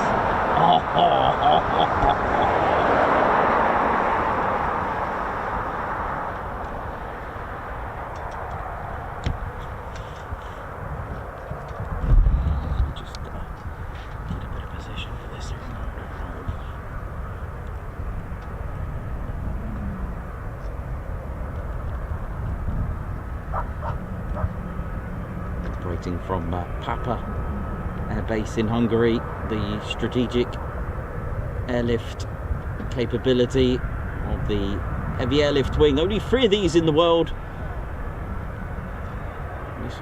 My guess is that this is number 2, right?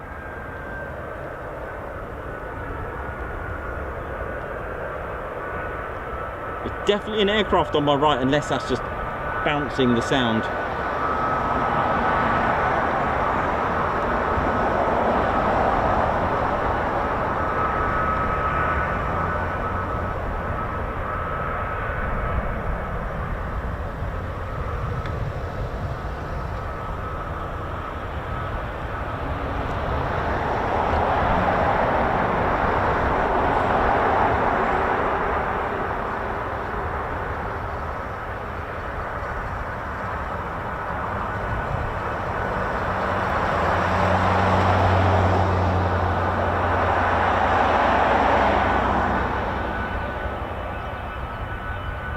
Such a good looking aircraft.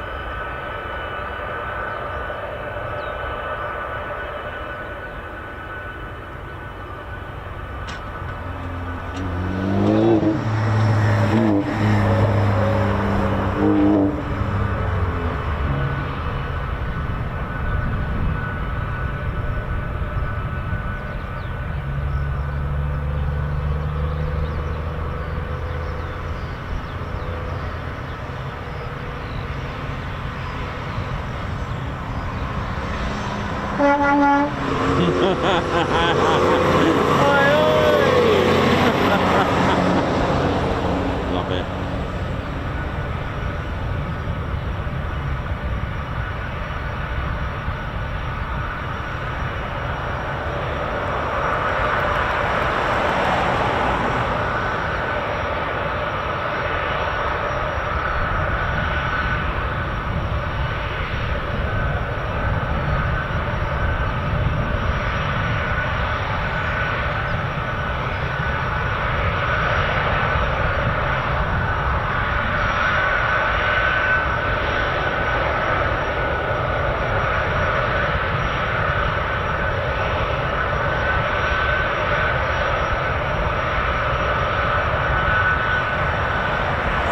In the muscles there.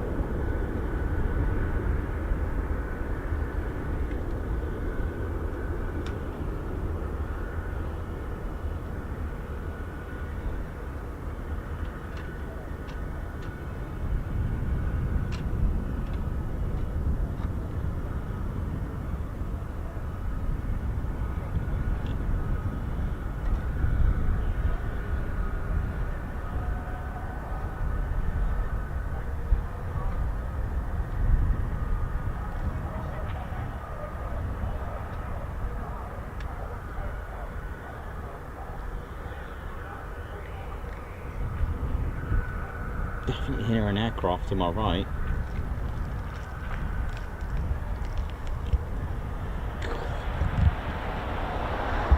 I don't know what it is, but I can definitely hear an aircraft to my right. I don't know if you can hear that as well. Well, 6 movements today. Departures, is it?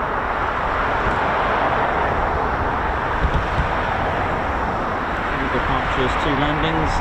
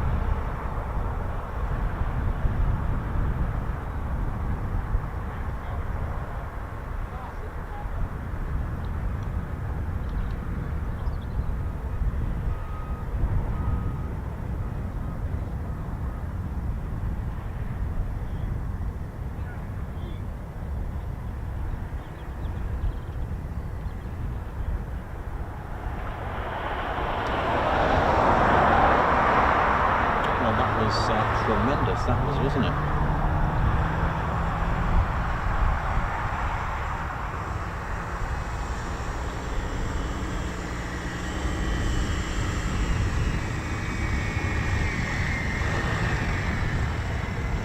Great channel, keep up the good work. Thank you very much, sir. Thank you.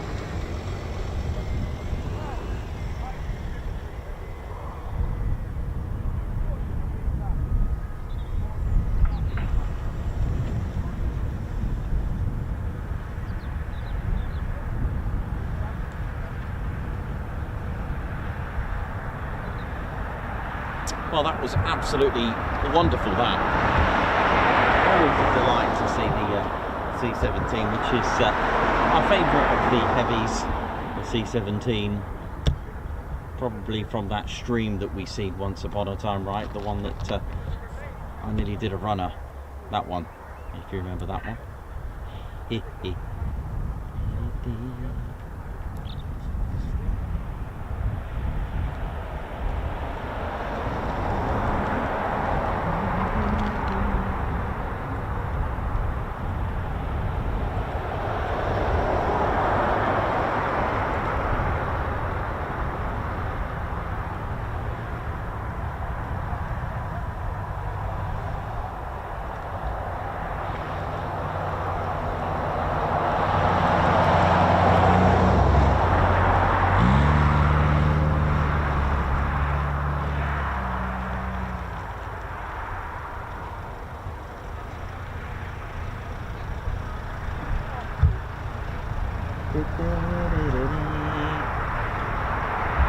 Let's see what else we're going to get, ladies, gents, teddy bears, before we finish up for the day.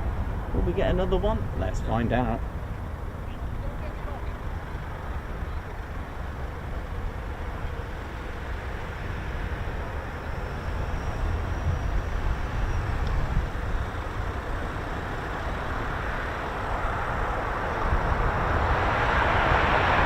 Beautiful power on that. So that was the 4 Pratt & Whitney F117 PW100 engines, producing 40,440 pounds of thrust each, which is irresistibly magnificent. Yeah.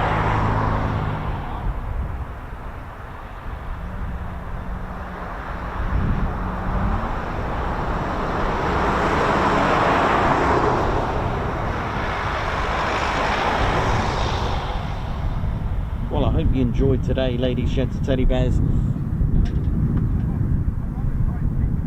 been a cracking day.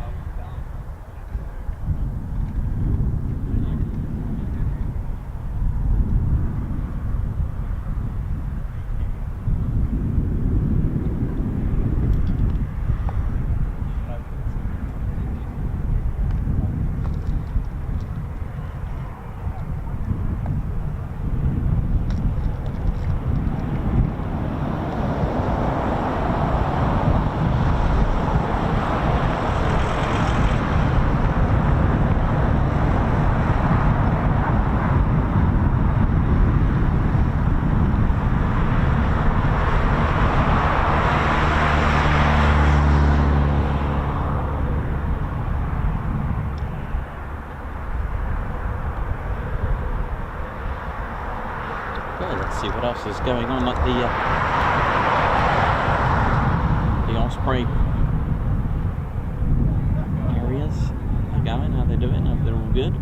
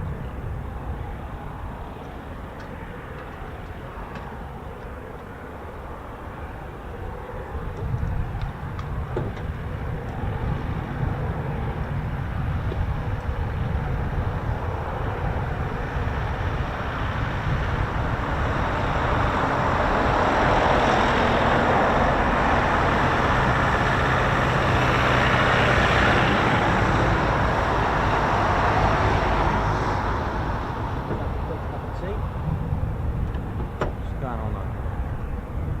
Oh, it's pinging. Hang on, it's pinging, man. Hang on. That's pinging, that is.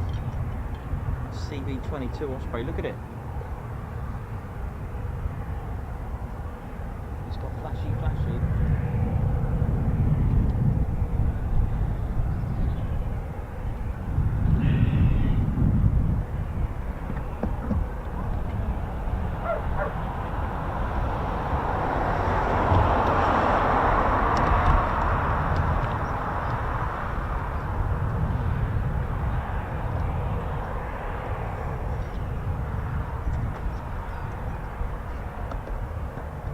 Flash away nicely, innit?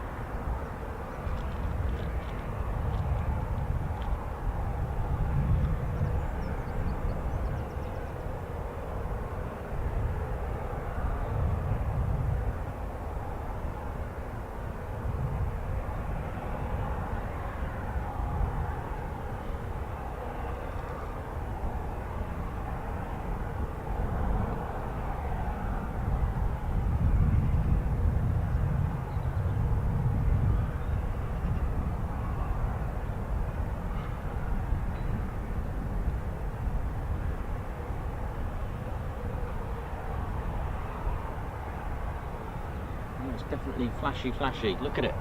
Come on.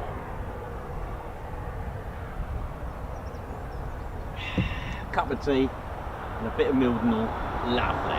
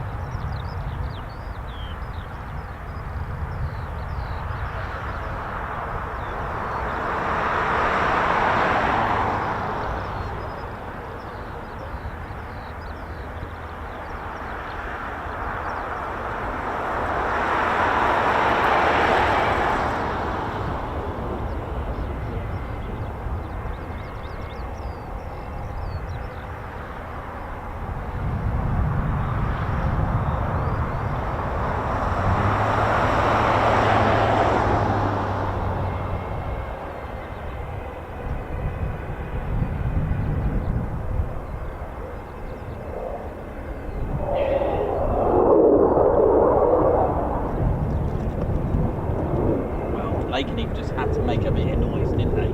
Eh? Just a reminder.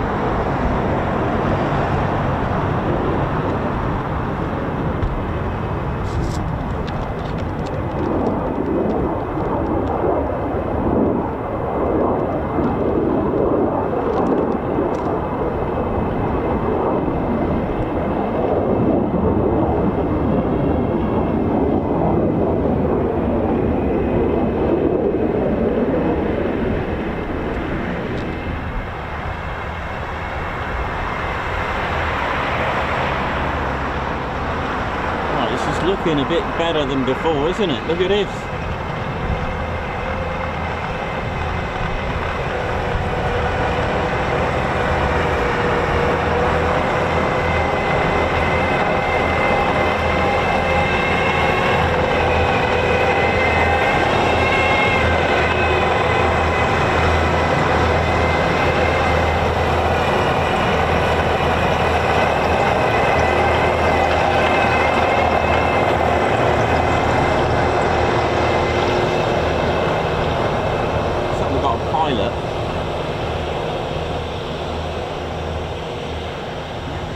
Pilot in there as well, so this could be good.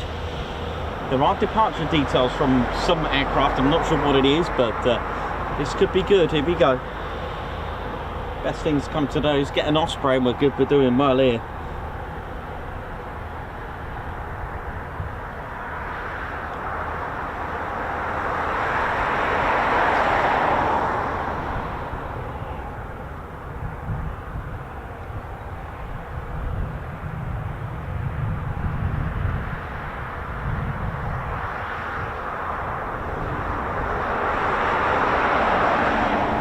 Come on.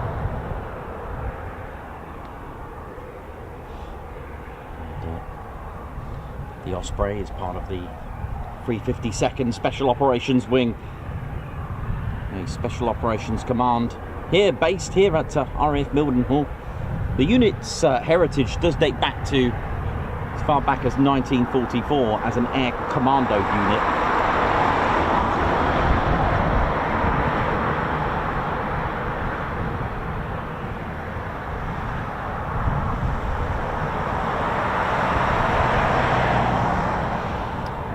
Lineage and honours, traced not just through its own history but through the history of the 3 earlier organisations. The lineage roots to 3, that's the 2nd Air Commando Group.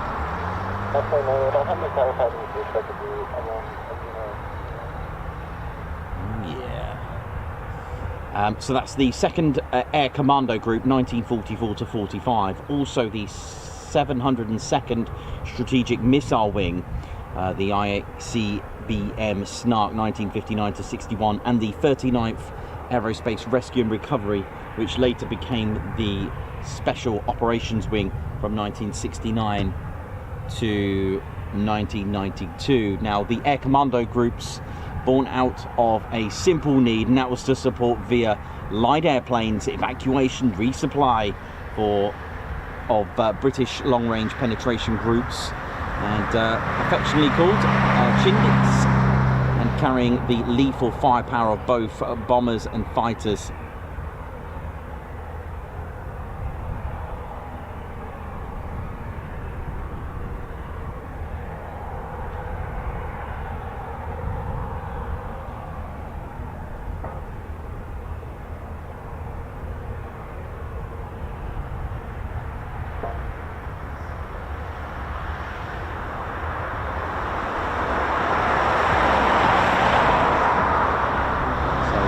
About the 2nd Air Commando Group, and that was at Lakeland Army Airfield in Florida of 22nd of April 1944, sent to India under the control of Colonel Arthur R. DeBolt. And the group trained operations with the North American O-47s, North American P-51 Mustangs, Douglas C-47 Skytrains as well, and Stinson L-5 Sentinel aircraft as part of the 3rd Air Force, in addition to their operations at Lakeland. The 2nd Air Commando Group moved to India during October-December 1944, but it was assigned to the 10th Air Force. Don't often hear about the 10th Air Force, of course. It's usually the 8th or the 9th Air Force when we speak about. So they spent a lot of time out in India and Burma. And after May 1945, the fighter squadrons were in training, and in June the Group C-47s were sent to Lido to move road building equipment during the June-July. Most of its L-5s were turned over to 14th Air Force as well. Following the collapse of the Japanese in Burma, the 2nd Air Commando Group was sent to Okinawa to prepare for the operation called Operation Downfall, the invasion of Japan. But the war ended, and the unit was sent to the US beginning in October 1945, disbanded on the 12th of November 1945. Now, the other routes stem to the Cold War period, when they were the 702nd Strategic Missile Wing as well, using the SAC Snark launching, and also the 39th Special Operations Wing as well, established with them. They've got a bit of a lineage with the with Special Operations until finally they became the 352nd Special Operations Group. But they were based at one point at RAF Woodbridge and Alconbury as well. They moved from the 1st of January 1992. Lots of stuff here about their command. And the 352nd, they trained specifically with their lineage, again, special operations, air land drops, took part in Operation Provide Comfort to Allied Force. And in February 1995, the 352nd relocated from Alconbury to its current home here at RAF Mildenhall. The squadron that actually fly the CV-22 Osprey is the 752nd Special Operations Squadron.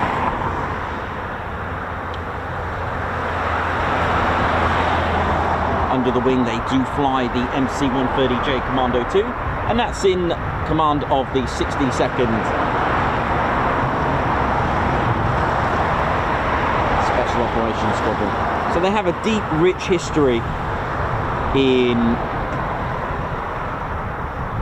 special ops. Now, the actual wing itself, they didn't become a wing until March 2015 with an anticipated move to Spangdahlem in Germany, but they stayed here.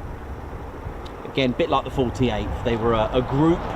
This is where I got confused when I started doing all the learning of the history of so many numbers, and some groups are completely different to a wing.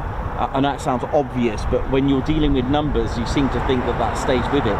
Incorrect. There was actually a 48th squadron during World War II, and that's nothing to do with the 48th. So the 48th weren't a wing status. In fact, the 48th during World War II found themselves under the command of 70 fighter wing. I know. But, all that Friday, all that for Friday.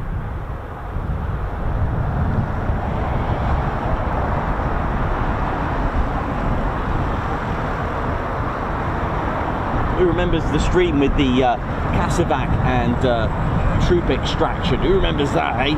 That was pretty cool. 2 CV-22 Ospreys filled with troops doing all their training just to the right of the screens, which was incredible.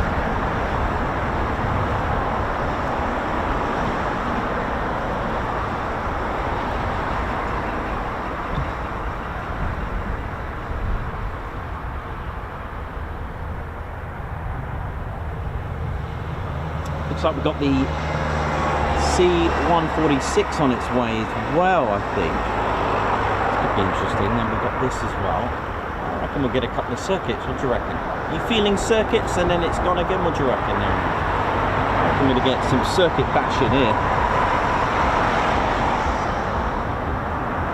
Let's ride. It's all about riding here. Ride high, everyone. Here we go.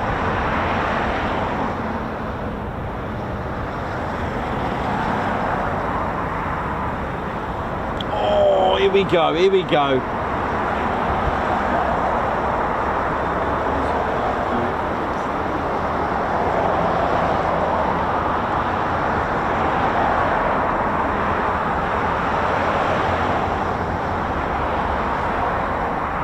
I love this sound. It has got a beautiful sound, hasn't it?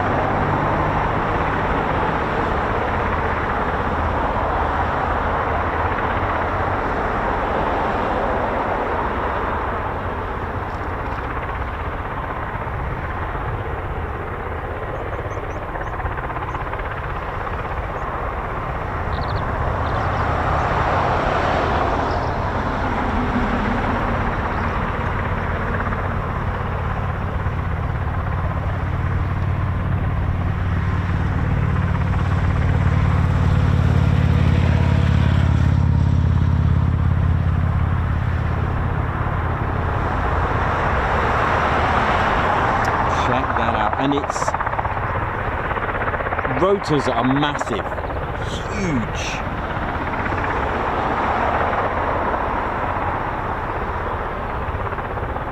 But just quickly, the engines powering these are two Rolls-Royce T406's AD400 turboprop shaft engines, producing 6,150 horsepower. The rotor diameter, it's 38 foot, that's 12 meters. Beautiful.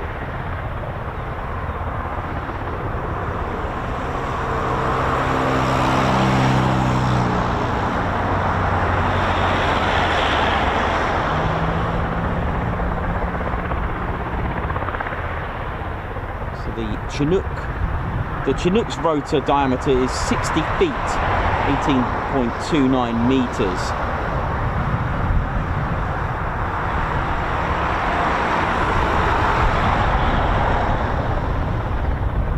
So these, you could appreciate how large the Chinook's blades are then, with 60 foot on the Chinook and 38 foot on these. It's amazing.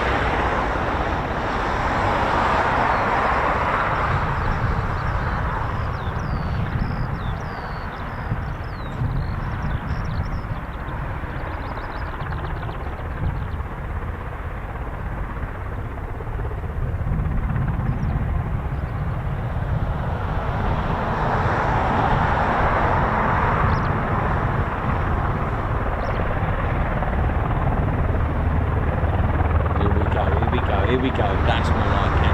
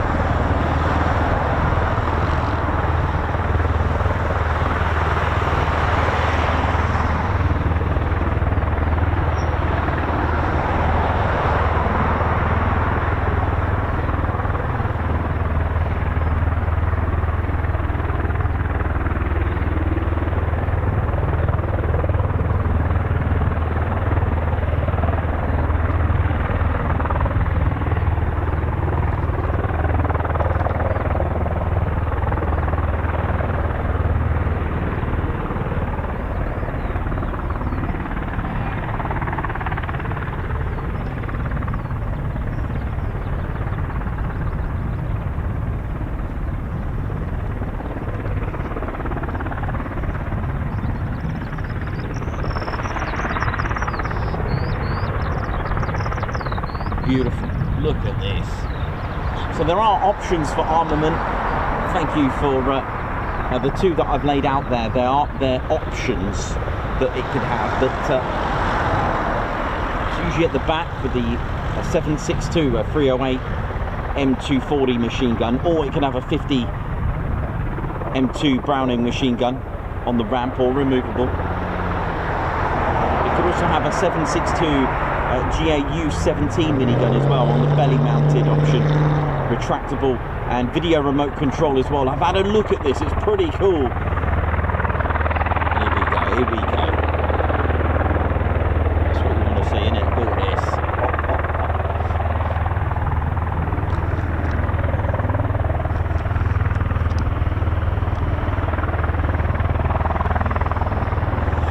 Oh, look!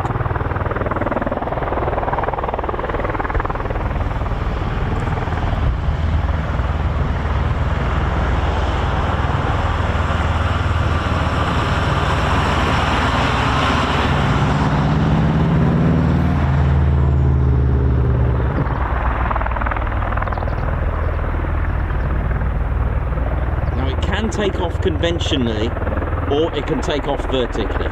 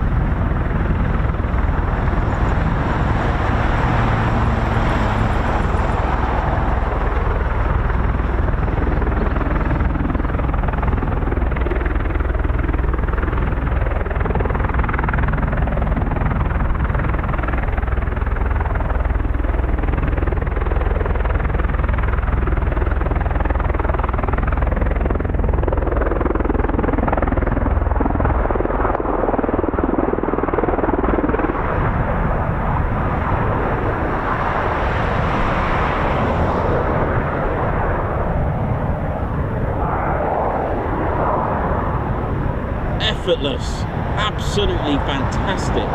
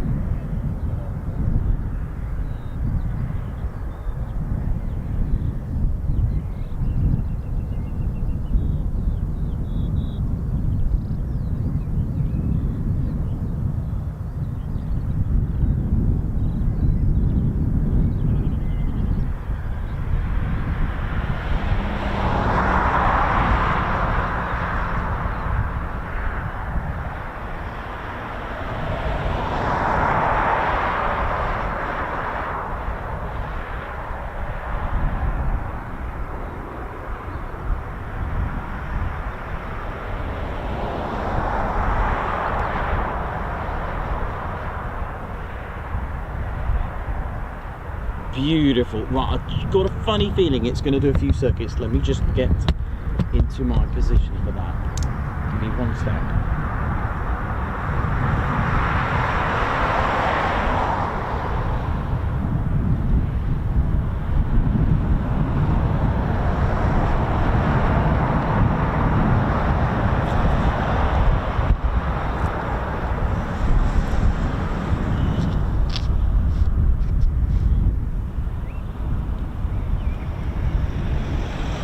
what a day we've had, and I think we may end it with a C-146, so let's have a look if we get that as well. Okay, here we go.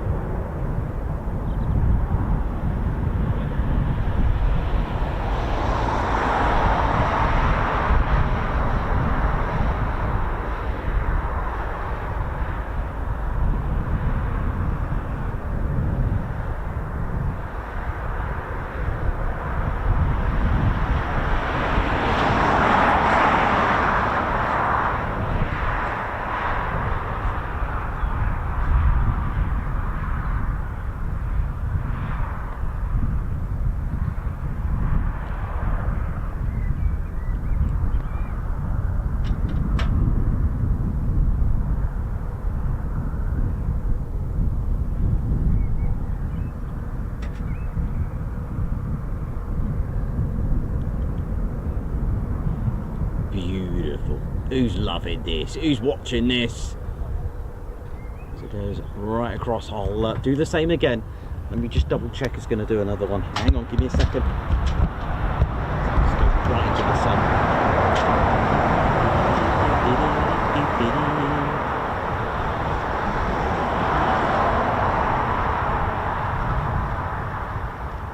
Big smiles everyone's got at the moment, big grins.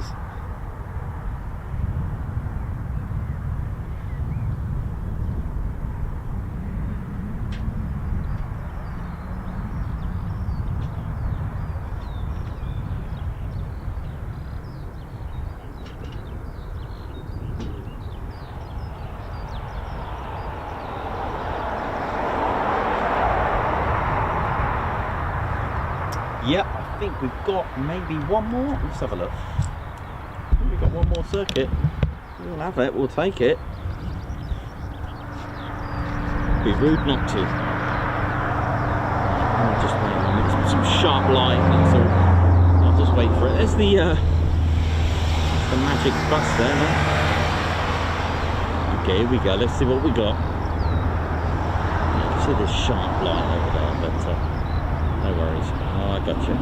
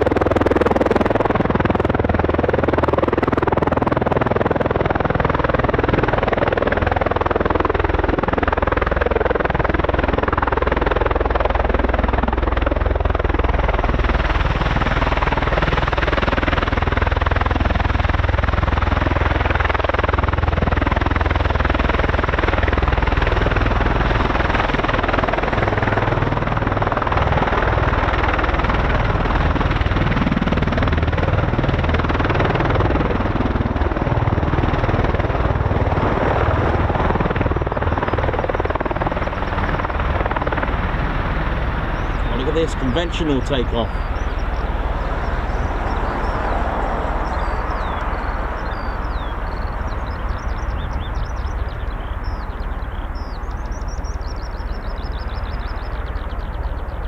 Nice. Oh. It is in a league of its own. Half helicopter, half plane.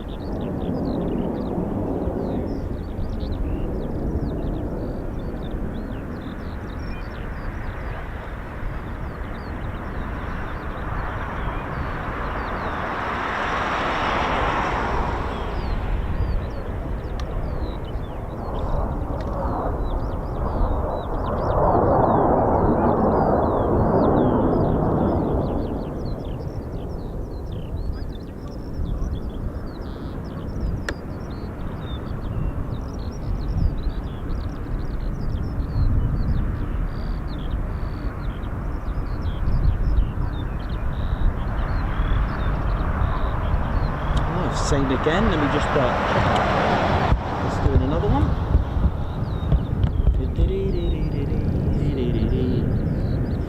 Where's that C-146? Let's have a look here now. Was that it there?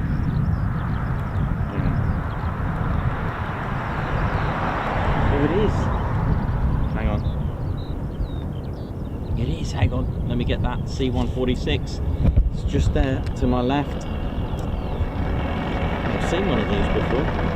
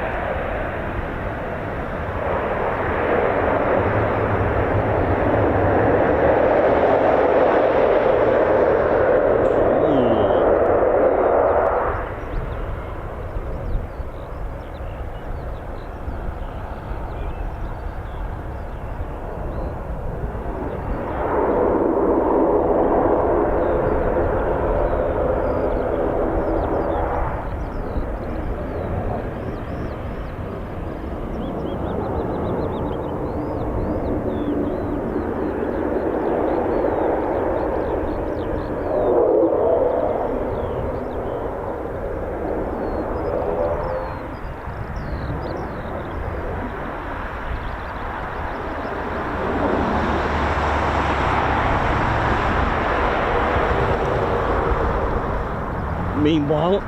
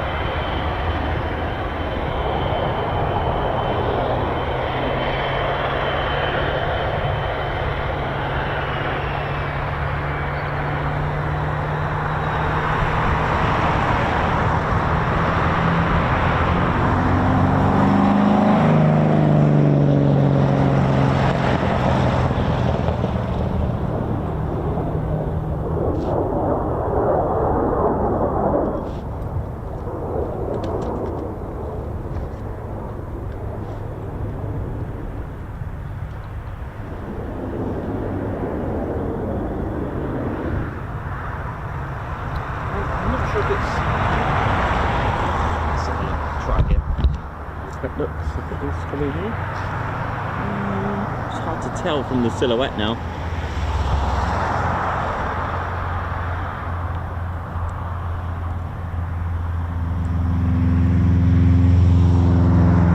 Yeah, that's it, that was good.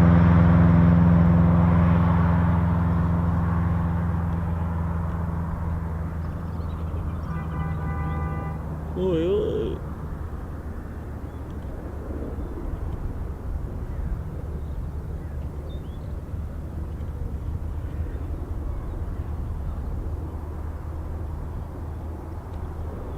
Well, I hope you're all enjoying this, ladies, gents, and teddy bears. Welcome to the Ted Coningsby channel. We're live here at RAF Mildenhall.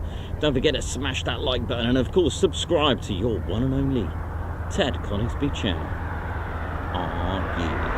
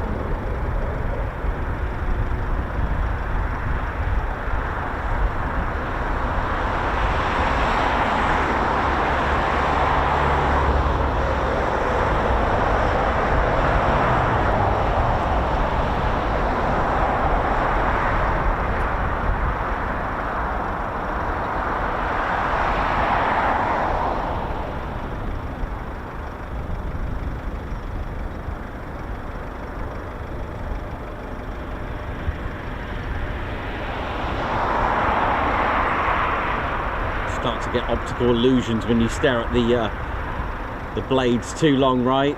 Do you ever get that? You just stare at them and your eyes go all funny. brilliant, absolutely brilliant. Always a delight to see. And here, I'll tell you what, those blade slaps, I know it's obviously terminology for the Chinook, and we can't ever take that away, but the blade slap is loud, very loud. Like a whippersnipper.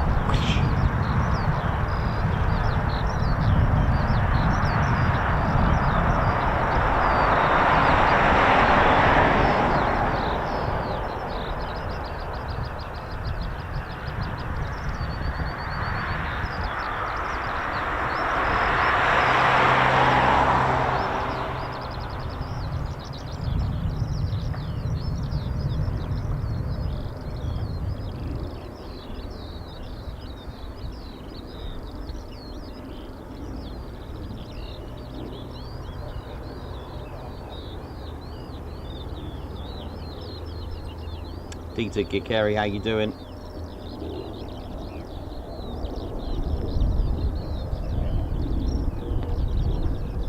Lilo Double Fly, see ya, take care. Great to have you on here with us, thank you so much.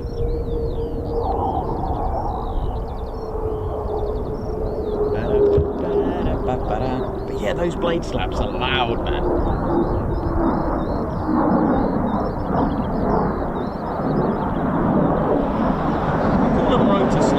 Okay, we're going to call them rotor slaps because, of course, blade slap is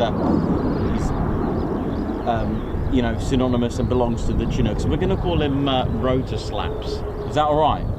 We'll call them rotor slaps. There you go. Oh, it's coming in for another one. Oh, I see. Might as well just have another one.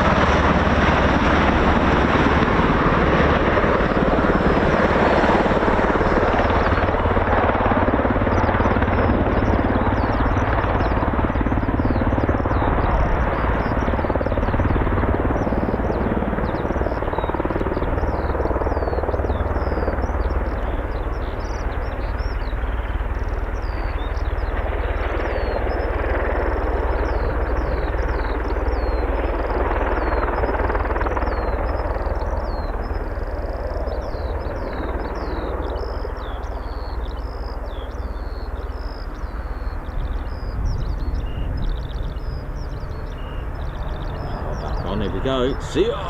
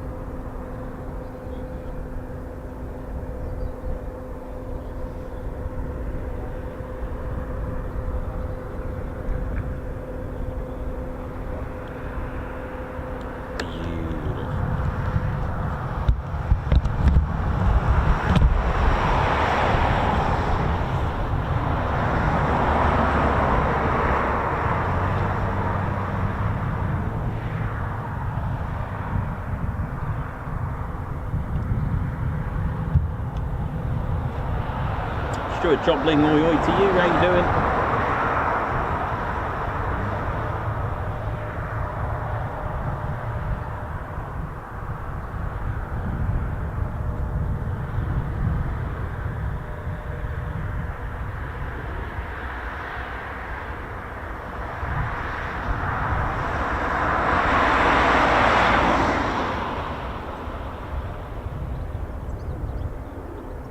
I hope you're all enjoying this.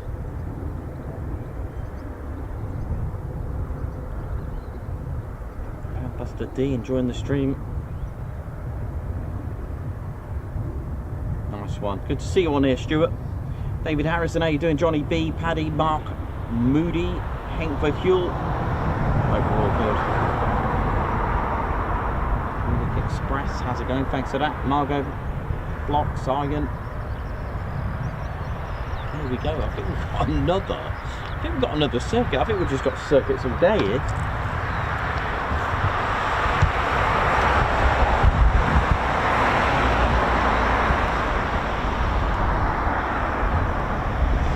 Who's complaining? No one.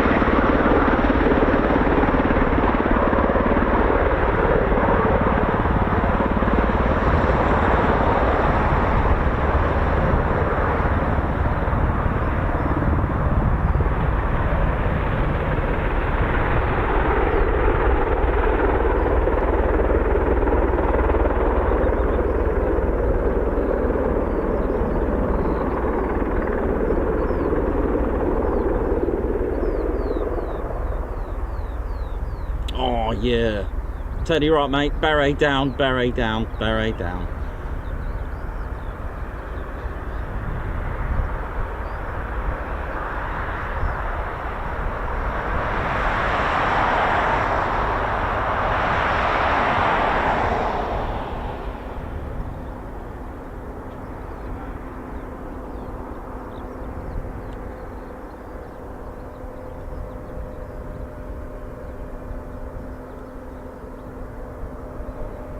Let's have a look at this C-17 as well. We've got a potential C-17 as well. That would be quite nice.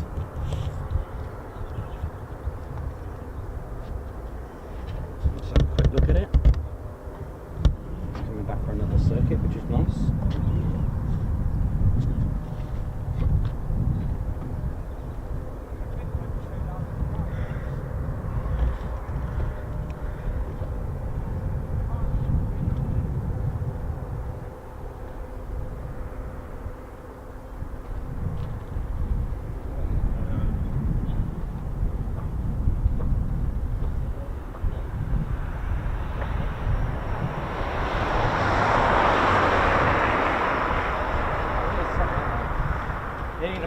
and then stick it directly through it.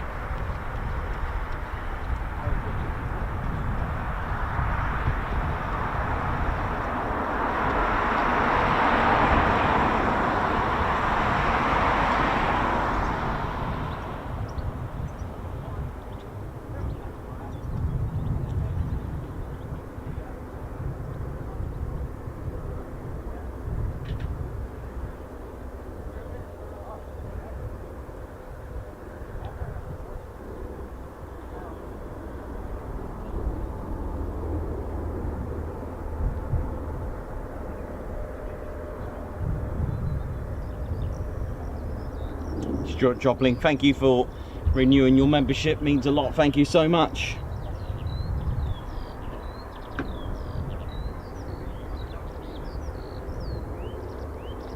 Okay, another circuit. Oh, Ted's got his beret, we just got that just in case it God, listen to this. It looks like we could get that let's see what the C-17 is going to do.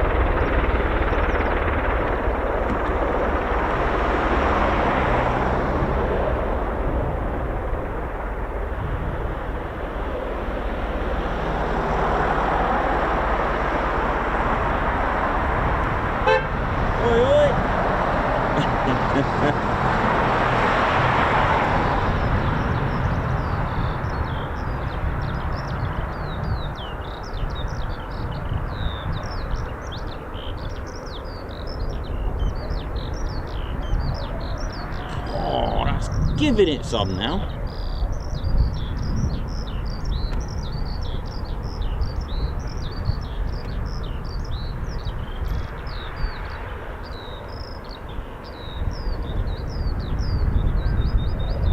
Nice, nice. Oh, I'm loving this. I hope you are as well. It's certainly a great end to the day.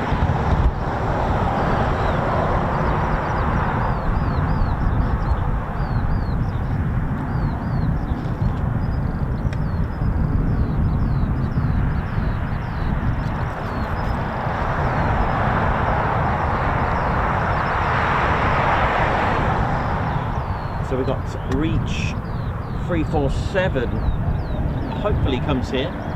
There is a risk of it going to Lakenheath, but you never know. You know, it's military aviation, isn't it? Take the rough with the smooth. Isn't it nice now? Hitting all the circuits. We've had the C-146 land here as well, which is great. It's certainly becoming a fantastic and fabulous day. Hope you're all enjoying it.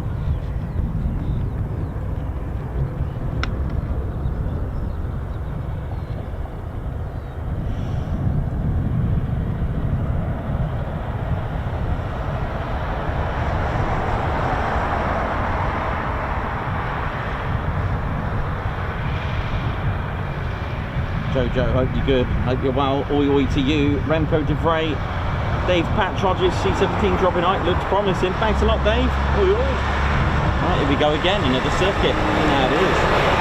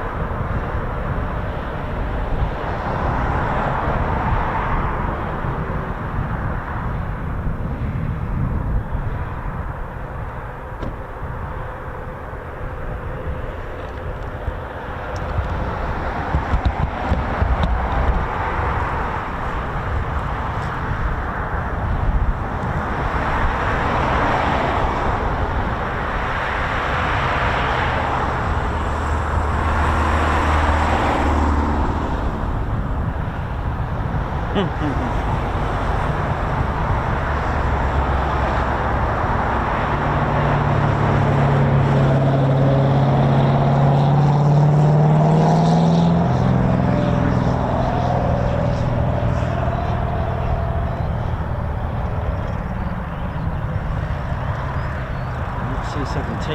looks like it's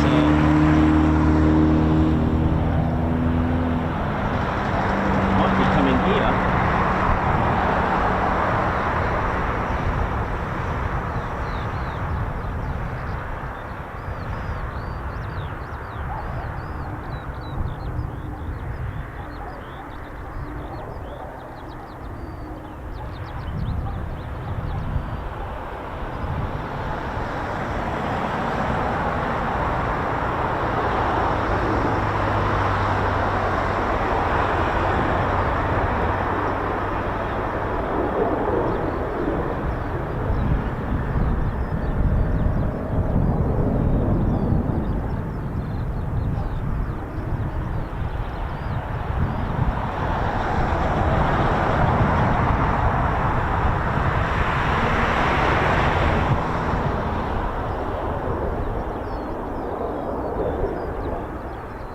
That'll be a nice way to finish the day off with the potential arrival of the C-17. Let's have a look here.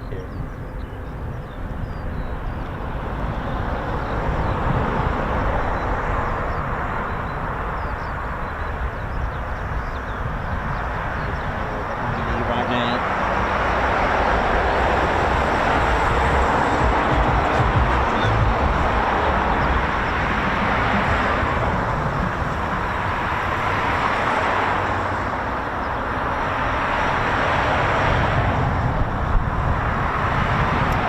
Just about make out on it now. What another C-17.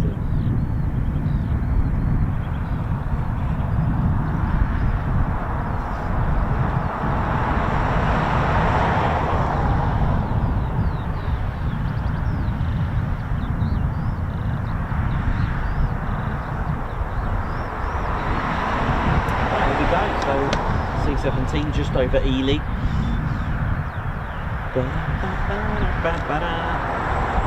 Heading for Mildenhall. We go. Just about make it out. There's a rough guide. 300 feet for every 1 nautical mile. Up to 10 nautical miles to give you a good idea of where we're at.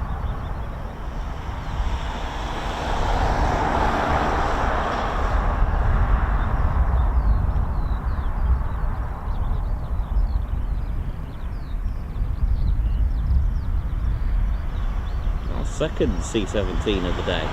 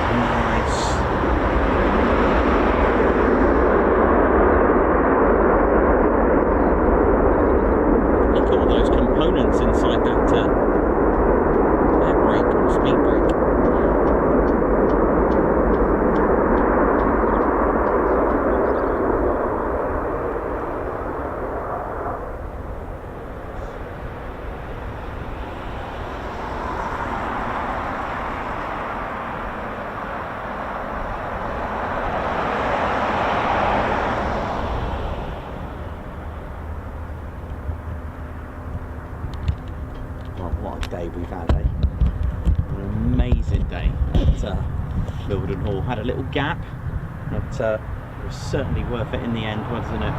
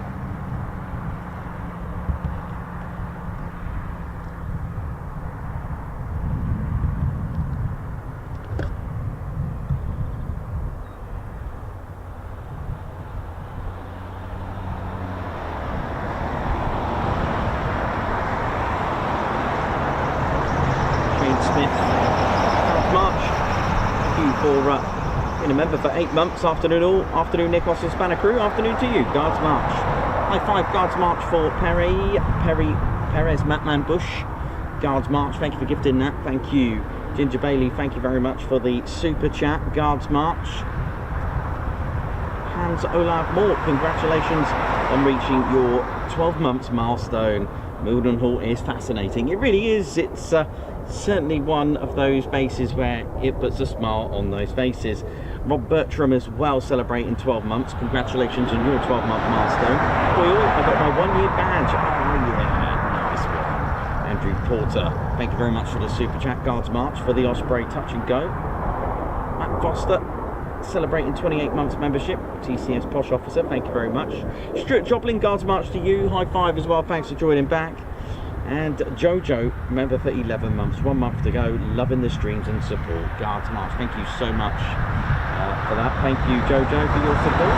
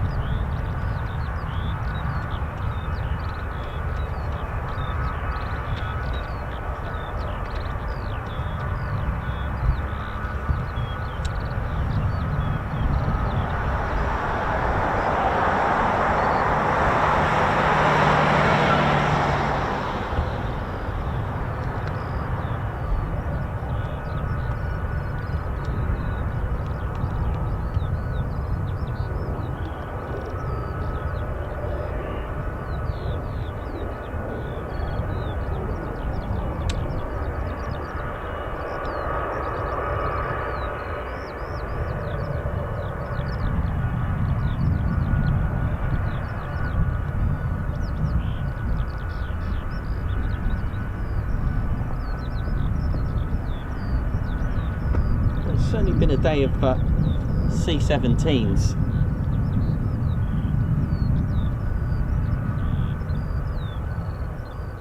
RJ, hi from sunny Tewkesbury, or Tewkesbury. How's Tewkesbury doing? How's the hot pole? How's the Abbey? Did a wedding at the at Tewkesbury Abbey. We've got a few weddings around there. Is it Puckrup Hall? How's Puckrup Hall doing? Oi oi! Good old Puckrup Hall. It's sort of just outside of Tewkesbury. About the black bear and the white bear.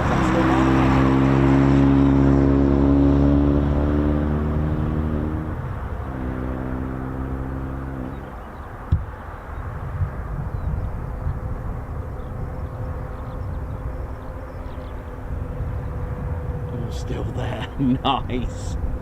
Nice.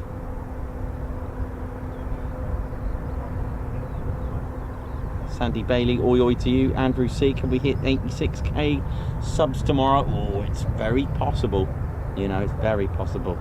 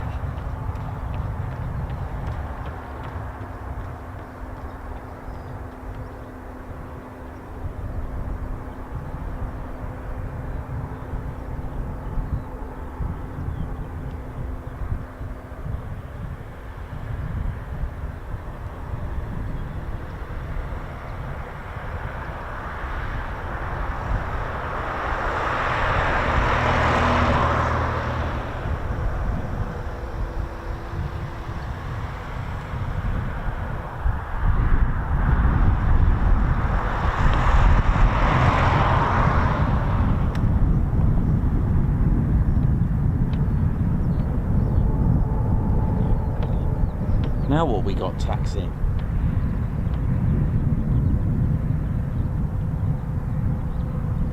You know it is.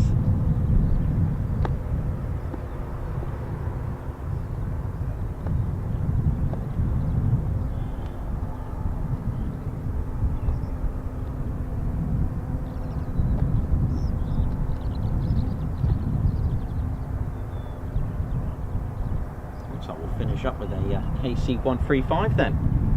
Why not?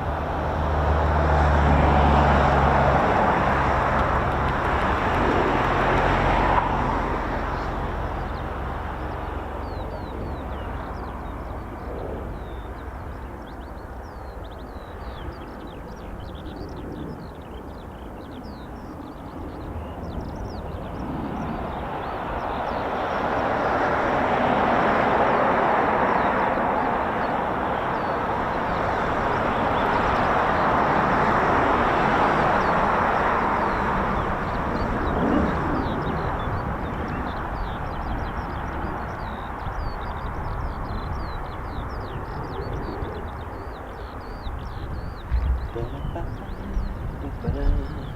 as we just come to the end of our show, we got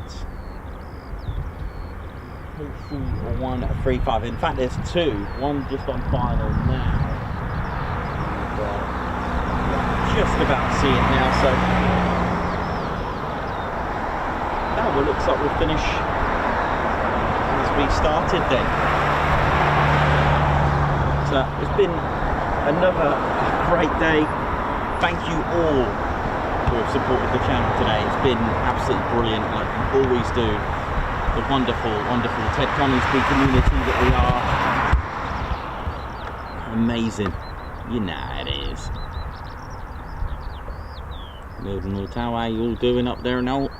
Don't forget, it's Lakenheath that actually manage both Mildenhall and Lakenheath themselves. Mildenhall is a 24-hour base. That's not to say there's no one in the actual Mildenhall Tower. They deal with the frequencies, dealing with operations and taxis, startups, ground runs, that kind of thing. And also the on a more mission side of things as well.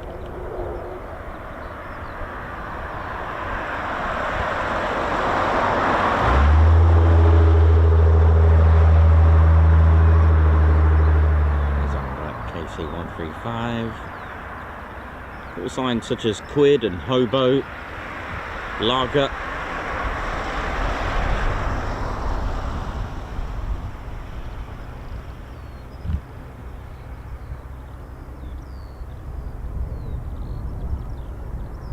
Just gone yeah, just coming up to, what time is it? 16:05. Yeah, I've just realised, where's my seconds gone? Ooh, my seconds have disappeared on my watch. I don't. Oh yeah, they've come back now. Oh, it's one of those. You don't look at it for a while. It's very clever, isn't it? 5 minutes past 4 here in the UK. Boy.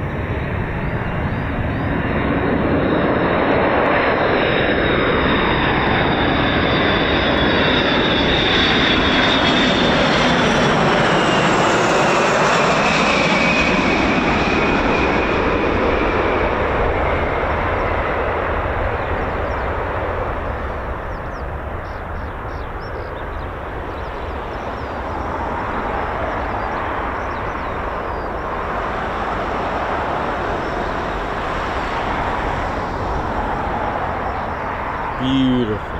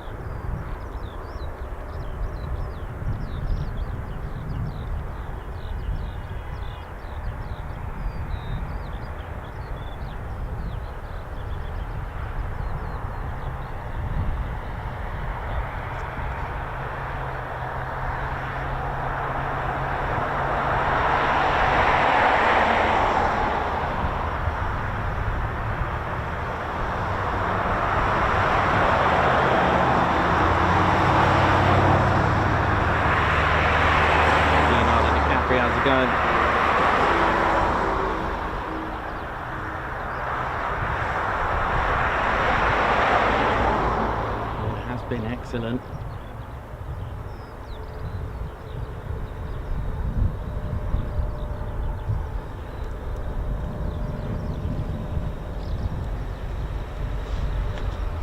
Today. How's it going? Yeah, not too bad. You're over here today then? Yeah, thought I'd mix it up, get the heavies in, innit? Fair enough. Yeah, you're alright. Yeah, not too bad, Jim. Any online?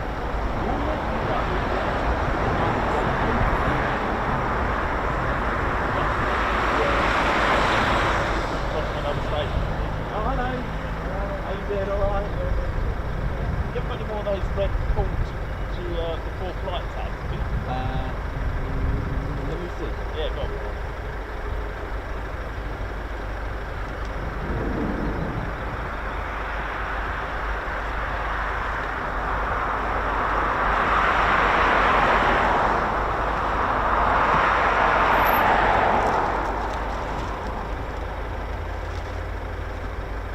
Got to send it.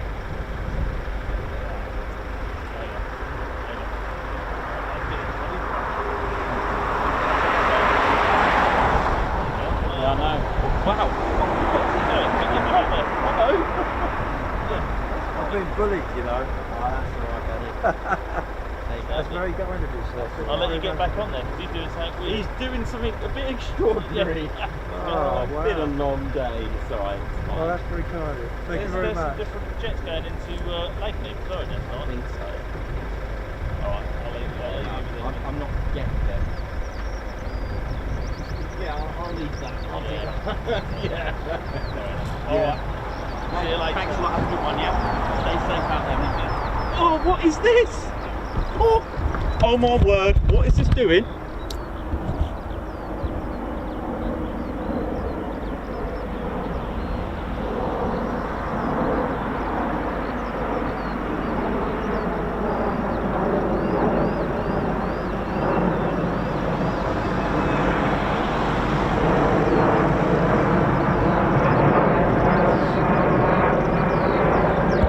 What was this?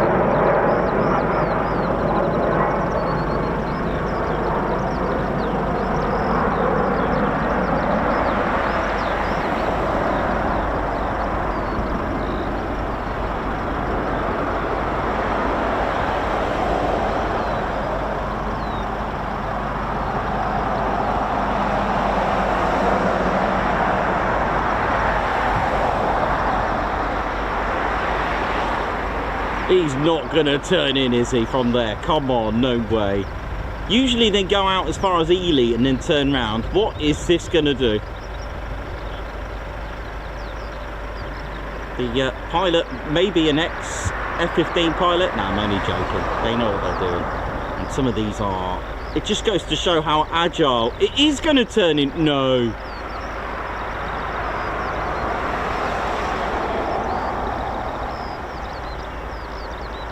Well, save the best till last.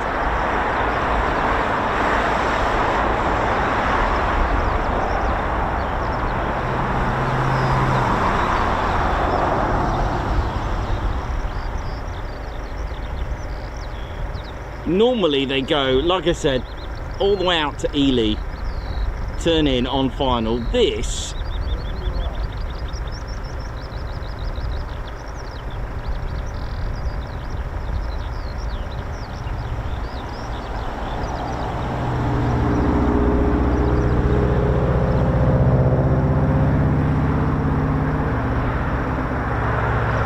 Oh.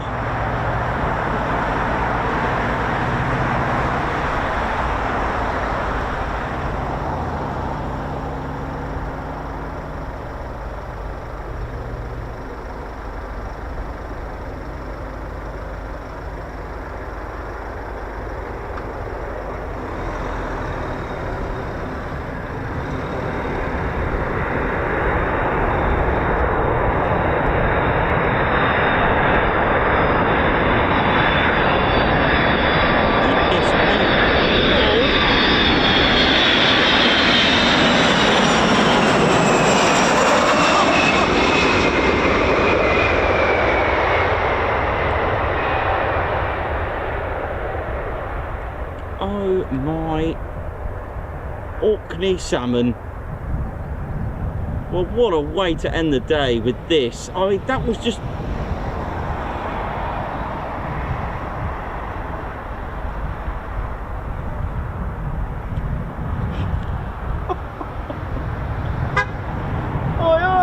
Oh my honey glazed, gold dusted salmon with a bit of samphire and caviar with that. Woo-hoo-hoo.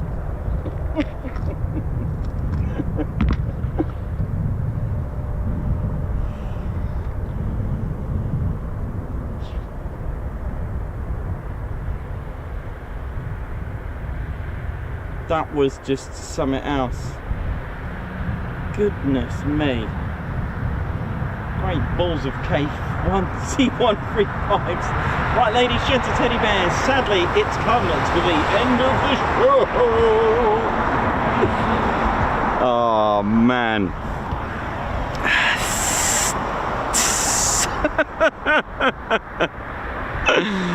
Oh, dear, oh, dear. That was just, what was that? In fact, as I was chatting to the guys there, it did this absolutely crazy turn here, and then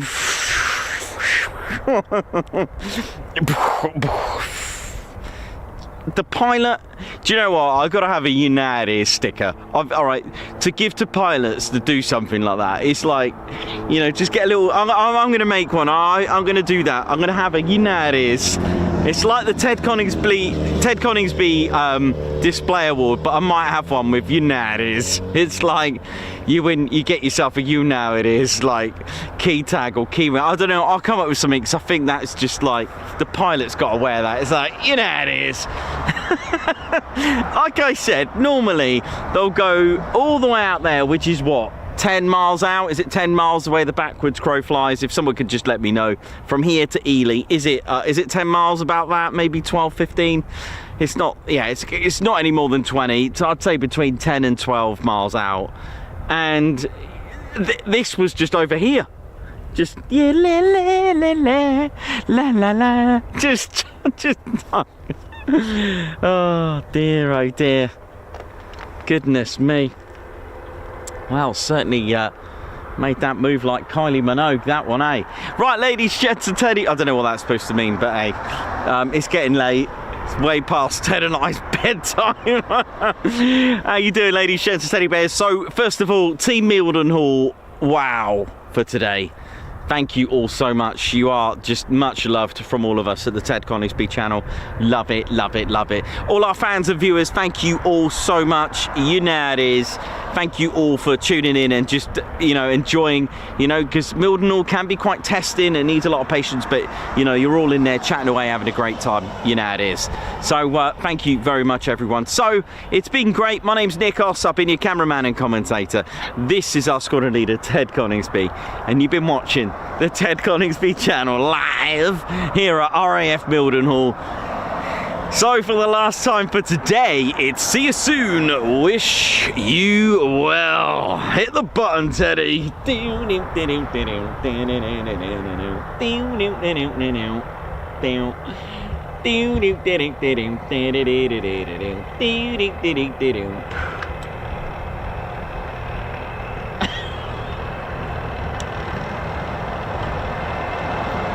Oh no, Teddy.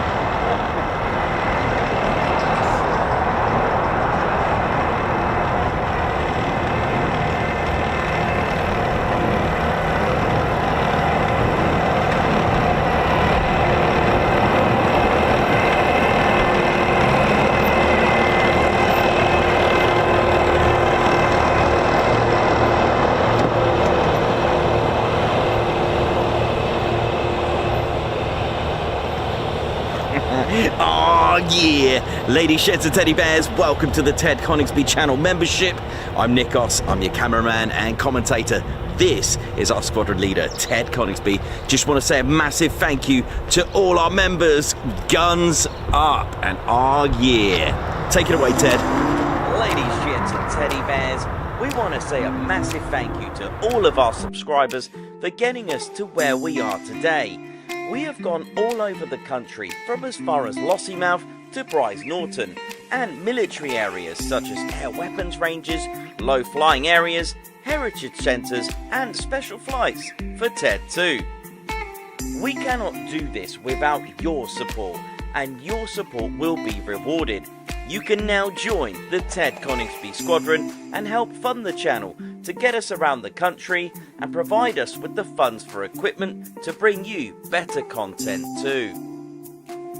We have 3 exciting membership levels with awesome YouTube perks to reward you back for your support. Our first level of membership is the Ted Coningsby Squadron. You'll get a loyalty badge on YouTube, unique TCS emojis that you can use on comments and live streams, members only videos which include behind the scenes, deleted scenes, sneak previews and also music videos that Ted likes to play the electric guitar on. You'll also get access to members only Discord server and discount on all of our Ted Coningsby merchandise. All of this for just $1.99 a month. Oh yeah. Our second level of membership is the Posh Officers Club. This includes all of the squadron perks, private Posh Officers Discord chat room, Posh Officers discounts on all of our Ted Coningsby merchandise, and the poshness of supporting the TCS even more. This is just £4.99 a month. Our third level was inspired by many of our fans who have been supporting the channel massively. So we'd love to reward you back with this, and our third level of membership is the Ted Coningsby Fighter Squadron. This gives you a more personal experience with me and Ted, with exclusive live streams and content. You'll get a free Ted Coningsby Fighter Squadron patch, a private Ted Coningsby Fighter Squadron Discord chat room, a gold colour Discord username, and a higher discount on all of our Ted Coningsby merchandise. All this for just $25.99 a month.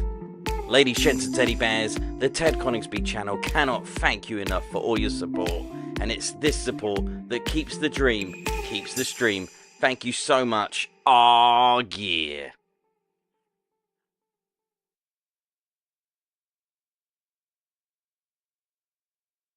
Right there, Golf India, Brize Norton, right into an 814.